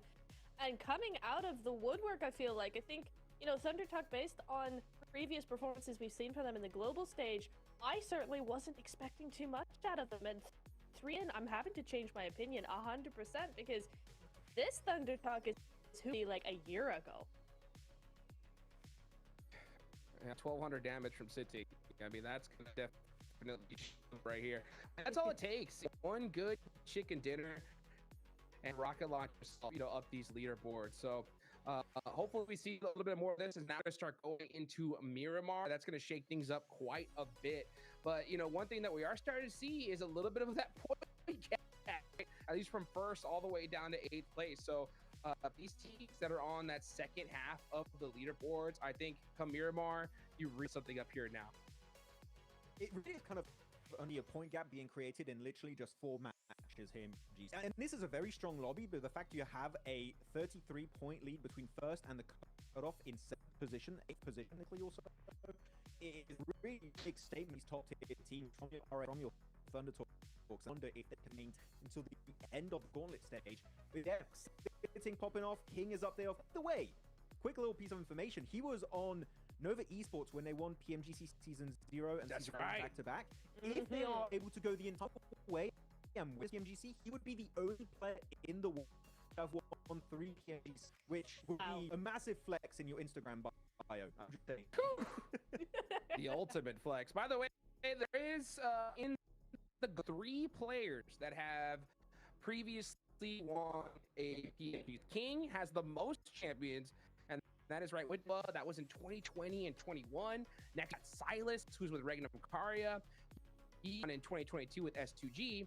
And Ziol from Alpha Gaming, they ended up winning in 2023 with IHC. So a ton of talent, right, in this lobby right now. Alpha, right? They are underperforming big time in my eyes, Neptura, right? Is this, typical of what you kind of expected from them? Are you a little bit worried? What are you thinking about Alpha Gaming right now? I mean, I think worried in one that the other teams are doing so well, so consistently, APG might fall behind a little much. On the other hand, this is very typical of what we've seen from APG. Like, they do this all the time. They will just not get anything done the first 1-2 days and then come back, 5 points in the team they are. So I'm not concerned, but I think other teams might just take advantage of them. And in PMG, that's not the event you want that to happen to you. I mean, Blank said it perfectly during the cast, right? It's the APG prank, okay? It's real. Day 1 is always the APG prank. Wait for day 2, day 3. That's when the real APG is going to surface here in this lobby. Trust. Yeah, I mean, I hope so, because I saw that last game push on and Ulf shut them down immediately. Yeah, this is a prank. You're right. I got pranked once again, right? Yeah, I hope it's a prank. Let's wait, right? Come on, right? Show us what's going to happen. Don't wait till tomorrow. It happened right here in Miramar. But you know what? We've already done with Aaron today. We're done with Ronda. We saw hot drops back. Max, talk to us a little bit about drops. We can see here in So we have a few hot drops that could be happening. I'm just going to list them out real quick, okay, so everyone knows what to expect. Northern side, La Coperia, D Xavier versus Mad Balls could be happening. El Bozo, it's Alpha 7 versus GS Team, or if GS Team go into Impala over to the eastern side, it would be GS Team versus Wolves. Teams in GK, D Xavier, and DRX. San Martin is RA versus E Arena. And now the big question mark I have about interesting hot drops that might or might not happen is going to be Orangutan actually dropping around Chumacera versus Alpha Gaming. Got to be a little bit careful because Alpha Gaming is unwilling to share on the stage. But they do have a new drop location in La Bandita, and I think this is a very positive change for Orangutan. I wonder if they're going to commit to that secondary drop or if they're going to go hard from Chumacera and try and contest it away from Alpha Gaming.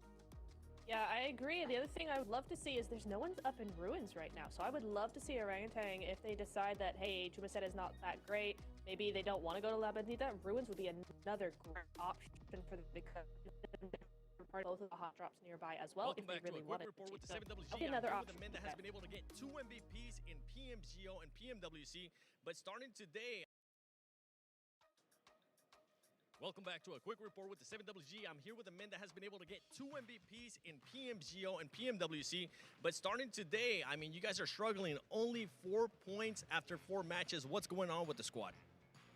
За, өнөөдөр танай багийн хувьд болохоор 4 тоглолтод зөвхөн 4 хоноо авсан байгаа. За, ер нь өнөөдөр яг яаж эхэлж байна вэ? Мэдгүй тэгээд болдгоо тэгээд үзээлээ. Болохгүй л байна. Currently, like, I don't know, nothing is working on our plan, so I can't really say much. Are you looking to make changes going into Miramar, considering that there might be a hot drop there as well? Miramar дээр хамт баг бууж байгаагаас болоод танай багийн зүгээс ямар нэгэн өөрчлөлт оруулах байгаа юу? Тэгэл байлтан да хот дропо ер нь аавна. Одоо ямар ч баг байсан тэгэл байлтан да. Тэгэл үзэндээ хад. Even in the Miramar, there is a chance for hot drop, but still we will go for the fight and try to win our spot. All right, well, I'm hoping if there is a fight, you guys end up winning it, because right now it's not the performance we're expecting out of APG. Back to you guys.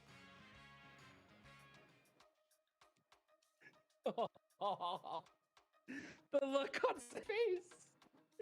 It's got me sad. Because when we deserved, he said, you know what? Hey, the fight's coming, we're ready to fight. And then Seven was like, come on, dude, right? I mean, these guys do not mess around here. Right? Comes to hot drops, they live for them. Yeah, I have never seen a stubborn team in all my days. This team were like, hey, lose 1-2 games, but y'all best be prepared for that third time because it's not happening. You are going down. I mean, kind of spirit we would love to see in any team, but when you're not doing so, maybe like, I don't know, do something else. But listen, first Miramar, first hot drop, let's see how it goes. You know, they're going, hey, we got this drop to military on a wrangle. Like, we're not going to stop now. Come on, let's see drop action. We heard it from Rebel earlier. He said, you know what, GS, come on down. We're going to fight this. We just heard it from APG. You know, they're ready to fight for a hot drop. How many hot drops are we going to see? John, you tell us right now. 1, 2, 3. I want to know. I think 3 total. I think that's my answer. 0. Ooh, okay. Well, technically, every team that's dropping in is going to be real hot because it's Miramar. We're in the desert. We're heading over to the dunes once again to see how these teams take on this map. Miramar on the menu. La Coperia over towards Impala on the plane path flank. If you guys want to keep track of the map throughout the whole of this season's PMGC, you can, of course. There are public map feeds available. You can head on over and keep track of where every team is at all times, which is a very valuable piece of knowledge. You can do a little bit of analysis if you want. We'll be doing so. We're using our map feeds as well at the moment. Nobody getting too stuck into it though with each other. I'm going to address the allegations right now. Okay. Okay. Because there's a lot of talk on Insta about orangutan. Okay. And Max Man's getting a lot of hate right now. Okay. The thing is, if I'm talking about orangutan at 22 minutes into a game, this is already a good thing, okay? Because there are some teams I haven't been able to talk about at all because they're dead most of these games in the first 6 minutes. So the fact that I get to talk about orangutan 20 minutes in, that's already kind of based for an Indian team. Okay, let's all chill out. Let's all just have a little chill out. So just to clarify what Blank said, he said orangutan are so bad and he hates them as people. I don't think I said that. Well, let's head over to the stage with 7 to calm things down. What have you got for us, 7?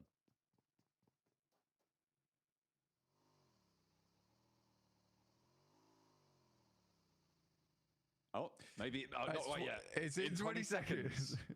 Okay. 15 it's now. going, well, we'll cover right now. But yeah, of course, orangutan doing some pretty solid stuff. Let's head over to the stage for realsies this time. I promise it's not an Alpha Gaming prank.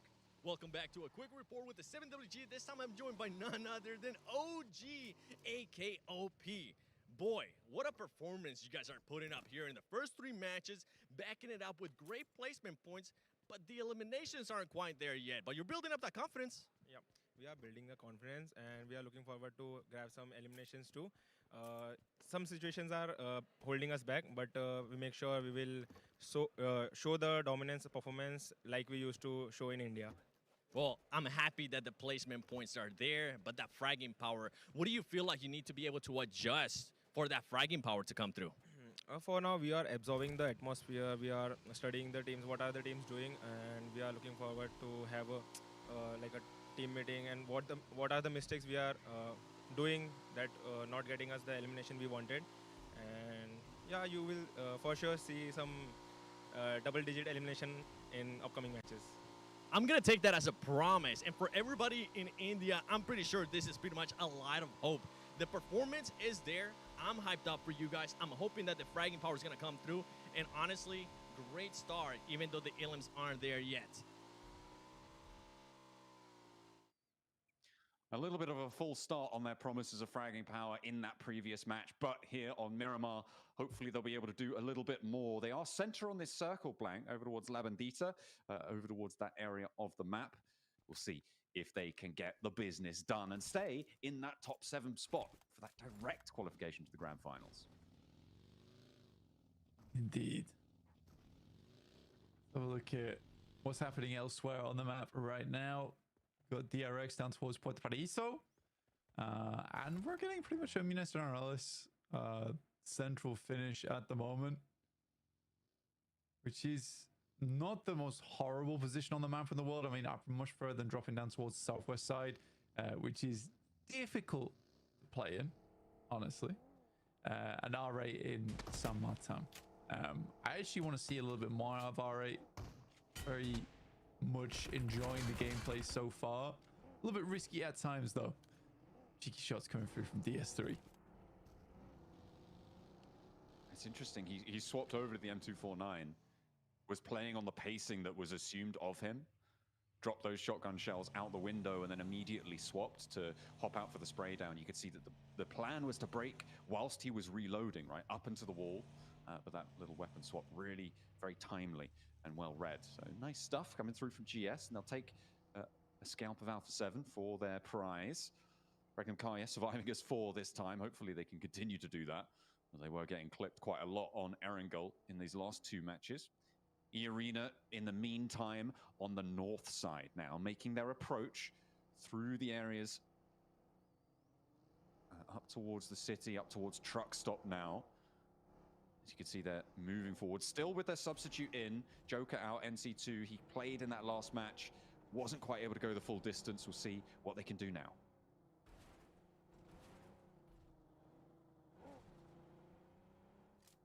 Kind of just taking a look at where some of these rotational paths are going to come from, because I think at the moment Mad Bulls has a okay path inwards, but a lot of the central space is already taken up right now, John, which is difficult.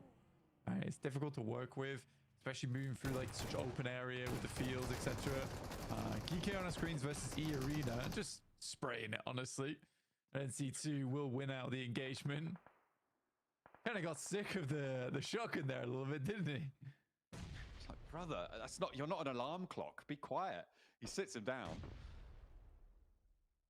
Pushes him back. There is an answer. So both Irina and Geek now have lost a player.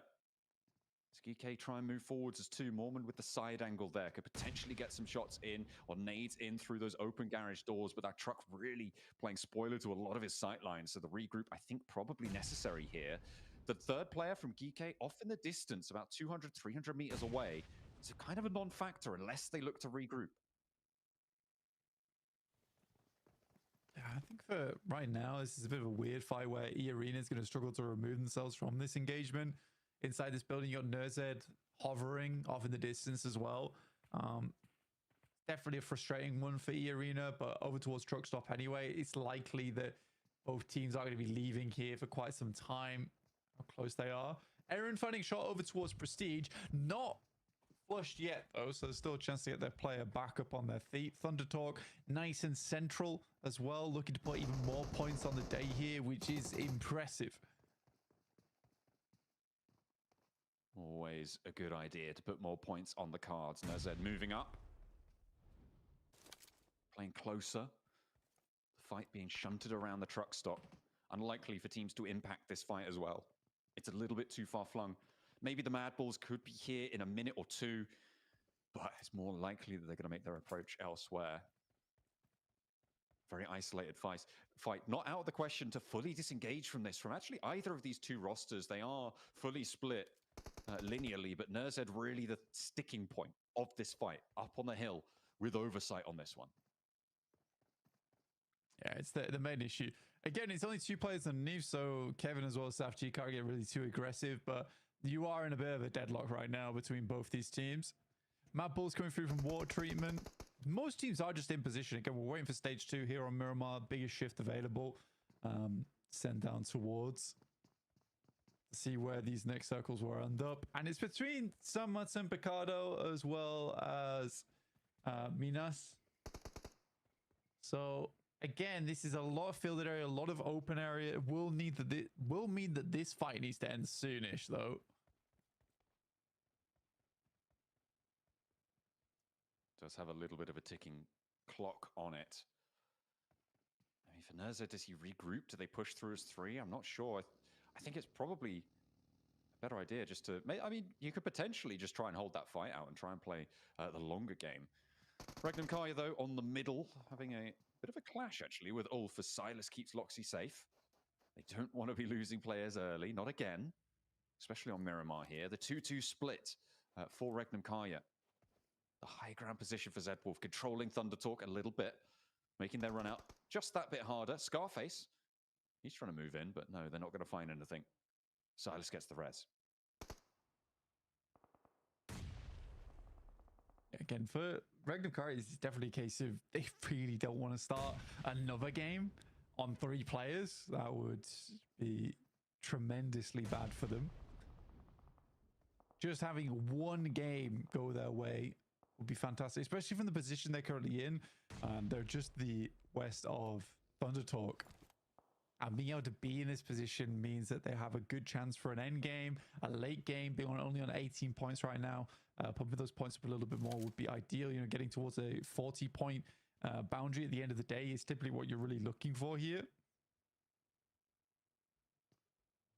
Yeah, getting 40 points on a day would see you fairly safe towards the 7th place position and higher. Around that 110 boundary is where I'm expecting the points to end up here for 7th place. And that will be what they're going to be looking to try and convert on your right. So a lot of work to do in these last 2 games, earning 22 points for Regnum Kaya. In the meantime, plenty of other teams looking to try and break that boundary as well. Alpha 7, very nearly there, and very nearly losing a player as he sails over the ridgeline for Alpha 7. They will stay alive just that bit longer. Of course, losing a player already, going down to 2 would be pretty disastrous, especially with the chock-a-block south side as it is. Virtus Pro bringing up the rear. A huge amount of teams down here as well. You got Wolves, Alpha 7, Virtus Pro, like you were just saying, DX Xavier, who still need to regroup one another. You got Lambert. still heading up. He's right on the south side, but his team's over towards the northeast, as you can see here on your screens. And you even have wolves like littering this northern edge. So this is a very tough position to make your way out from inside of Los Leones. Very difficult indeed. That push up over those hills to the north side of Los Leones. Treacherous at the best of times. GK sending away. I think he's getting down that hill safely. I'm not entirely sure. As the circle pops up towards the north side, it helps out Kara over towards Graveyard, over towards R8 as well, who are looking to take that first place position back and keep it under control. Ulf as well being helped out here. So all of these teams to the north of the La Bandita crater having a good time with this shift blank. Yeah, I think for Thunder Talk again, it is a good spot for them. They're currently holding. Orangutan currently coming in from that south side.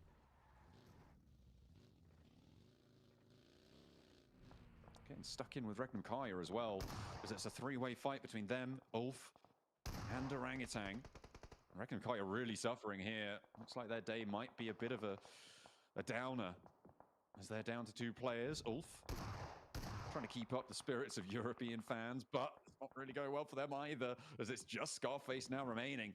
Orangutan, they've lost 2 in the process of all of this as well, as their fight's not going as strongly as they would have liked either, but they still do have reservoir opportunities. The Scarface steps in, steps out, tries to go for the shot, bobbles the nade out the window. Will Loxy step on it? No, but he is going to get lit up from the off angle. That is Kara chiming in, and the nades are through as well. Scarface goes down next, and CEO gets a little bold, backed off the angle, but gets the points nonetheless. No, I mean, at least you got the points on the back of it.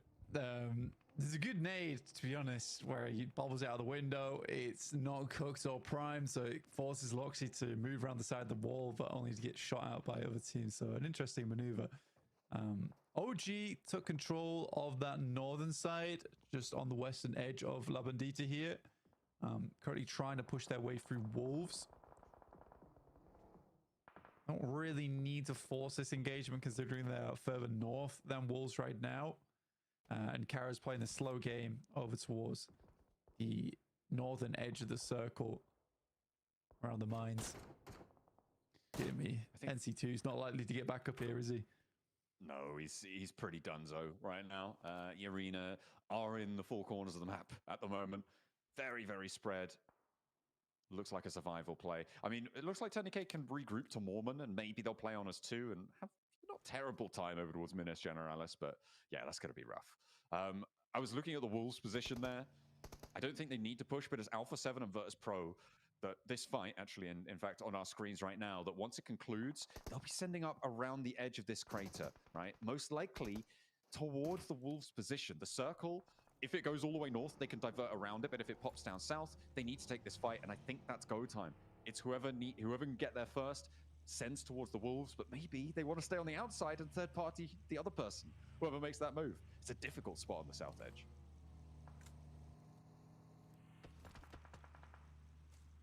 Very much difficult spot. I mean, Alpha 7 and Virtus Pro now struggling. Play against one another. Wolves also will just play on this edge for a little bit longer. La Bandita really is always this difficult terrain piece where it really causes some of these rotations to go right. Because if you are one of these teams on the south, like you're forced to play a western rotate now, it's really hard playing an eastern rotate because you have little to no information on that north side. Yeah, it's difficult to get those scouting on the far edge. Virtus Pro mounting up closer. You can see they are setting themselves up at the top of the hill to potentially roll down towards the Wolves, but they've got to be worried about Alpha 7. I mean, do Alpha 7 go all the way around? Do they go wide? Or Virtus Pro going to take that option? Maybe they're going to crash in towards Alpha 7 here.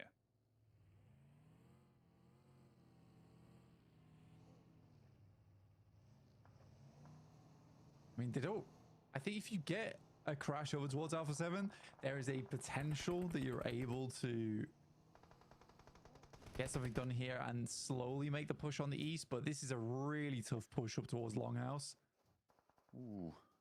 Feels like Milky Way may have wanted to go a bit further, but actually drops short, uses the car as cover, nades now. The opening salvo for Virtus Pro. A lot of damage done towards them, and that nade nearly takes him down. Luckily, the health ticking back up keeps him going. And Malloy for Virtus Pro is not here with them, still moving out around, moving up to the Labadita crater edge. But in the meantime, the rest of his team rides on in. Revo tries to hold the corridor, looks for the shutdowns, but it's not working. None of them can find a shot. Malloy was here to play, but he wasn't needed. Alpha 7 swept aside, and Virtus Pro, the ones to tear them to shreds. I mean, I'm surprised they were able to make that happen, honestly. I was very surprised they were able to make that happen. It's an incredible push from Virtus Pro, especially over towards Longhouse as well. I mean, leaving that door open and then grouping up and getting naded out is pretty ridiculous. Now Virtus Pro looks down over towards OG. They're able to pick up one, but a quick pick of the vehicle will get one of their players back out again to safety. And now stuck inside Labadita, a little bit rough now. That crater.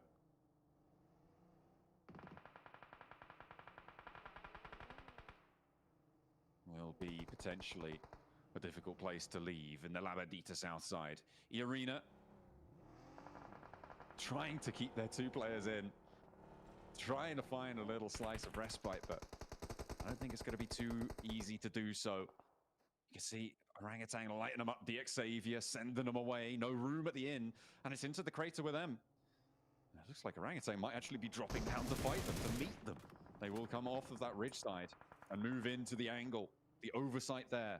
But will that give Virtus Pro too much ground? Will that allow Virtus Pro on the south to move in where they weren't allowed to before?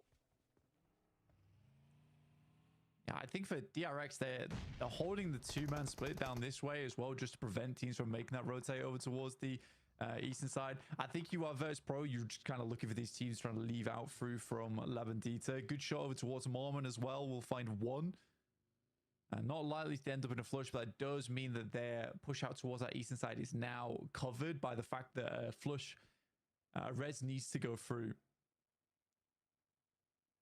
Little Talk just playing this game out real easy right now. I'm also very surprised that OG was able to make this cross. It was a decent one underneath the purview of Virtus Pro. I mean, they did have to leave a couple of players behind. This was crazy, by the way. This is crazy. DRX held this angle for so long, and then as they leave, Virtus Pro makes the push. So you either need to commit or not commit. Not one or the other. Yeah, it's not ideal. It's not worked out for DRX in that situation. Wolves, though, actually moving back up and maybe trying to backfill on this rotation for Virtus Pro. I don't think I had this on the cards at the moment, but the Wolves are making this rotate, and it might pan out. Malloy now caught alone. The rest of Virtus Pro have found a little bit of isolation from him, and there's no way he's getting back up. The Wolves clip the wings of Virtus Pro, make it all the harder to move over this Labandita crater here. It is a couple of real crazy rotates coming through on this south edge, and I'm loving it. It's such a hard place to rotate through as well. It's very hard to make happen. I mean, Wolves make a late rotate back down towards the south side to push through. Virtus Pro still ahead of things, but are losing players, hemorrhaging as they go. TX Xavier are waiting, and Virtus Pro kind of sense there's something in the midst there, and we'll just back it off. That is a strong backing off as well. They do make it to a shack, but you've got to imagine it's going to be a question of does the circle go to it, and if not, it might just be done for. Are they going to move again? I wouldn't put it past them. DRX now trying to make their move as well, but the Wolves have the ridgeline. And it's not going to be easy at all to make their way out this direction. And a little bit further they have to go as well, as DRX will be consumed by the blue here. Wolves making their way across the crater ground and over towards that north edge of things, playing up towards the oversight, towards DX Xavier, towards that high ground that they held.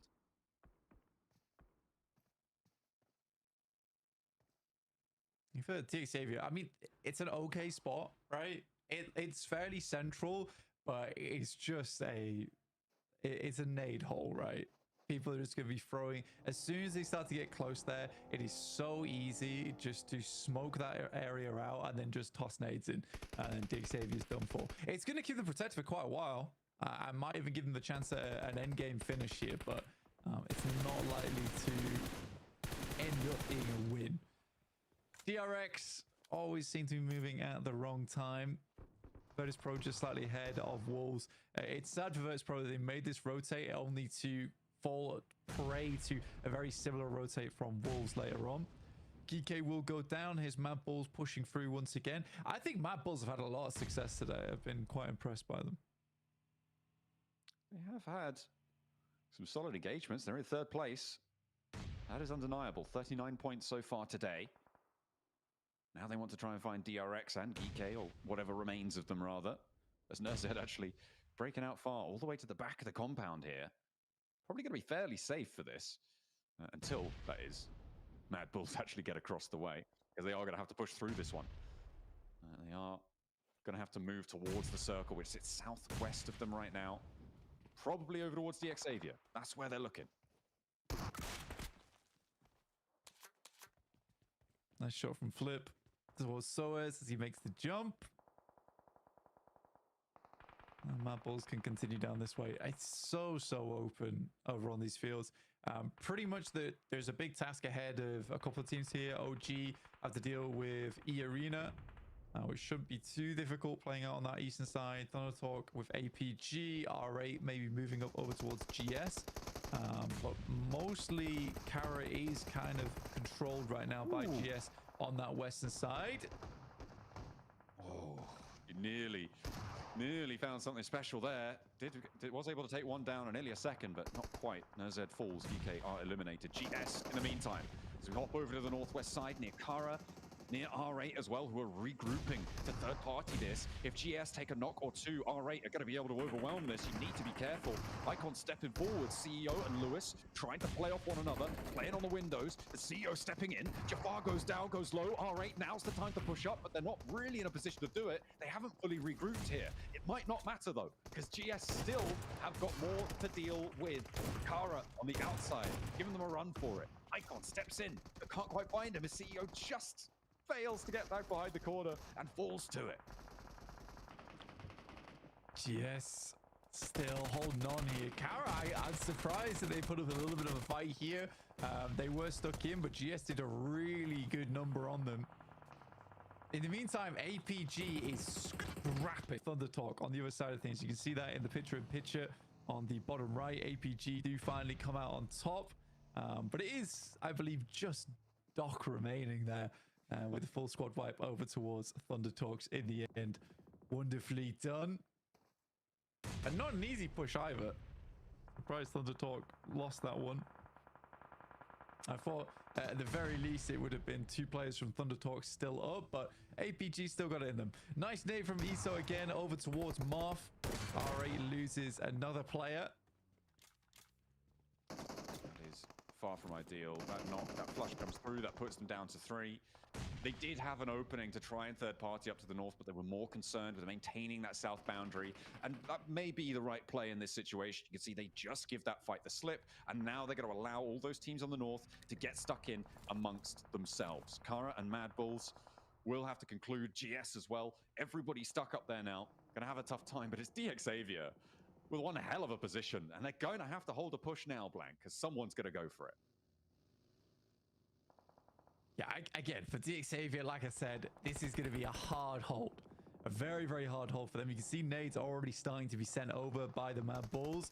But equally for anyone else, like, even if you take down DX Xavier, you're still having the situations like, where do you play after that? Kara not giving up too easily on the cross out. R8 able to continue to hold here. They had information earlier from Marth going down, and with GS all now locked in this one position. Nades galore from either side, from Kara, from R8. Goodness me, that is damage pouring on. That one looks good. No, it's just short. They continue, though, the bombardment. It seems like they're bottomless on the nade pockets here, with more pouring in, but Mad Bulls finally humbling them slightly, stepping them back off the angle as the nades bobble over the fence. CEO trying to weather it from the Mad Bulls as well. Oh, it is really difficult to make any sort of movement on this north side. Pusher for Mad Bulls on the off angle there. Actually looking to regroup, it seems. Play up and towards the rest of the team. A CEO, nice position. Will get taken down. It's Lemon to claim the point. And that is now 6 teams remaining. Just the 6 left now. OG actually making it over towards the northeast side here. Good wrap around from San Martin. And La Bandita. Now looking over towards Xavier, but Flip finding that shot over towards AKOP. A little bit of a difficult scenario to head themselves into. R8 putting more points in the back pocket, up to 50 now. And Madball's not too far behind. OG attempting to reset on this one, but still 7 elims on the game. Pretty damn good stuff. 32 points total. That's how you want to do it. A little elimination refocus there for OG. Now they have to push in against Xavier. This is a really difficult bunker to hold, though, because nades do so much against you. You can see... Oh, okay. I'm surprised that one didn't tag on. A little bit of cover found somewhere. Some concrete outcrop helping them out. Still got a couple of nades to play with. Doc on the off angle. Looks like OG know about it, though. They are wary of the angle. Nobody really on that south flank other than him to find it. And the shots are connecting. But WizCod is looking good to try and find the knock. The Doc repositions. Oh, he steps back into the spray line and nearly goes down because of it. WizCod going to send straight back up again. Knows he needs to pull the pin on the grenade now because he has to keep Xavier at bay. Another strong grenade over the top. Lambor last remaining alive inside of this bunker. And now they look further towards Levi's. And again, more reses coming through. They see Mad Bulls off in the distance. OG looking for even more on this game. Up to the top 4 now. Mad Bulls are the bigger threat for OG right now, but he's just launching an 8 over to Levi's. Doesn't connect there. Some cover still found. That is a crazy push, you're right. But somehow goes unpunished. Mad Bulls more preoccupied with getting those reses. There's 3 players still alive here. The Molotov sent to the sky for Aru. Trying to slow any pushes. The nades continue to roll over the top. That looks like it sits under him. No, it's not going to go off in time and won't be able to connect either. Somehow Xavier surviving these nades. Everything being put their way. They're stepping out. They're moving. They're just keep them at bay, though. This is the big thing right now for OG, is that as long as they can keep Xavier stuck inside these tunnels, it makes their end game a lot easier. They just need to control R8 on the sidelines, but you just hope they don't put too much attention here. If they get that done, now they know they need to move in. This is a good setup of vehicles from Xavier. There's a player behind, hidden away, looking for the flush. WizCod goes down now. AKOP needs to find Paragin, who's been holding a cheeky angle for so long, and Levi's will finish them off. Dear me, what an angle from Paragin. Underneath the vehicle. That is a sneaky maneuver. Oh, you just never expect it. That is so brutal for OG. Paragin makes it work. And now Xavier have time to... Nope, they're not going to get that third player up. Okay, they didn't go for that res. The Blazo was pushing. It is this last stage. And Mad Bulls now with an option to maybe take a chicken dinner here on our first Miramar. Levi's the last stand, and it will be the Mad Bulls to take it away. Disaster strikes for OG. Paragin under the bumpers was able to take him down, but Xavier weren't able to get out from underneath the vehicle either. And it is Mad Bulls who will be able to move on through. A brilliant close down to that game. Yeah, very, very good stuff coming through from the Mad Bulls. Honestly, really, really well done from them in terms of control recently. I think as an aggressive team, they've been playing it very well. For Xavier, coming out on top in that engagement was very astonishingly good. And I think it only really became apparent later on there with the way they set up the vehicles inside of that bunker, making it a little bit less prone to the nades being thrown over the top. I think OG's rotate up from Labandita was fairly strong, but difficult to make work there versus Xavier. Almost had it. If it wasn't for that spot that Paragin held, they would have easily transitioned from there. Light it up. Gotta do it.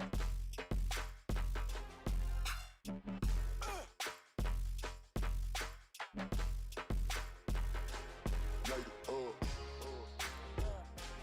Light it up.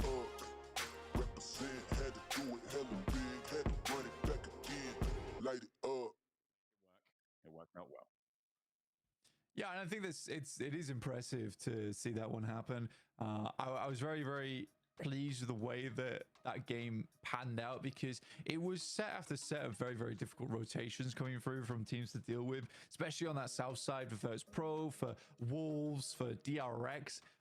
These are all tricky rotations to figure out. Even for OG, the way that they've navigated through La Bandita, that is not an easy position to play in, because they dealt with E-Arena shortly afterwards.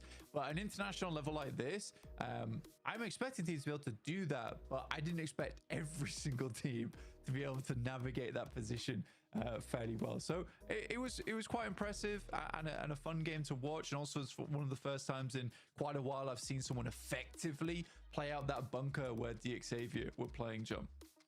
I mean, normally you just see those nades land straight on top of you and you're straight on down, but that vehicle position, that was that's just pretty crazy. It really was.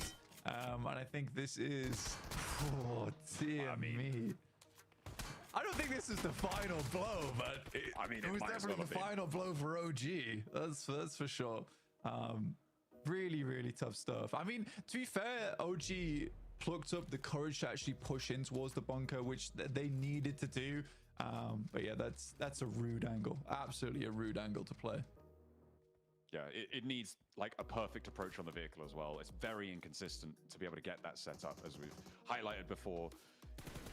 It's just incredible, and you can't blame OG at all for going down to it. They've also got 7 elims on that match, so again, a couple more elims able to find that focus.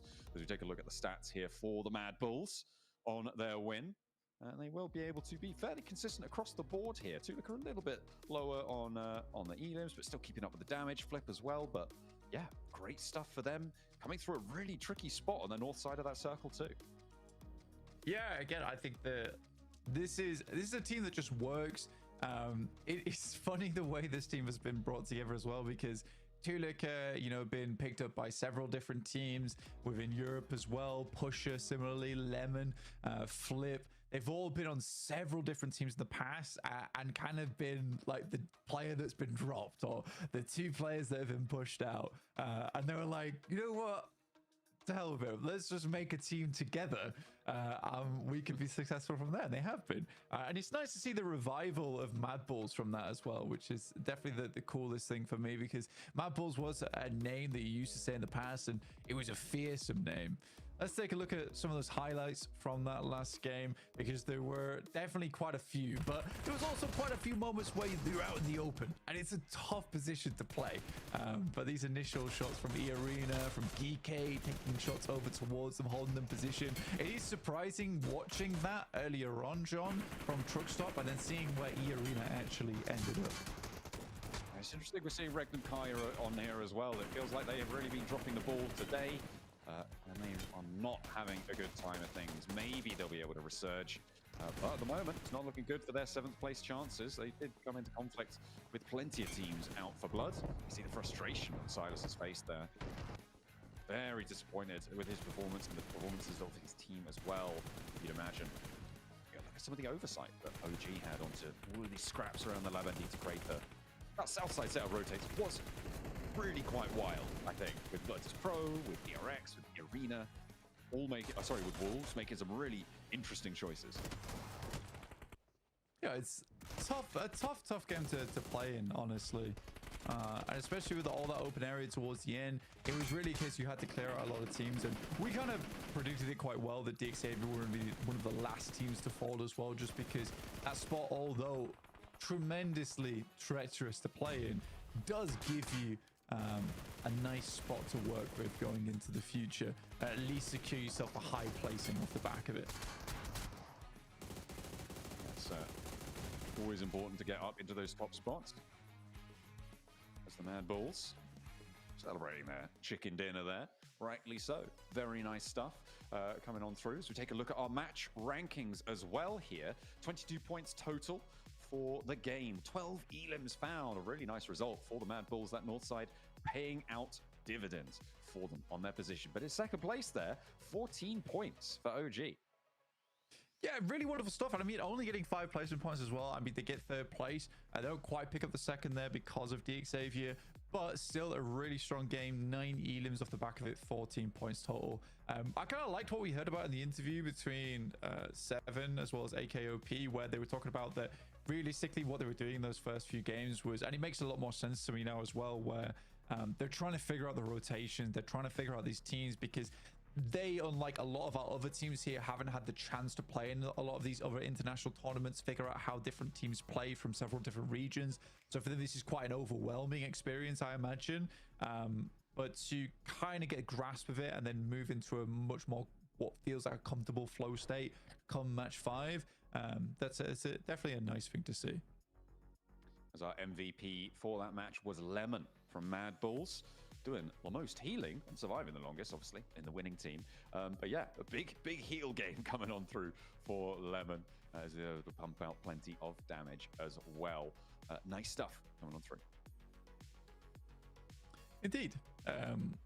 He had the most healing, apparently, out of anyone in the world, somehow. Player data there at 332. That's the highest that has been occurred. 673 damage total. 1,000 damage for AKOP, actually gaining the old Kalaris accolade of respect, getting over the 1,000 damage mark. With only 3 elims is wild, by the way. So he was just taking cracks at everyone inside the lobby. Not quite finding the elim, but certainly giving out a fair few bruises and cuts in the process. Lambor, the face does not match the punch right now. He looks afraid to go to battle with me, but you know, he still did 611 damage, so he's a fearsome boxer nonetheless. Absolutely. Don't want to come across him on the dunes of Miramar. I mean, for OG, right, their position on the north side of the Labadita crater, they were holding out Wolves, they were holding out E-Arena, they were holding out all those teams to the south, taking pot shots as well. We saw them flexing out, doing a lot of work. Not necessarily getting the most in response, but probably a lot of those elims were taken away by maybe other members of his team, right? There were 4 other elims on his team. It'd be interesting to see what the general stats for OG were, but yeah, a great result. And he's living up to the interview talk, which often doesn't happen. You know, a player will say, oh, no. Yeah, you know, we'll get better. We'll be more elimination focused, yada, yada, yada. And you think, yeah, right, okay, pull the other one. But no, he's living up. It's good to see. Yeah, well, I mean, he didn't really. I think the cool thing was that when he was speaking, we hear a lot of generalizations during interviews as well, where it's case, oh, we'll do better, we'll get more elims, etc., etc. I don't think he did that too much. Quite clearly, like, identified where they were weak and what they need to improve on, what they were doing quite well. And I think that's very important for a team, because those are things you definitely need to identify in future to improve. And I think I would have been a little bit more harsh if it was the case that they came into the rest of the day and they hadn't really improved on any of those things. But again, it's nice to see from what we saw earlier, which was, you know, still decent rotations, but a little bit more of a passive performance, to this, which is now quite aggressive at times. And also they look a lot more comfortable. So it's nice seeing the evolution from them. Similarly with Mad Bulls over the years, it's a very similar story. Yeah, that sort of reforming of that team, as you said, that coming back together of players who have dropped out of teams or been replaced on teams, having a good result in this game. And I think that, to be honest, certainly at the middle of this year, generally this standard quality of play was not the best, I think, overall in the PUBG Mobile scene. But it feels to be improving here. I'm feeling a little bit bigger of a breath of life being sent back into the old dog. It's good to see. Absolutely. Well, we're going to take a short break and we'll be back when the match is ready. Don't go anywhere. We'll see you soon.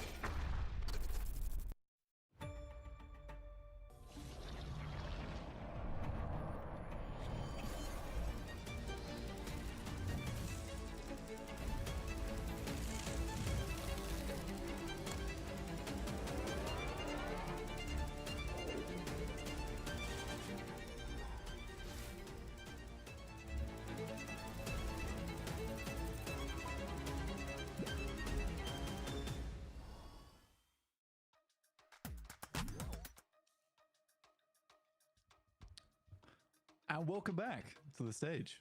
We're here once again at PMGC, waiting for the final game to start. We have some technical issues on our side, which are being fixed as fast as we possibly can get them fixed. We'll be waiting just a short time longer.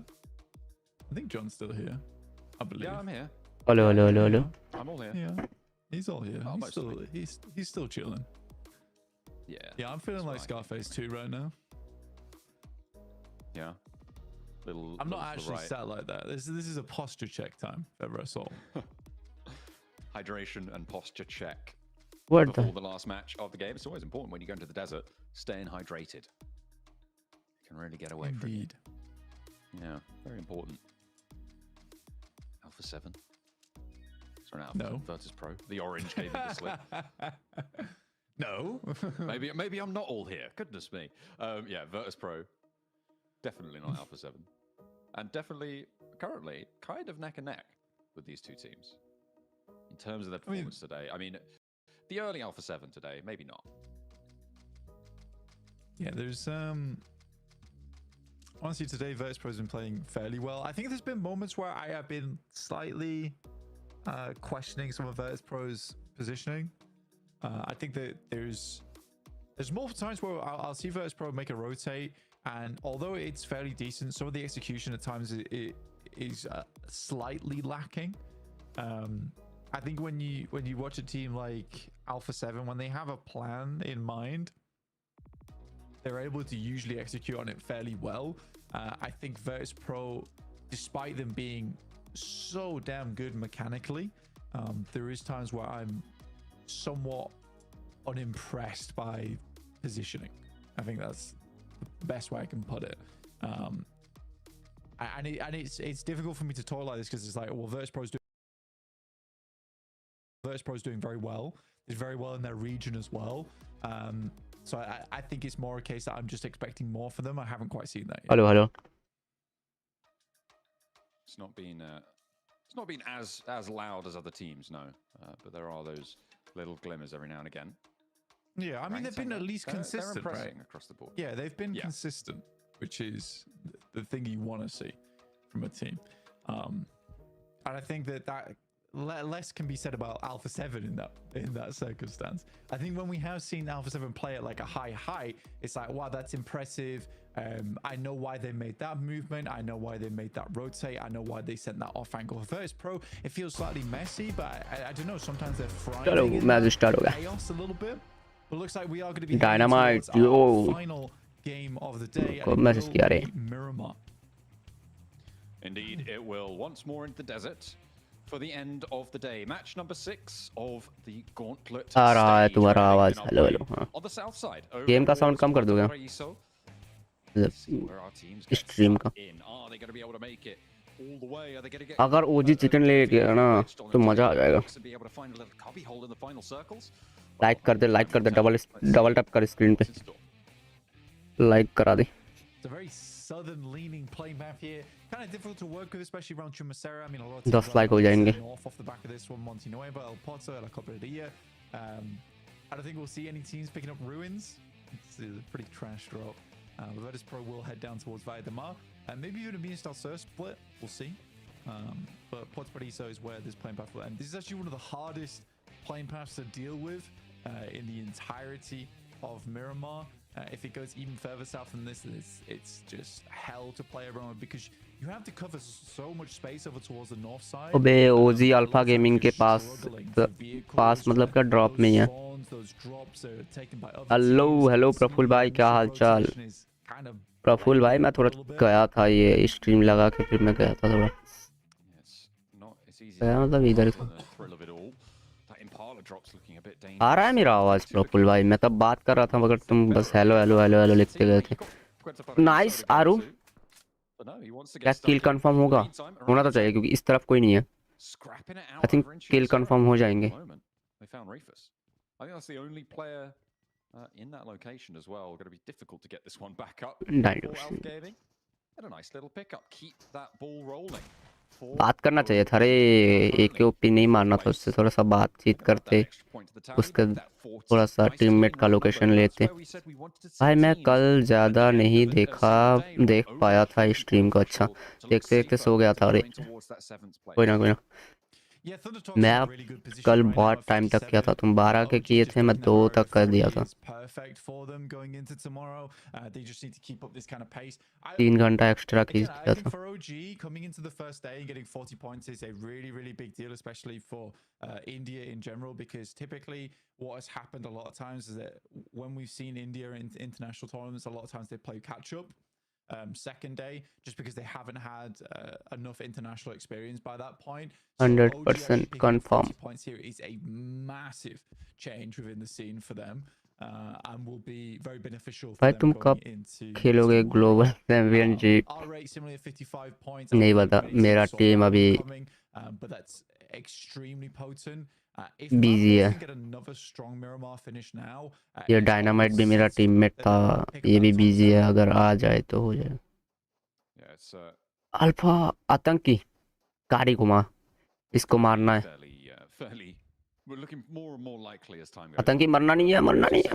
मरा मेरे को लगता है आतंकी मरा। Can't remember exactly where. I'm expecting that bubble on 7th place to be around 110 points. Could be a little bit more, a little bit less. So getting up to 40 points will give you 120 points on average. And ये that's drop when you can fight start कौन seeing yourself जीत रहा? Drop fight मतलब क्या, एक बंदा मार दिया इन लोगों का। अल्फा गेमिंग का एक बंदे को मार दिया। अब ये एक बंदा इधर है और 2 बंदा भाग गया है। इसका शायद लोकेशन थोड़ा नहीं, ये ढूंढ रहा है आतंकी, बट मिला नहीं अभी तक। उसके पास से गया बट नहीं मिला इसको। तो कौन सा ड्रॉप फाइट पूछ रहा है? इरंगल में ड्रॉप फाइट नहीं हो रहा है। ओजी ड्रॉप फाइट नहीं ले रहा है। They change so often. I mean, overall, today's gameplay has been pretty poor. Let's be honest, right? I think everyone can agree that alpha gaming का दूसरा प्लेयर भी आ गया। नाइस पे, ओ नाइस आतंकी। What, wow, that is a very क्या spray था भाई ये? what the? Okay. With the scar as well. I mean, क्या really impressive. स्प्रे था bro? Insanely impressive at that distance. Yeah, I think everyone can agree today that Alpha Gaming has not been playing very well. क्या rank चल रहा है ओजी का? आज मैं देख ही नहीं पाया, कोचिंग में ही था। #4 चल रहा है। What A match. मैं तो कहता हूँ ये चिकन दिलाई दो ओजी। अच्छा मारा भाई आतंकी ने, बट इन लोगों का एक मर सकता है। टॉप पीछे है ना, टॉप का स्प्रे भी अच्छा है। इसको ले लेगा, इसको ले लेगा, इसको ले लेगा, बट पीछे जो टॉप है ना, अबे अबे व्हाट, भागेगा वो गाड़ी लेके, गाड़ी लेके भागेगा। ब्रो क्या कर रहे हो तुम? No no no no no no no. Nice nice nice. थोड़ा और आ गए भाई, तुम दोनों ने आ गए। एक बंदे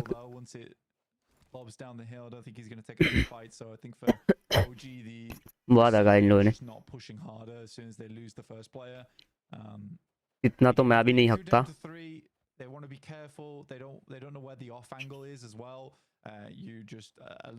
network issue.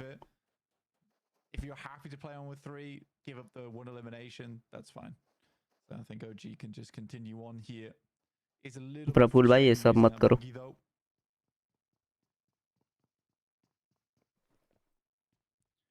And that is not an ideal turnaround for it. We have, I believe we have an interview coming up soon, which will be nice to hear from 7WG down on the stage. The guy has all the best info. I'm going to guess it's with the Mad Bulls. We'll see if I'm right as we head over to 7WG on the spot. Welcome back to a quick report with the 7WG. I'm here with the team that's hot. Mad Bulls, Tulika nonetheless. Great back-to-back performances. Second place finish and then a first place finish. How are you guys feeling? Ну, отличная битва. На 4-й карте 2-е место, 5-й карте 1-е место. Как ты себя чувствуешь? Как команда вообще чувствует?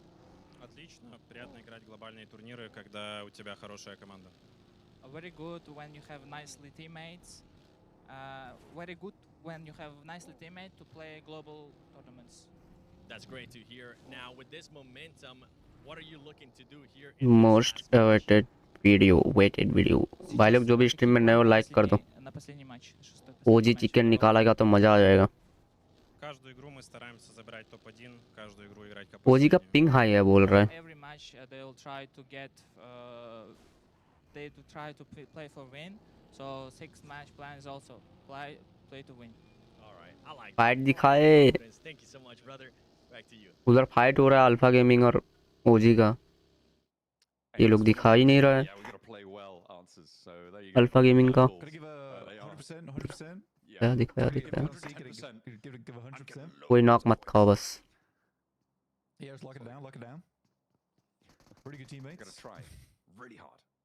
अब नहीं, अब खाएगा शायद, मेरे को लगता है कोई खाएगा, कोई नॉक खाएगा।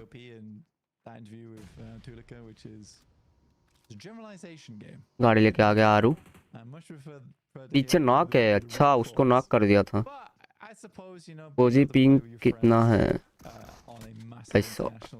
Nice nice nice nice nice nice OG. Alpha gaming को मार दिया बे, बहुत बड़ा बात है ये तो। टॉप है उसमें, टॉप।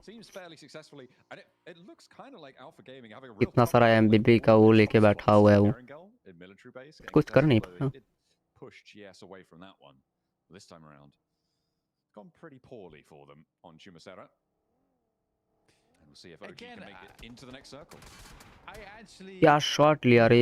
हाँ ये वो आतंकी का शॉट मेरे को ज्यादा अच्छा लगा था, जो भैंस की वो इस कारल मारा ना, मस्त था वो। चलो इसको मार दो। हाँ R8 कहाँ पे? R8 मरेगा तो आज टॉप 3 आ जाएगा ओजी, मजा आ जाएगा। आज टॉप 3 आएगा ना, इसमें शायद टॉप 8 ही रहना है। मेरे को एक बार देखना पड़ेगा, मैं देखा नहीं।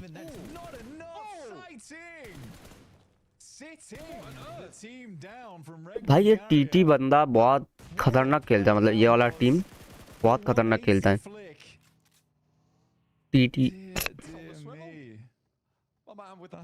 टीटी चाइना का टीम है भाई, हर टाइम ये चाइना का टीम ही ऊपर रहता है। अल्फा 7 नॉक, अल्फा 7 नीचे था वे, ऊपर आ गया, ये 5 नंबर आ गया।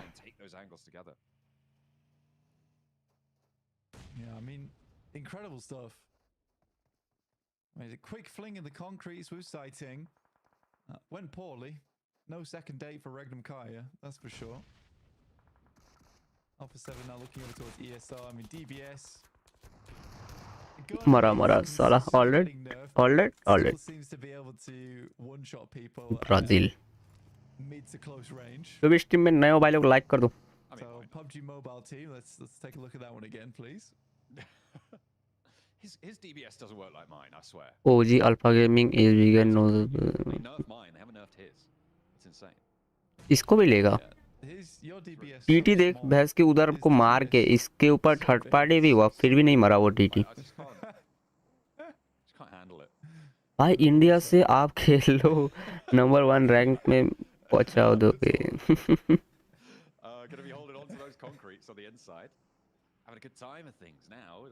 हम जाके AX जैसा बन जाएंगे। अभी भी जेली का टीम भी है, मतलब Tier 2 रिफर्स, देखते हैं वो भी क्या करता है। तो ग्रुप स्टेज खेलेगा, ग्रुप स्टेज 2 दिन बाद स्टार्ट होगा, 3 दिन चलेगा गॉन्गलेट का। R8 को बस मरवा दो। I mean, 25 points. It's not a bad finish today, and especially. OG zone में नहीं आया अभी तक। All right, you know, zone में नहीं आया अभी तक। I actually don't know if he was joking at the start of the day about Wolves. So big is number 1. ये रहा आ रहा है अभी, पर तो उनके साइड से आएगा। This is a significant improvement. Praful भाई कुछ टाइम रुक जाओ बस। अफरीदी भाई क्या हालचाल? I mean, Alpha Gaming's last place, which is also an insane statement to make. Oh, Ulfers. Casting इन लोग अच्छा नहीं लगा बे। वीपी बस स्टार्टिंग में अच्छा खेला था, अभी किधर कितने नंबर पे है? नहीं, फिर भी ठीक है, 31 पॉइंट। एक मैच बस अच्छा खेलना है, आ जाएगा पीपी भी।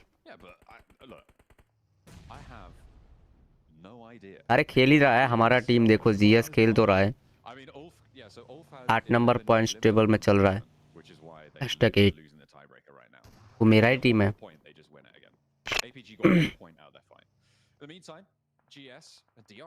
अरे मर गया रे। नहीं नहीं, एक बंदा मरा है जीएस का, अभी रुक लेंगे, कोई दिक्कत नहीं। जीएस चल, तू कर सकता है, भैंस की नौकी खाओ तुम।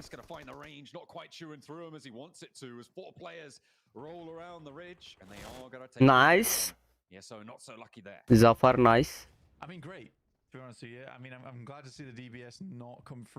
आइकॉन आइकॉन 77 चल, 77 मार। ये भैंस की क्या भगा है, तो डीआरएक्स मारा है दूर से, यही तुम्हारा। नाइस, ये जफर मार रहा है बे, जफर मार। Nice Zafar, Zafar nice. जफर एक को बस मार दे, ऑलरेडी हो जाएगा। खाली जुबान नहीं, रुको। सही तो कहा, जीएस की लाइनअप खेल रही है।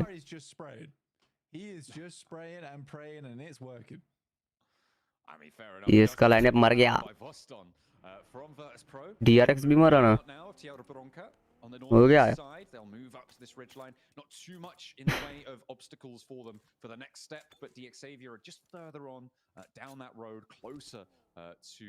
ओरांगुटान जोन के बाहर से क्यों जा रहे हो यार, डैमेज क्यों ले रहे हो? हाँ ऐसे जाओ ऐसे। अरे भाई इसकी ड्राइवर कौन है रे? एक ओपी है शायद ड्राइवर।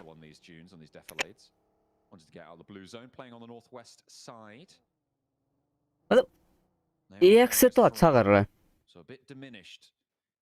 ओजी एएक्स से तो अच्छा कर रहा है।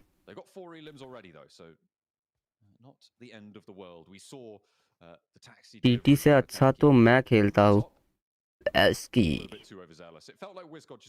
अभी तो ऊपर चल रहा है टीटी। टीटी भैंस की एक मैच में 11-11 किल लेके जा रहा है। इस बार पता नहीं कितना किल निकाल लिया। A little bit early, and then you have a case of the rest of the team not knowing where the off angle is in dock, so they just don't want to push it and rather just hold on to 3 players and just get more consistent points the rest of the day, which I think is fair. काली जुबानी कह दी। It would have been nicer if Tanky didn't take the buggy with him. Chicken कौन निकाल रहा है? तुम लोगों को क्या लगता है चिकन कौन निकालेगा? That is kind of the big kicker, right? It's you take away one of your vehicles and you give it away. Zone तो है इसके, टीटी के पास भी जोन है, रेकनम कारिया के पास भी जोन है। रेकनम कारिया का एक बंदा जिंदा है, बट एक ही बंदा जिंदा है ना? हाँ एक बंदा जिंदा है, वो मर भी गया। इतना काली जुबान है क्या मेरा? भाई ओजी को तो सोलो प्लेयर को भी पिक करना होगा।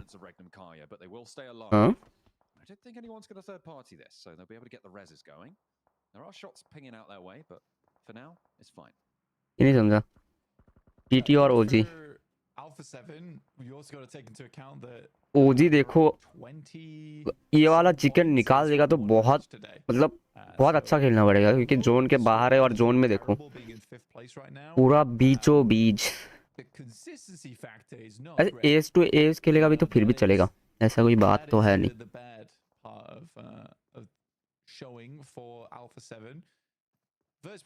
ओल्फ को मारो।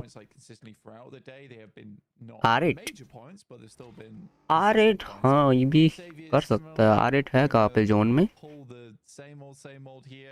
वेट मेरा इसमें वो कम हो गया ना।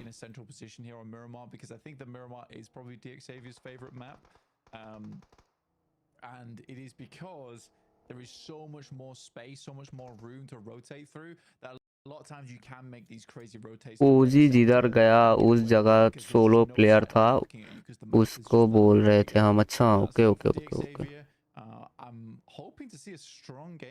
एक जोन तो है, एज पकड़ के खेलना पड़ेगा। एज टू एज चलेंगे।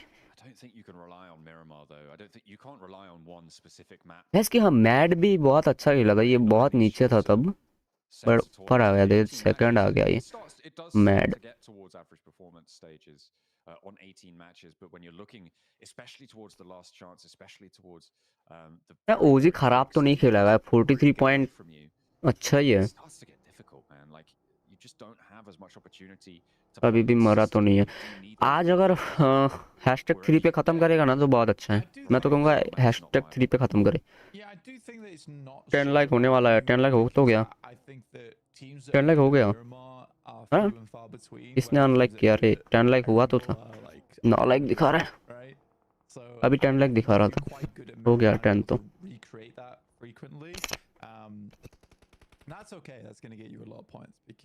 इन लोगों के पास हीलिंग नहीं है क्या? ओजी के पास कब से सेम हीलिंग ही देख रहा हूँ इन लोगों का, हीलिंग नहीं बढ़ा रहा है। Teams that get top 3 times in a row on Erangel, that doesn't happen very often as well because it's constantly changing. You might have a team that's slightly मेरे में 10 शो कर रहा है। जोन जोन जोन देखे, oh nice zone.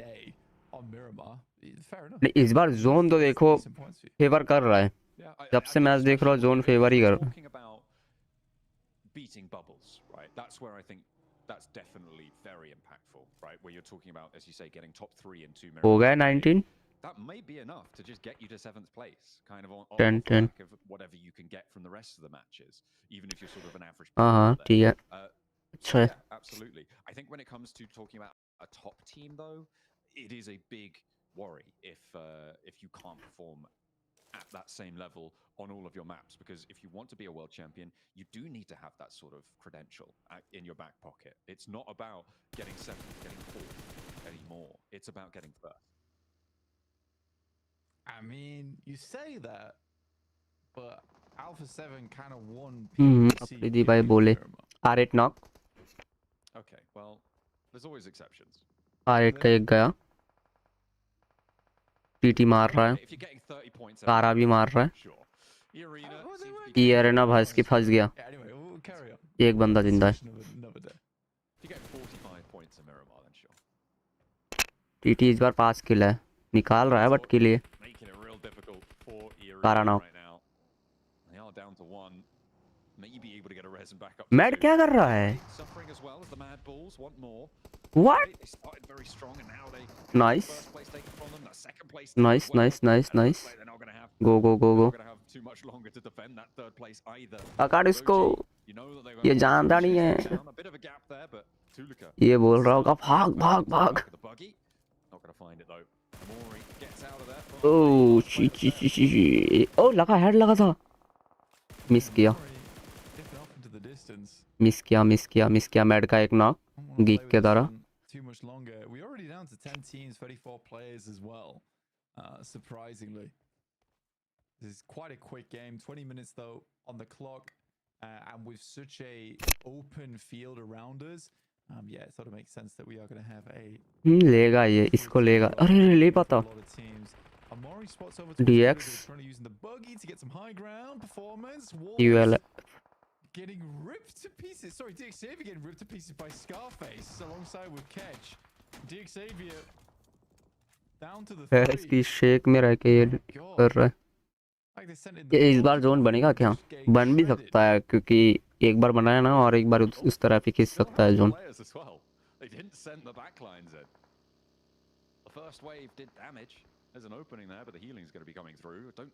मरेगा ये, मरेगा मरेगा, R8 मरेगा। एक गोली, व्हाट? एक गोली। I don't know what. Yeah, just shoot the grenade out the air. Zone, zone, zone. That's how you do it. He's got no meds. Yeah, I really wasn't entirely sure what the plan was. Zone बस एक बार ओजी की तरफ बन जाए। Noise possible in the slowest vehicle available. अरे ये किसके साथ फाइट लेने जा रहा है? ओल्फ के साथ फाइट लेने जा रहा है। जोन नहीं बनेगा ना। टीटी देख, टीटी का इस बार भी चिकन है। One of the few compounds available. Wolves could head down towards the northern compound there, and you can sort of play out this game in tandem. नहीं, अभी फाइट नहीं ले सकता। अभी फाइट लेगा तो चारों तरफ से पड़ेगा। I think this is one of the few situations I don't see players. अभी सर्वाइव करना चाहिए। You can play this position as basically neighbors. Third party होगा अगर अभी रश करेगा तो। And then you must battle, but you guaranteed second. Yeah, I mean that might be enough for this stage, certainly. PK taking shots out towards the forward point of Virtus Pro. Mm. As they are 2-2 right now. Or actually, no, hang on a minute. Are they? Yeah, they're just 1-2. I am from West Bengal. Does have that foothold though, closer to the circle than either of these two other teams, and one of them is going to have to move UK? first. We'll see who it is. Mad Bulls might actually try and backfill this. We've seen crazier things. Full भाई क्या बोल रहे हो UK? अरे वो इस God नहीं नहीं यार, नॉक मत खाओ इस टाइम पे, नॉक खाओगे तो बहुत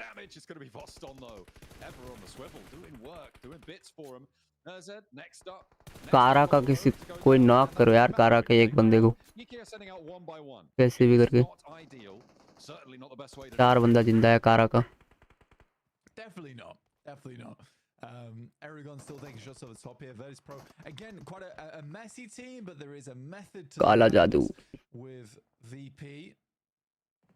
एक ओपी भी नॉक। Hold it hurt यार। Slicing through OG on the western side. To little to no resistance. चलो कोई खाली वीपी को मार दो, वीपी को मार दो। डीएक्स शायद, और डीएक्स भी तो कर सकता है जोन में। साला जोन में बहुत गलत जगह पे है, अगर नेडेड मारेगा तो मार देगा। काला जादू करो यार, टीटी पे काला जादू करो तुम, बट आज अभी करके तो फायदा नहीं।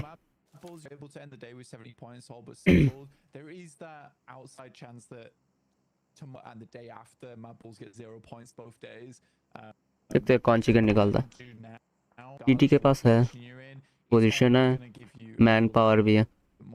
For the next few days, so if this is hurrah for today for Kara, you know, you could even set yourself up with 30 plus points if you were to get a chicken dinner here. Ball from Kara's position as well. It's going to be difficult though. Red Talk, who at the top of the tables, they've already got 6 elites, 4 players all alive, max HP. इन लोगों का casting देखो है इसकी, casting तो कर रहा है साथ में वो भी हो रहा है। Got that outside ground covered. The ridge lines that they hold, really nice for the run out cover. You can see they have some man talk with अटक रहा है इन लोगों का casting.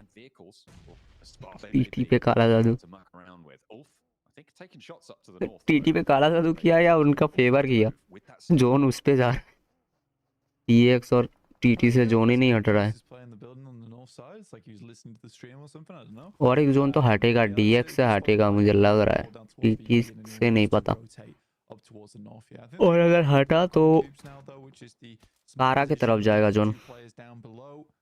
Just take shots at Virtus Pro as they attempt to leave, but you're accelerating the game now massively with this circle shift. Towards the dead center of this circle is just this small hilltop you can see right here in front of the Mad Bulls, which is very, very difficult to play around. But you can at least isolate some. Top 4 में रहो भाई, top 4 में रहो, ज़्यादा नीचे मत आओ। But it still, again, is going to be pretty open pitch warfare. At the moment, I'm looking at where that 7th place is going to end up blank. And Virtus Pro, they're already, I believe, PP का 2 बंदा जिंदा है, zone में है नहीं, but मिल जाएगा मुझे लगता है। नहीं, उधर तरफ से ओल्फ है, फाइट होगा मतलब मिलेगा भी तो। वीपी पे 10 रुपए, वीपी पे 10 रुपए।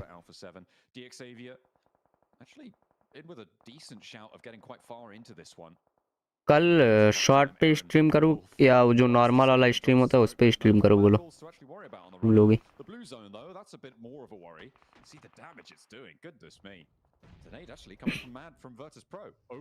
बीपी बहुत लो है, फाइट तो लेना ही पड़ेगा इनको, किधर भी जाए। ओह शीट, मैड मर गया। Oh nice. अरे Mad Mad Mad Mad nice. अरे थोड़ा सा शॉर्ट पे स्ट्रीम, ओके, या नॉर्मल वे कर सकते हैं। ठीक है, बीबी मर गया।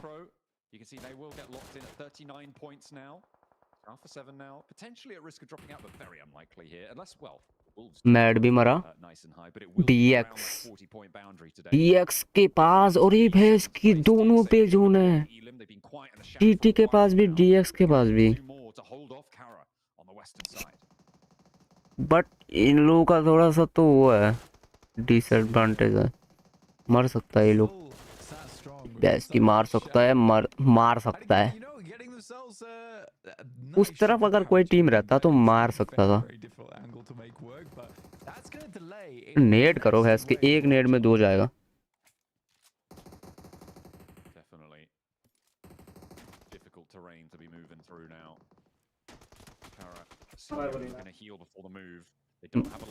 मरेगा मरेगा।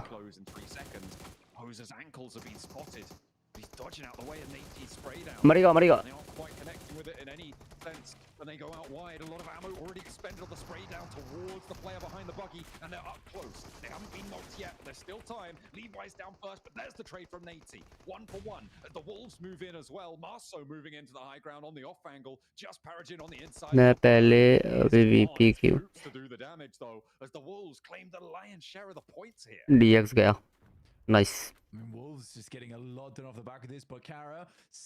मैं पहले R8 अभी VP क्यों? अरे VP पे क्यों लगा रहे थे? VP मरता ही, ऑब्वियसली मरता VP।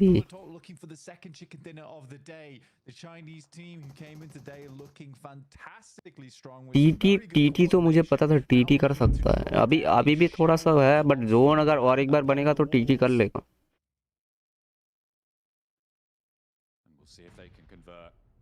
Really solidify themselves at the top of the tables. But एक बंदा एक किंग को सामने भेज के लोग थोड़ा सा गलत किया है। कारा मारेगा इस तरफ से, लेफ्ट से।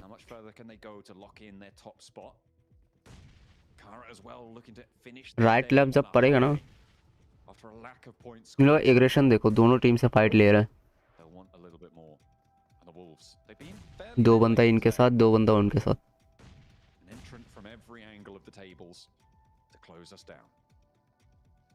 एक नॉक, और यही बच गया। Towards the walls now. Kara off in the distance, still attempting to lay down a curtain of smoke. वो जोन नहीं बना ना, जोन तो अब मिड में कटेगा।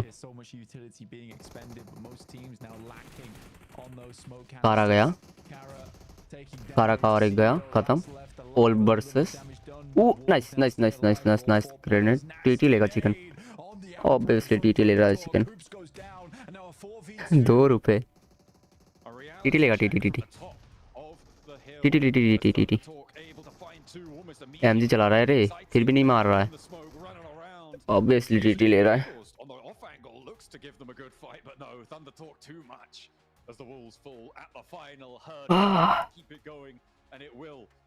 गया बहुत ऊपर चला जाएगा अभी।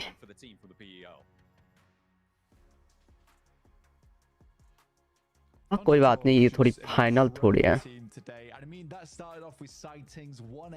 फाइनल पे बस ऐसा नहीं होना चाहिए।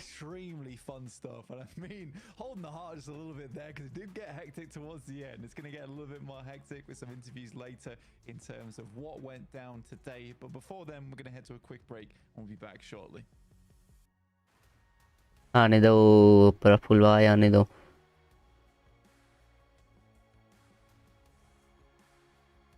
ओजी #5 हो गया, बहुत खराब। तुम काला जादू करते हो ना, इसीलिए मारा जाता है।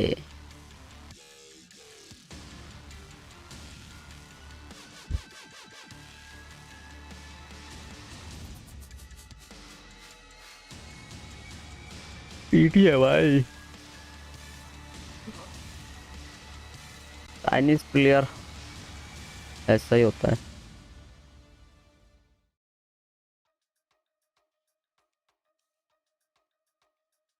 ठंडा ठंडा टॉक गेमिंग नाम तो है।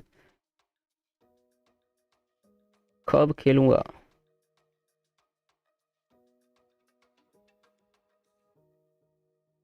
हाँ 2026 में नहीं होगा। टीटी टीटी नेउल। चलो ओवरऑल स्टैंडिंग दिखाएगा कि मैं खुद देख लूं। वही तो 25 26 में।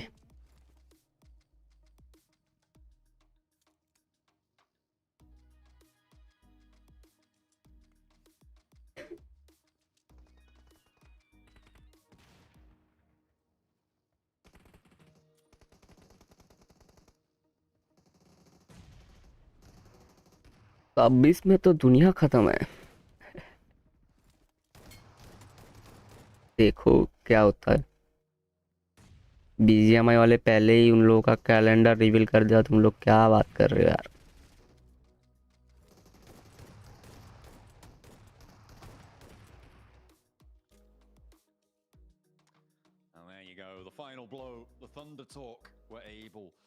चलो जल्दी ओवरऑल स्टैंडिंग दिखा दो, फिर पॉज करके खाना खा के गेम खेलने आऊँगा। Damage dealing across the board on the elims as well. A really solid performance from Thunder Talk. Not the loudest, but certainly the most impactful today. Yeah, getting towards that position on the map is very, very good overall. I mean, being on the low ground as well is even better. Gives you a lot of freedom to roam. इधर भी refresh नहीं हो रहा, इधर भी नहीं दिखा रहा है पॉइंट्स। पहले इधर दिखाएगा शायद पॉइंट।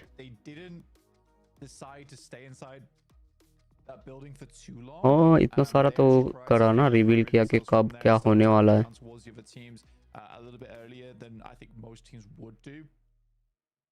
BGMI कब, अभी थोड़ी देर बाद खाना वाना खा के। As well as Kara, because by the time Kara's fight wrapped up between them and Wolves, all the high ground was available to the guys on Thunder Talks. And I do think that that nade over towards Doran was the thing that just dropped off the entirety of that fight for the Wolves. If that doesn't hit, maybe it's a little bit more of an even combat. Yes, they have the high ground, but still really, really crazy nade over towards Doran. Let's take a look at some of the highlights from the last game, John. Yeah, it was certainly pretty flashy on some fronts. चलो overall standing दिखाओ भैंस की। आरुख ओजी का ही दिखाएगा क्या? यहाँ पे हगा है भाई, यहाँ पे बहुत हगा है।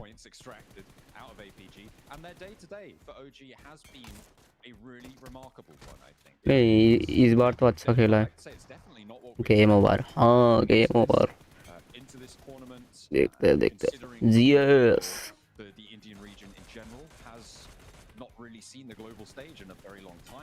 दिखा दे भाई, यहाँ से दिखेगा।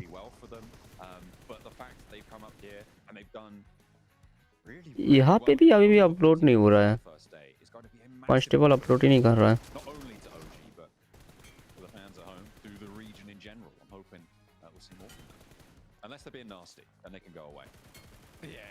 ईटी पे काला जादू के आया सब पे हो जाए।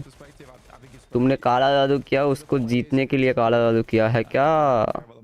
चिकन डिनर लेके गया, काला जादू किया तो काला जादू कर रहे हो तो इस पे और जोन आ रहा है।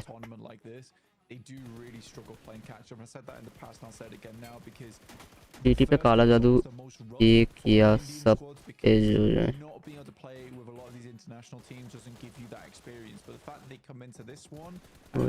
हो जाए सब पे हो जाए। Respect for that. Similarly for Thunder Talk, they're another region that doesn't get a huge amount of this international experience. हो गया भाई, दिखा दे overall standing. On a slightly different realm, right? To come into this international tournament and still do extremely well is very, very, very good on the first day, and from there you can only develop on that, which is so cool. I'll tell you what else is really cool. I'm liking these graphics, right? This new addition. It's good. You could track where the teams rotated, where they stopped, where they were playing. It's Valdemar held for a long time down in the southwest for them as they're heading on in, and that rotate over towards the circles towards the end. I mean, all coming in from the west is interesting, that we had all of our teams rotating in on that west side. Rotation है भाई, कहाँ से rotation कर रहा है? One of the things where you don't really want to come up through El Azhar anyway, because if you see here on the northwest side, that's where the majority of the cover is. You're coming through LSI, you're having to push through roads. Like, no one really wants to do that. I mean, here, potentially, you have a team that plays down towards the south side, and that's where Virtus.pro set themselves up to go to. That doesn't work out. It goes over to the northwest. So you can clearly see, like, where things go wrong for teams and what decisions causes those things to go wrong. Again, there's that neighborly playstyle I talked about earlier. Wolves have to be the first to leave because they're close to the circle, and then they move out just as that fight takes place. So it was overall a very, very cool end game, and ends just usually how it does with that particular circle. I think we've seen that circle multiple times, and it's always the same ending, no matter what. Yeah, it's always nice to try and extract as many points, but generally tends to 20 points total for Thunder Talk there at the top of the table. वो BGMI में Chicken dinner, really solid way to close down the day. आया भूल गए So that bubble already blank. I think that tomorrow's games वो खाना खा के safe. Some solid performances from other teams too. But Regnum Kaya, Alpha 7, चले I think Regnum Kaya more than Alpha 7 here really need to step things up. 20 10 किल निकाल लिया अभी ये लोग 11 किल 10 किल Gaming's performance as with Regnum Kaya. I think Korean fans will be also pretty upset with DRX's performance. I think that they're a really, really strong team, but they have not been showing up here whatsoever here in the Gauntlet.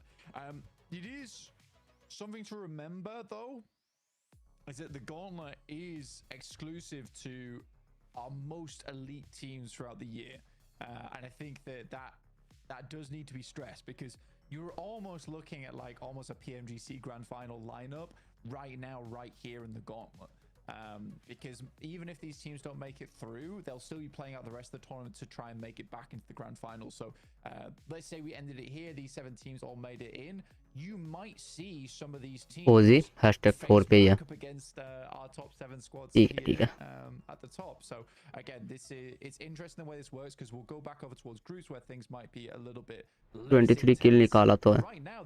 We're starting with a very, very intense portion of the tournament into a little bit more relaxed, then back into that intensity with the grand final right at the end there, John. I mean, I'm going to give you a little bit of a hot take here, Blank.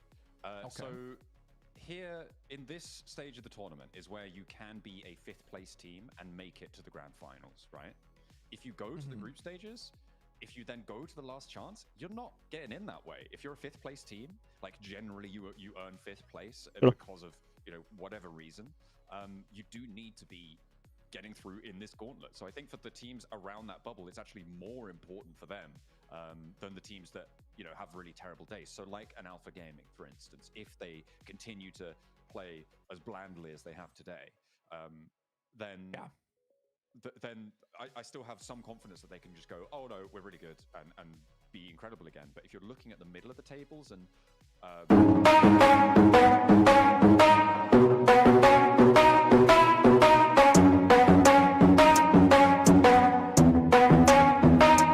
Are we gonna play now? Ready for the show?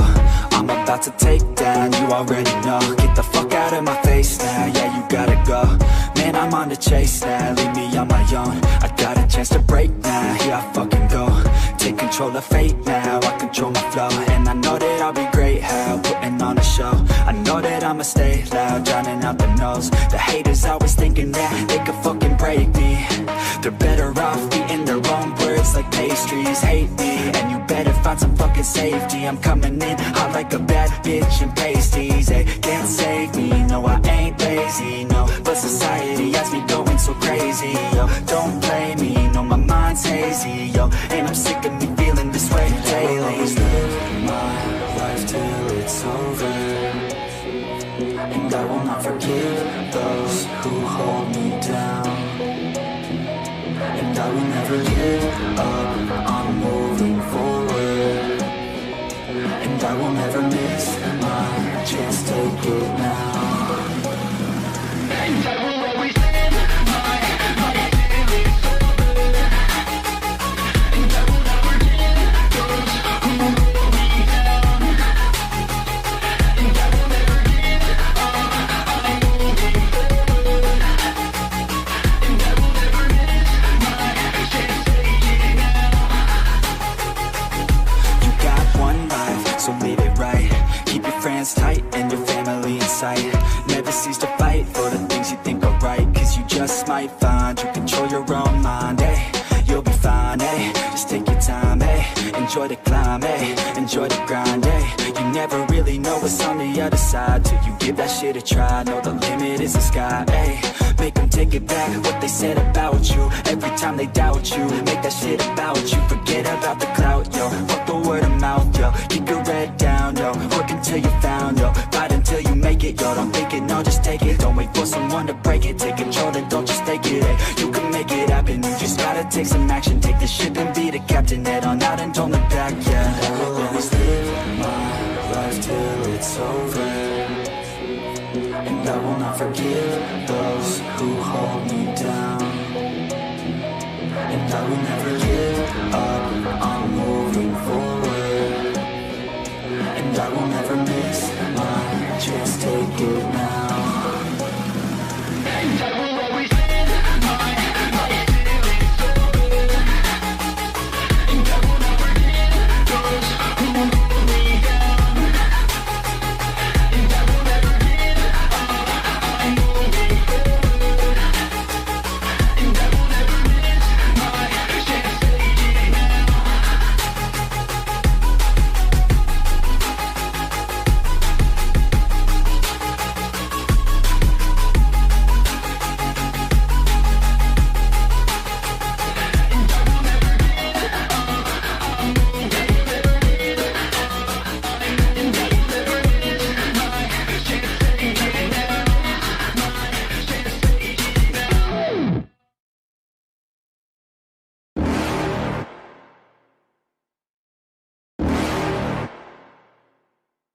You're never gonna make it, you're not good enough. There's a million other people with the same stuff. You really think you're different? Man, you must be kidding. Think you're gonna hit it, but you just don't get it. It's impossible, it's not probable, you're irresponsible. Too many obstacles, you gotta stop it, yo. You gotta take it slow, you can't be a pro, don't waste your time no more. Who the fuck are you to tell me what to do? I don't give a damn if you say you disapprove. I'm gonna make my move, I'm gonna make it soon, and I'll do it cause it's what I wanna fucking do. Cause all these opinions and all these positions, they come in millions, they blocking your vision. But no, you can't listen, that shit is all fiction. Cause you hold the power as long as you're driven.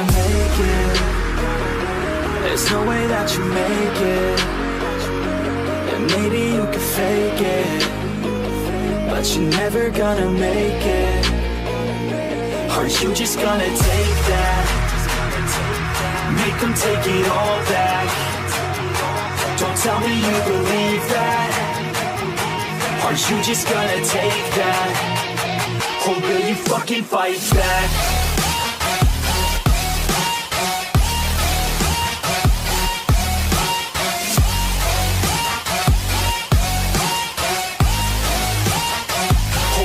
Fucking fight back.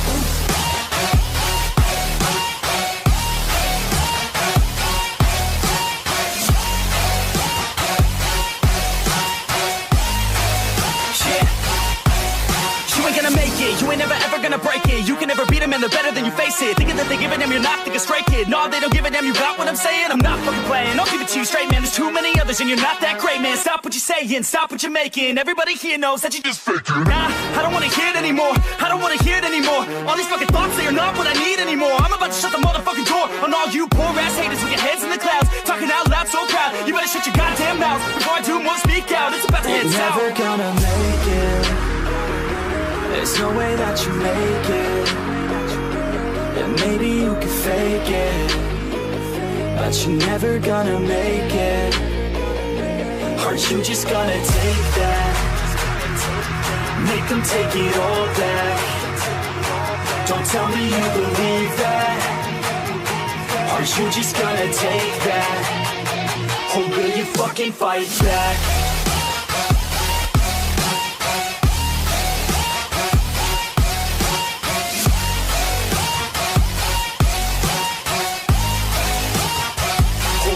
Fucking fight back.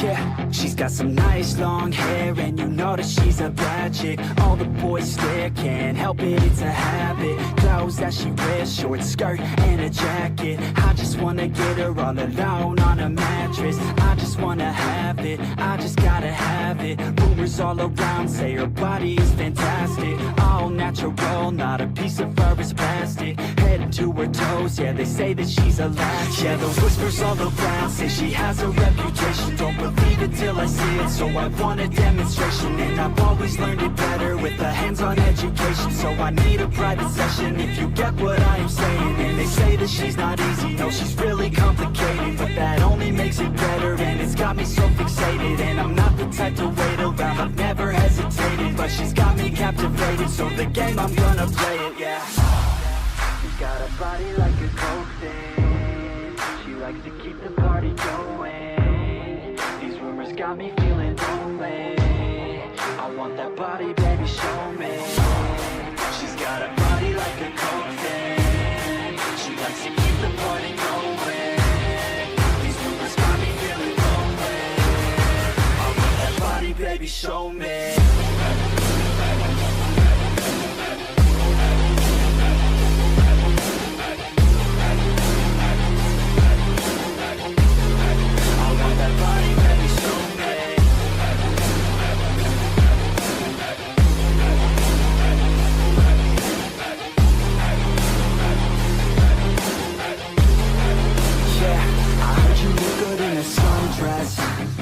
I heard you look good when you're undressed. I heard you like to get away. I heard you like to stay out late. I heard you had a couple boyfriends. I heard they didn't treat you right. I heard you're hated by your girlfriends, 'cause all the guys want you tonight. Yeah, they say she's too hot, they say she's too cold. Where she came from, nobody really knows. They say she looks young, but say she acts old. From everything I've heard, she gets out of control. And all the boys say she was sent from the heavens, but I'm not too sure that this girl is a blessing. She's got the devil's eyes and they'll cut you like a weapon. She's stuck in my mind like a bad obsession. Got bad intentions. She's got a body like a coke thing. She likes to keep the party going. These rumors got me feeling lonely. I want that body, baby, show me. She's got a body like a coke thing. She likes to keep the party going. These rumors got me feeling lonely.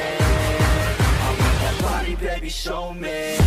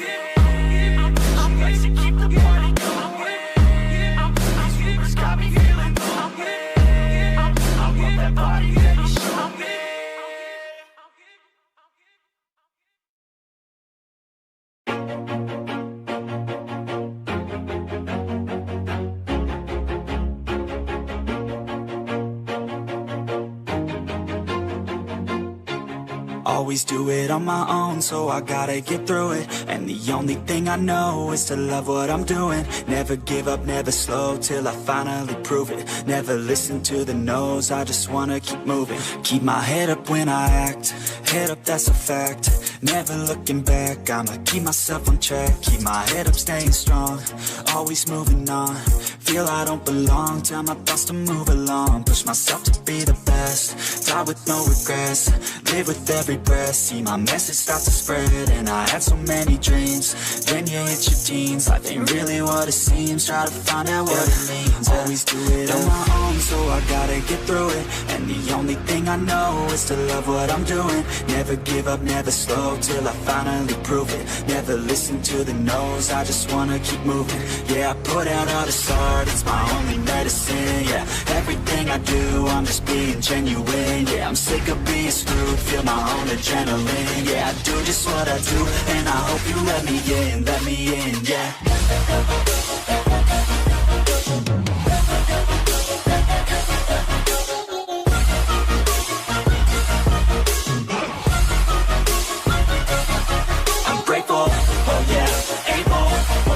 I'm stable, oh yeah, no label, oh yeah, you know me. I have only a path, I'm lonely, but damn, I'm going to win. I don't want no fake love, I want the real stuff. Everybody listen up, cause I'll only say it once. I'm gonna show you all the path, if you want it bad. I'm gonna show you where it's at, yeah, how you can get it back. Yeah, cause I ain't never done, I'll be number one. Working hella hard until I get just what I want, yeah. Rises like the sun, yeah, fatal like a gun. Shooters gonna shoot and I'm gonna shoot until I won, yeah. Always do it on my own, so I gotta get through it. And the only thing I know is to love what I'm doing. Never give up, never slow, till I finally prove it. Never listen to the no's, I just wanna keep moving. Yeah, I put out all this art, it's my only medicine. Yeah, everything I do, I'm just being genuine. Yeah, I'm sick of being screwed, feel my own adrenaline. Yeah, I do just what I do, and I hope you let me in, yeah.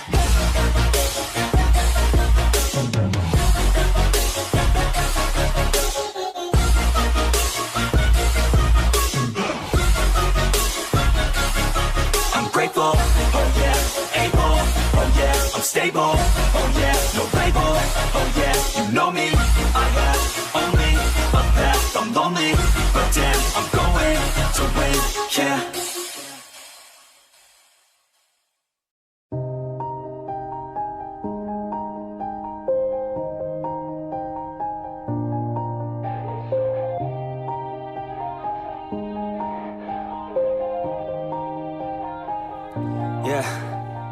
Everybody knows that I'm breaking down. Everybody knows I ain't faking now. Everybody knows my heart's vacant now. Yeah, she hates me now, I made mistakes, but now I don't ever wanna be alone. I don't really ever feel at home. On my own, in the zone, that's the only way I know. Feeling low, about to blow back up. I won't ever let the doubt creep in. Gotta pop a couple more aspirin. I don't think I'll ever let you in. Easier to break it off best friends. I don't really understand myself, I don't really understand, need help. I don't wanna be left on the shelf. Couldn't even hear me if I yelled. It's so cold outside, I'm alone, I'm alright. It's so cold outside, I'm alone, I'm alright. It's so cold.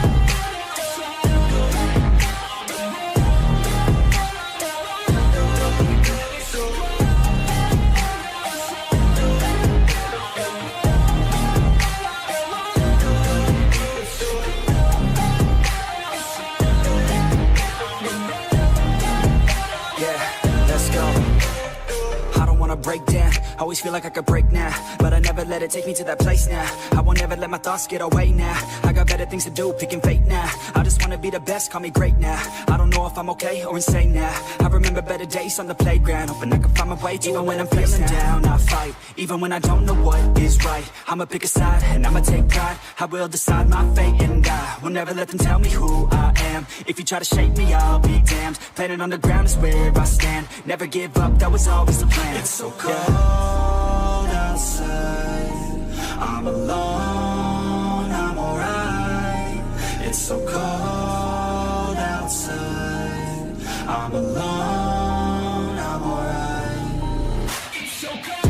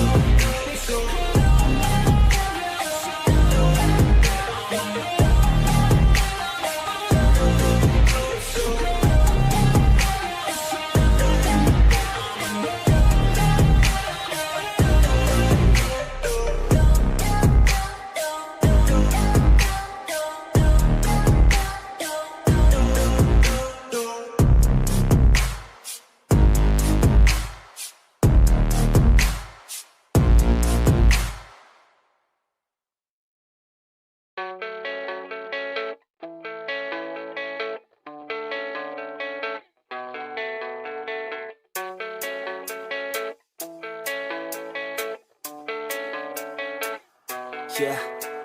I don't believe in destiny, I just do what's best for me. Don't listen to my enemies, they're just full of jealousy. Yeah, this legacy, you gon' see what's left of me. You gon' see success in me, you ain't seen the rest of me. I just wanna be the best at what I know, better than the rest, just watch me grow. Put me to the test and watch me go. This is my quest, I'ma make it known. They call me obsessive, oh I know. Call me selective with my notes, call me aggressive with my flow. Call me offensive even though Joe, I ain't gonna lie, life's tough. Try to get by, life's rough. Try to do it right, it's not enough. Even though you try, you still mess up. But I'm still gonna fight for what I love, still gonna die for what I love, still gonna try, I won't give up, still gonna fight until I've won. They say I'm way too obsessed and I've got nothing left, and I'm not quite there yet, but those words they'll regret, cause I've got something left and I'm not giving in. I will not let them win, I won't stop till the end, no.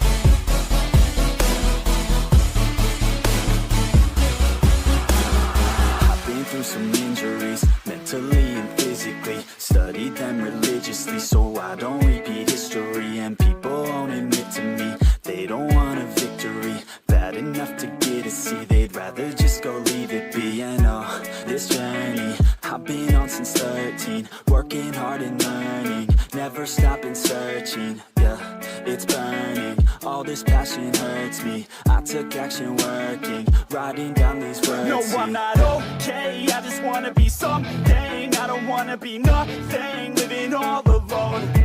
No, I'm not alright, I'm just barely getting by. But I'll tell you I'm just fine, so you leave me alone. They say I'm way too obsessed and I've got nothing left, and I'm not quite there yet, but those words they'll regret, cause I've got something left and I'm not giving in. I will not let them win, I won't stop till the end, no.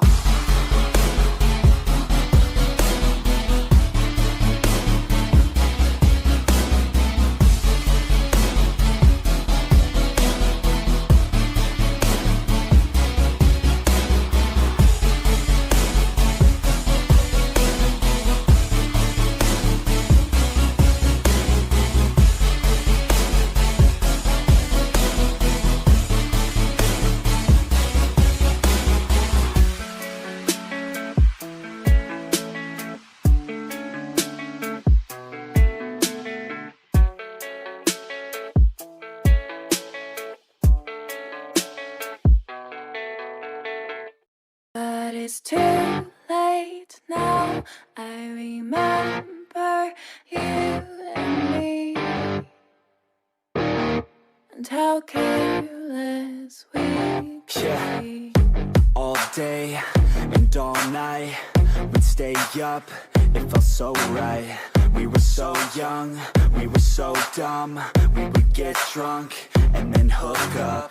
We were okay, we were alright, staying awake till the sunrise. We were in love, couldn't stop us, like a good drug, never enough. We hook up in my car, driving so far, play you guitar, you'd show me your heart, let down our guards, think with our hearts, stare at the stars. We were never apart, drinking too young, way too much fun, out in the sun, hoping when it's gone. Took you to prom, dance to our song, dance all night long till the lights come on.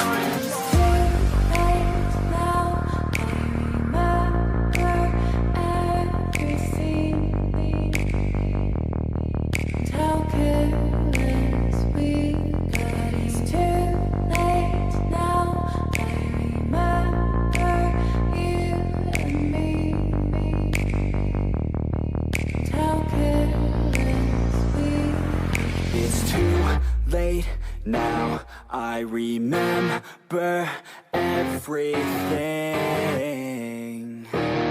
and how careless we could be. And and how careless we could be, and how careless we could be.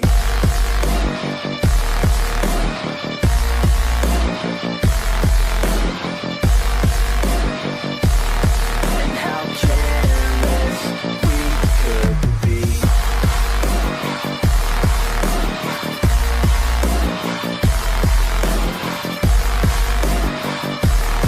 And how careless we could be. Late nights, long fights, it felt right, we were alive. We would go out, we were so loud, we were so proud, we had no doubts. Weekends and weekdays, we'd spend our own way. We were careless, we were fearless, we were reckless, time was precious. We loved to waste time, whiskey and wine, drinking all night, asleep by your side. Finally alive, we would just drive, never arrive. Our journey was live, staying out late, testing our fate, running away. We live for today, young and so bold, never get old. Screw what we're told, we can't be controlled.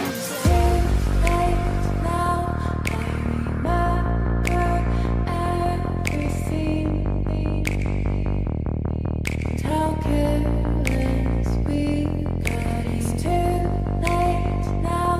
I remember you and me.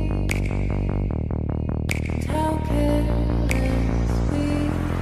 It's too late now, I remember everything, and how careless we could be, and how careless we could be, and how careless we could be.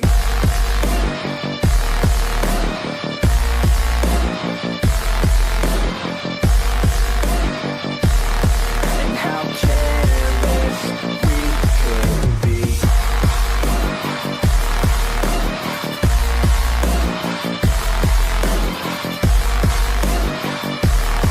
And how careless we could be.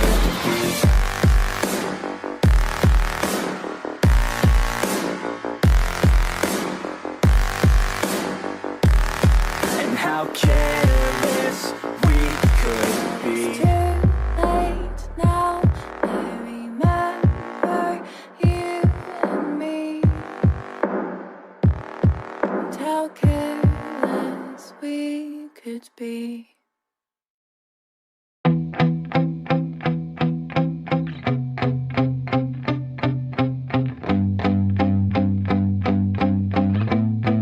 Yeah, my hand's steady, I feel ready, but my legs heavy, I don't get it. How come I haven't hit it already? Still working, I'm still learning, I'm still searching, finally earning something, finally turning something called a profit. If I hear you talking shit, don't get caught in it. I'll be popping off and hit your ass, dropping all your shit. Yeah, I promise this, I got promises, you ain't stopping this. Cross my shit, you'll be knocked unconscious, bitch. That's the consequence, I got this, I will not quit. Man, I'm on it, honest, I'm gonna launch quick, then I'm gone. It's just a matter of time before I'm over the climb and moving under my prime. Just quit my 9 to 5, I'm rocking, and they watching, cause it's shocking. Dropping all these top 10 songs, so stopping. It's time to live my life, it's time to live, not die. Wish I could slow down time and just enjoy the climb. And I'm the one to get it, bro. I swear to God I did it, bro. So don't just let me get it. Yeah, let's go. I'm gonna get it, yeah, I'm the one to get it, bro. I swear to God I'll get it, bro. Hey, I ain't never giving up. Said I never give up. I got this, man, I got it. I will not quit, I'm on it. Never off it. Got the block lit, I'm toxic. Spitting logic, make them nauseous. Honest, can I stop this? Never cautious, drop it. I'm the hardest. Knock, knock, bitch, watch it. I'm the fucking king of rock, bitch. Profit, spitting hot shit. I'm topic, chronic. I think I'm motherfucking lost it. Making back, matter of fact, making racks where it's at. Have my back to the mat, not an act, that's a fact. We attack in a back, so we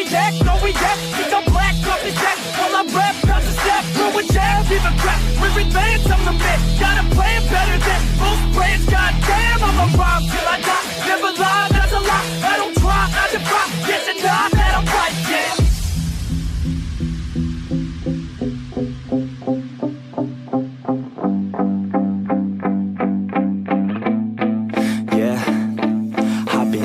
The studio like a student though, working on a movement, yeah I'll do it cause I'm in the zone. And you know that I'm ready for the shows, how it goes I don't know, but I'm waiting till I'm chose. Front row, here I go, all these people wanna know what you think of them lately. Do you really love me or do you really hate me? On a scale of 1 to 10, what would you grade me? All this social media has got me going crazy lately. Everything's inflated, mainly everyone's invaded. Privacy is naked, man I really hate it. God, I really hate it. I just wanna make it through all this fake shit. Living in the real life, living for some real times. Talk about the real climb, passionate in real rhymes. Steal time back from my 9 to 5, taking back my fucking life. I just wanna feel alive.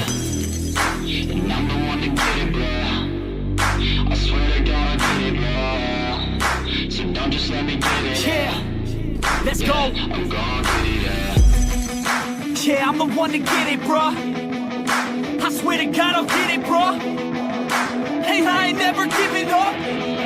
Said I never give up. Fake it till I make it. Motherfucking take it back from these haters. Playing tracks for the traitors. Got the passion in depths when it happens. Factions take actions, drafting their captains. It's happening. I'm raising my status, facing the madness. I'm out gaining traction. Avoid the distractions. I'm snapping, no captions. Attracting reactions. Adapting, attacking, commanding the masses. I'm practicing habits. I don't fucking ask bitch. I just fucking grab it. I am never static. Massively active, expanding, backslid, planning to have it. So I will go capture it and I'ma stay after it. I'm gonna fucking master it. Put them on blasting. They will never last it. Don't be so dramatic. Not my demographic. This shit is democratic. They vote effects, yeah, bitch.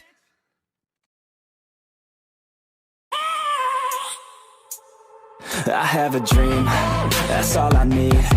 I'll make it happen with some work and belief. Know what I want, so I'll take it on. I've made mistakes, but mistakes make you strong. Let's break it down for a minute. I want the crown, I'm gon' get it. You hear me loud, man, I'm winning. Yeah, Charlie Sheen will be grinning. These ladies know that I'm sinning, and this is just the beginning. I'm closing in the ninth inning. There ain't no point in resisting. Living life like a dream, live it right, that's the theme. Every night got a team, I've been tied to the scene. Out on stage, hear them scream. Okay, it's a dream, and I pray as a team. One day it'll be me. If I want it, then I get it. Head down, don't regret it. Push myself to the limit. If I play it, then I win it. I'm just saying, I'm just living for today. For a minute, I don't stay, I just visit. Have no shame, I admit it. Looking right at me to see if I succeed, to see if I believe. They're looking up to me. They want the best of me now, best of me now, best of me now, best of me. They want the best of me now, best of me now, best of me now, best of me. They want the best of me now.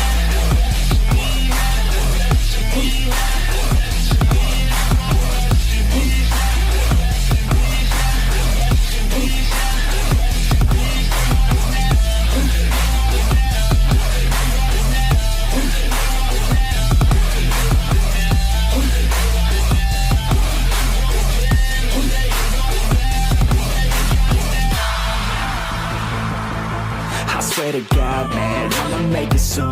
Silence all the haters as they see us making moves. I do what I want, so I got nothing to prove. Staying motivated, teaching others what to do. I'm staying focused, my mind is open. They start to notice that I'm in motion. There is no potion, you're not just chosen. It takes devotion to stay composed, man. Never stop, there ain't no time to fall. Try to live, get it all. You got one life to ball. Thinking big, never small, cause you gotta want it all. When you finally get that call, you get ready, take it on. Need a handout, I already stand out. Starting to advance now, ready to expand now. You don't have a chance now, cause we're in demand now. Make it by the grand now, feeling in command now. They're looking right at me to see if I succeed, to see if I believe they're looking up to me. They want the best of me now, best of me now, best of me now, best of me. They want the best of me now, best of me now, best of me now, best of me. They want the best of me.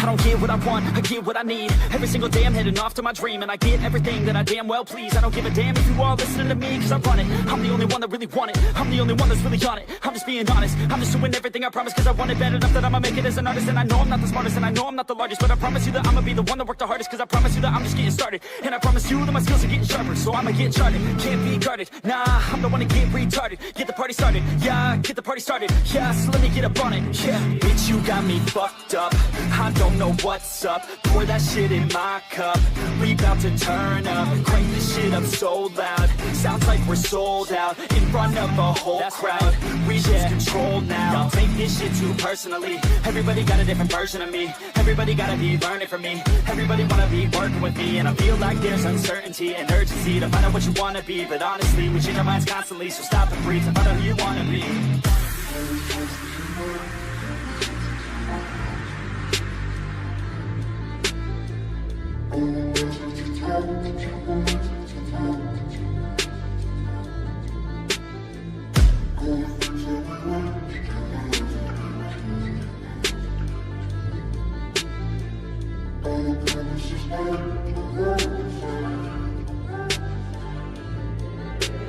Failure ain't an option, so I'd be cautious. I hope that you're watching, don't try to stop this. Work until I'm nauseous, cause I will not quit. No, because I want this, don't try to stop me. Failure ain't an option, so I'd be cautious. I hope that you're watching, don't try to stop this. Work until I'm nauseous, cause I will not quit. No, because I want this, don't try to stop me now.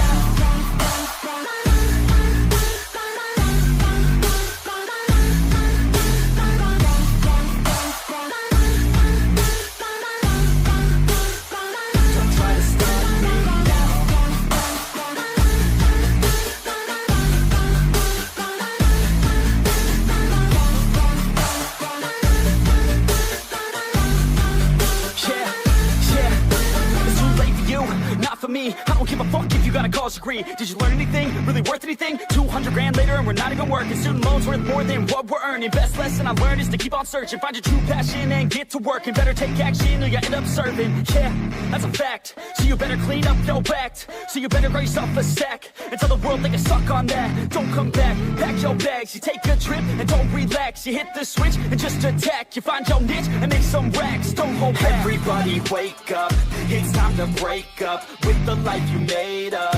It's time to trade up, live the life you want now, a life you don't doubt. I could give a fuck how, just figure it out. Wake up, man, this life is a blur. Everyone's got an opinion, so which one you prefer? Cause I'll give you one that's coming from an entrepreneur. Don't give up on your dream, it is what you deserve.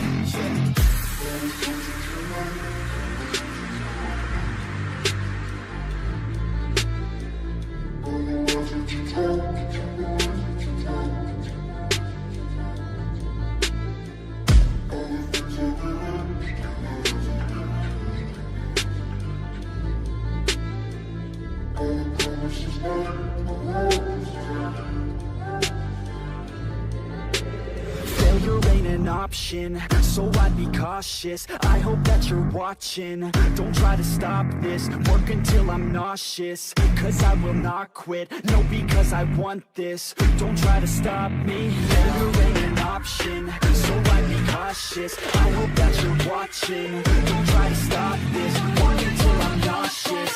Cause I will not quit, no, because I want this. Don't try to stop me now.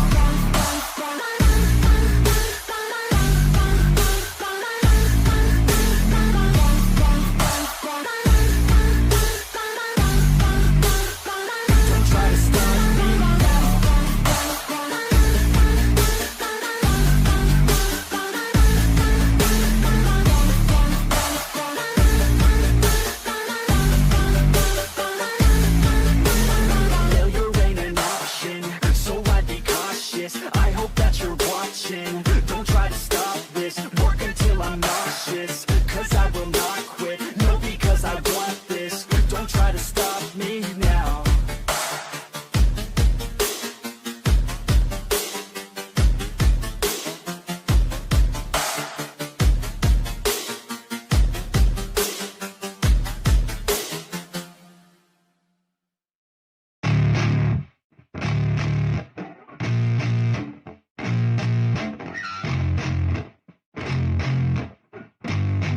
Yeah, I spit raps like a heart attack, fast fatal heart impact, past painful scars. In fact, I blast tasteful bars and packs. I back up my actions, fact don't ask, grab reactions, jacked attack with every word, then act with class as they hear me snap. I got nothing to lose, cause I fought and felt the bruise. Now I'm not the one confused, call the shots and they produce. I ain't lost, I'm finally loose, pick a new silver excuse. I need the views to boost me to a new abuse of being used. Everybody wants a piece now, y'all can rest in peace now. You're dead to me, so peace out, remember you're discreet out. Get ready for defeat now, I'm gonna make you bleed out. Listen on repeat now and weed out all the weak now. Get up and make a change, don't remember yesterday. If you got something to say, speak your mind before your grave. Cause your life is yours to save, ain't nobody gonna change. Everybody stays the same, so be different, make a name, like huh? a soldier, I keep on moving forward, always getting closer. I march until it's over, and just like a soldier, I keep on moving forward, always getting closer. I march until it's over, and just like a soldier, I keep on moving forward, always getting closer. I march until it's over, and just like a soldier, I keep on moving forward, always getting closer. I march until it's over. It's ridiculous, I'm spitting this meticulous and limitless, while others out there spitting shit got hits up on the charts and shit. I see why other artists quit, cause people don't reward good shit. They love to hate but hate to live. Society, you swing and miss, and honestly I get it. Promise me you won't regret it, wasting energy, forget it. Don't look back, go on and get it. Bite the bullet just a bit, bite your tongue and don't say shit. Make your actions hard to miss, be a legend not a myth. Yeah. It's obnoxious that I'm conscious, rapping honest as promise. Try to harness, as an artist stay modest. It's a long quest, I will not quit till 10,000 people going off when I drop this. I gotta make it now, swear to God I'm breaking out. Swear to God I'll take a bow, stand the stage with the crowd. Cause I got it figured out, I'm just honest and I'm loud. Saying modest but I'm proud, no I never had a doubt. Like a soldier, I keep on moving forward, always getting closer. I march until it's over, and just like a soldier, I keep on moving forward, always getting closer. I march until it's over, and just like a soldier, I keep on moving forward, always getting closer. I march until it's over, and just like a soldier, I keep on moving forward, always getting closer. I march until it's over, and just like a soldier, I keep on moving forward, always getting closer. I march until it's over, and just like a soldier, I keep on moving forward, always getting closer. I march until it's over.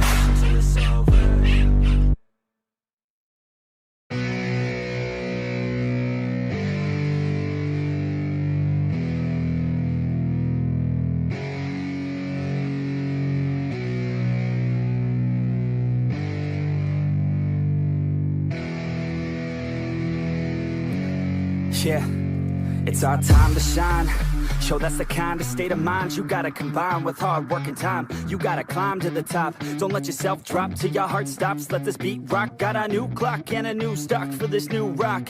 Just let your mind loose from the new stock. Drunk off the goose, thinking that I'm too pop. Getting caught with a few thoughts cause I'm too lost. Off the speakers can't even handle me. Giving what I got, nobody's gonna drain my energy. And I will never stop, I'm motivated by enemies. Setting up shop so everybody remember me. And though I am not going through life regretfully, I'd rather work non-stop, what they call incessantly, than work some odd job just to live life pleasantly. Already got lost in my mind, not a fantasy, I'm getting there. Forgotten soul, so stop, drop, and roll. You lost all control and pop off your ball. I got squat, I fall, I'm not bought, I'm sold. My stock rocks, it's gold. Hey, knock, knock, she home. It's shit, talk to close. I ain't stopping though, it's hip-hop, you know. Or is it rock and roll? I'm not dropping down, no, my pocket's grown. You can't stop the show, so get rockin' on. So let me break it all down for you.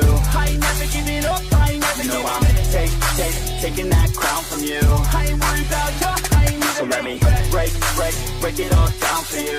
I ain't never giving up, I ain't never giving up. I'm taking that crown from you. I ain't worried about you, I ain't here to make it.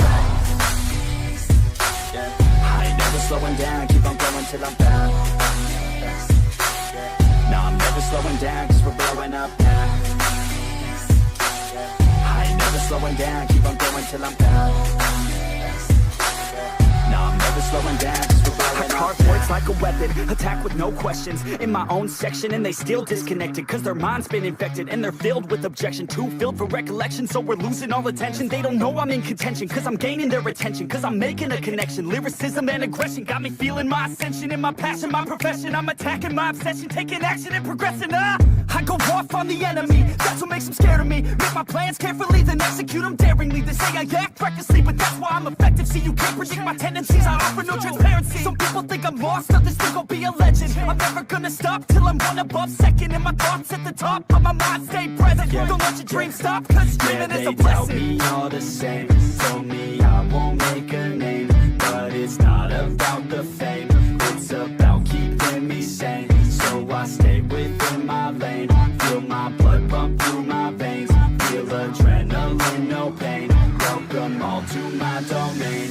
So let me break it all down for you. I ain't never giving up, I ain't never giving up. I'm taking that crown from you. I ain't worried about you, I ain't never. So let me break it all down for you. I ain't never giving up, I ain't never giving up. I'm taking that crown from you. I ain't worried about you, I ain't never. So let me break it all down for you. I ain't never giving up, I ain't never giving up. I'm taking that crown from you. I ain't worried about you, I ain't never. So let me break it all down for you. I ain't never giving up, I ain't never giving up. I'm taking that crown from you. I ain't worried about you, I ain't here to make friends.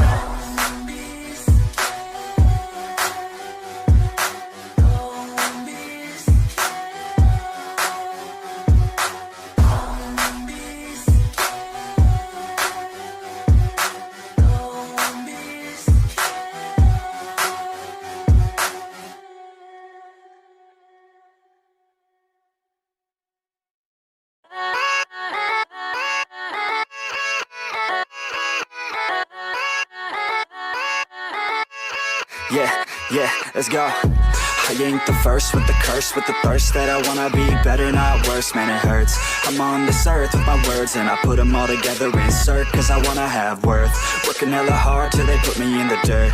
Gonna go far, man, listen to my words. Gonna be a star, man, life's like a blur. When you're working this hard, yeah, you get what you deserve. Yeah, I ain't taking a backseat, I'm passing anybody else who is rapping. I'm nasty, ain't nobody able to catch me. They gasping, they cannot compare, they can't match me. I'm at half speed, I got your girl and she laughing and dancing, hanging on my butt, she asking to crash with me. Smash with me, she savage, she wants cash money, and she knows that I live lavishly. I wanna live, I'm cold inside. Give all I have just just to feel alive. I fight to live, I fight to strive.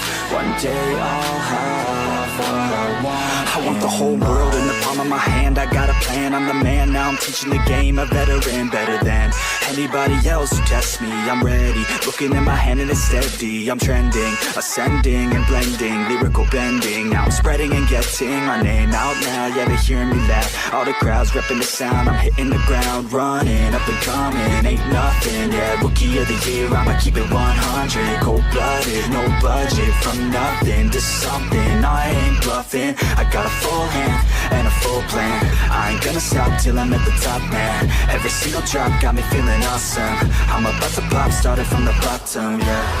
I wanna live, I'm cold inside. Give all I have just to feel alive. I fight to live, I fight to strive. One day I'll have what I want in life.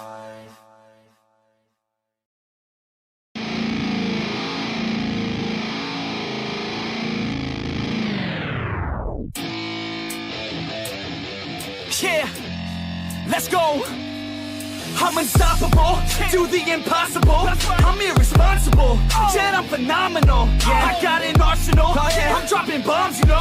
No, I'm not stopping, no. Conquer the obstacle. To the top, here I go, think I'm chosen to be the king of rock, think the people have spoken. I can hear the tick-tock of the clock, I'm in motion. So now I'm gonna pop, causing all this commotion. Yeah, sometimes I think that I'm unstoppable. Yeah, ready to go, man, lock and load. That's right, I swear to God that I could drop it, bro. Yeah, I got a shot and I ain't stopping, no. That's how I know that I'm unstoppable.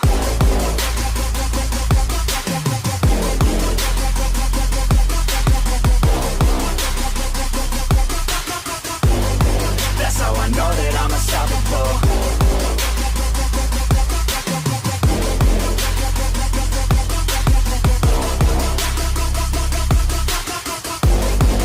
Yeah, let's go. I don't care what they all say. That's right, I'ma do this thing my way. Let's go. Been grinding hard on it all day. Okay, we work hard, then we all play. Yeah, I'm addicted to the grind, man. That's right, so I refuse to waste time, man.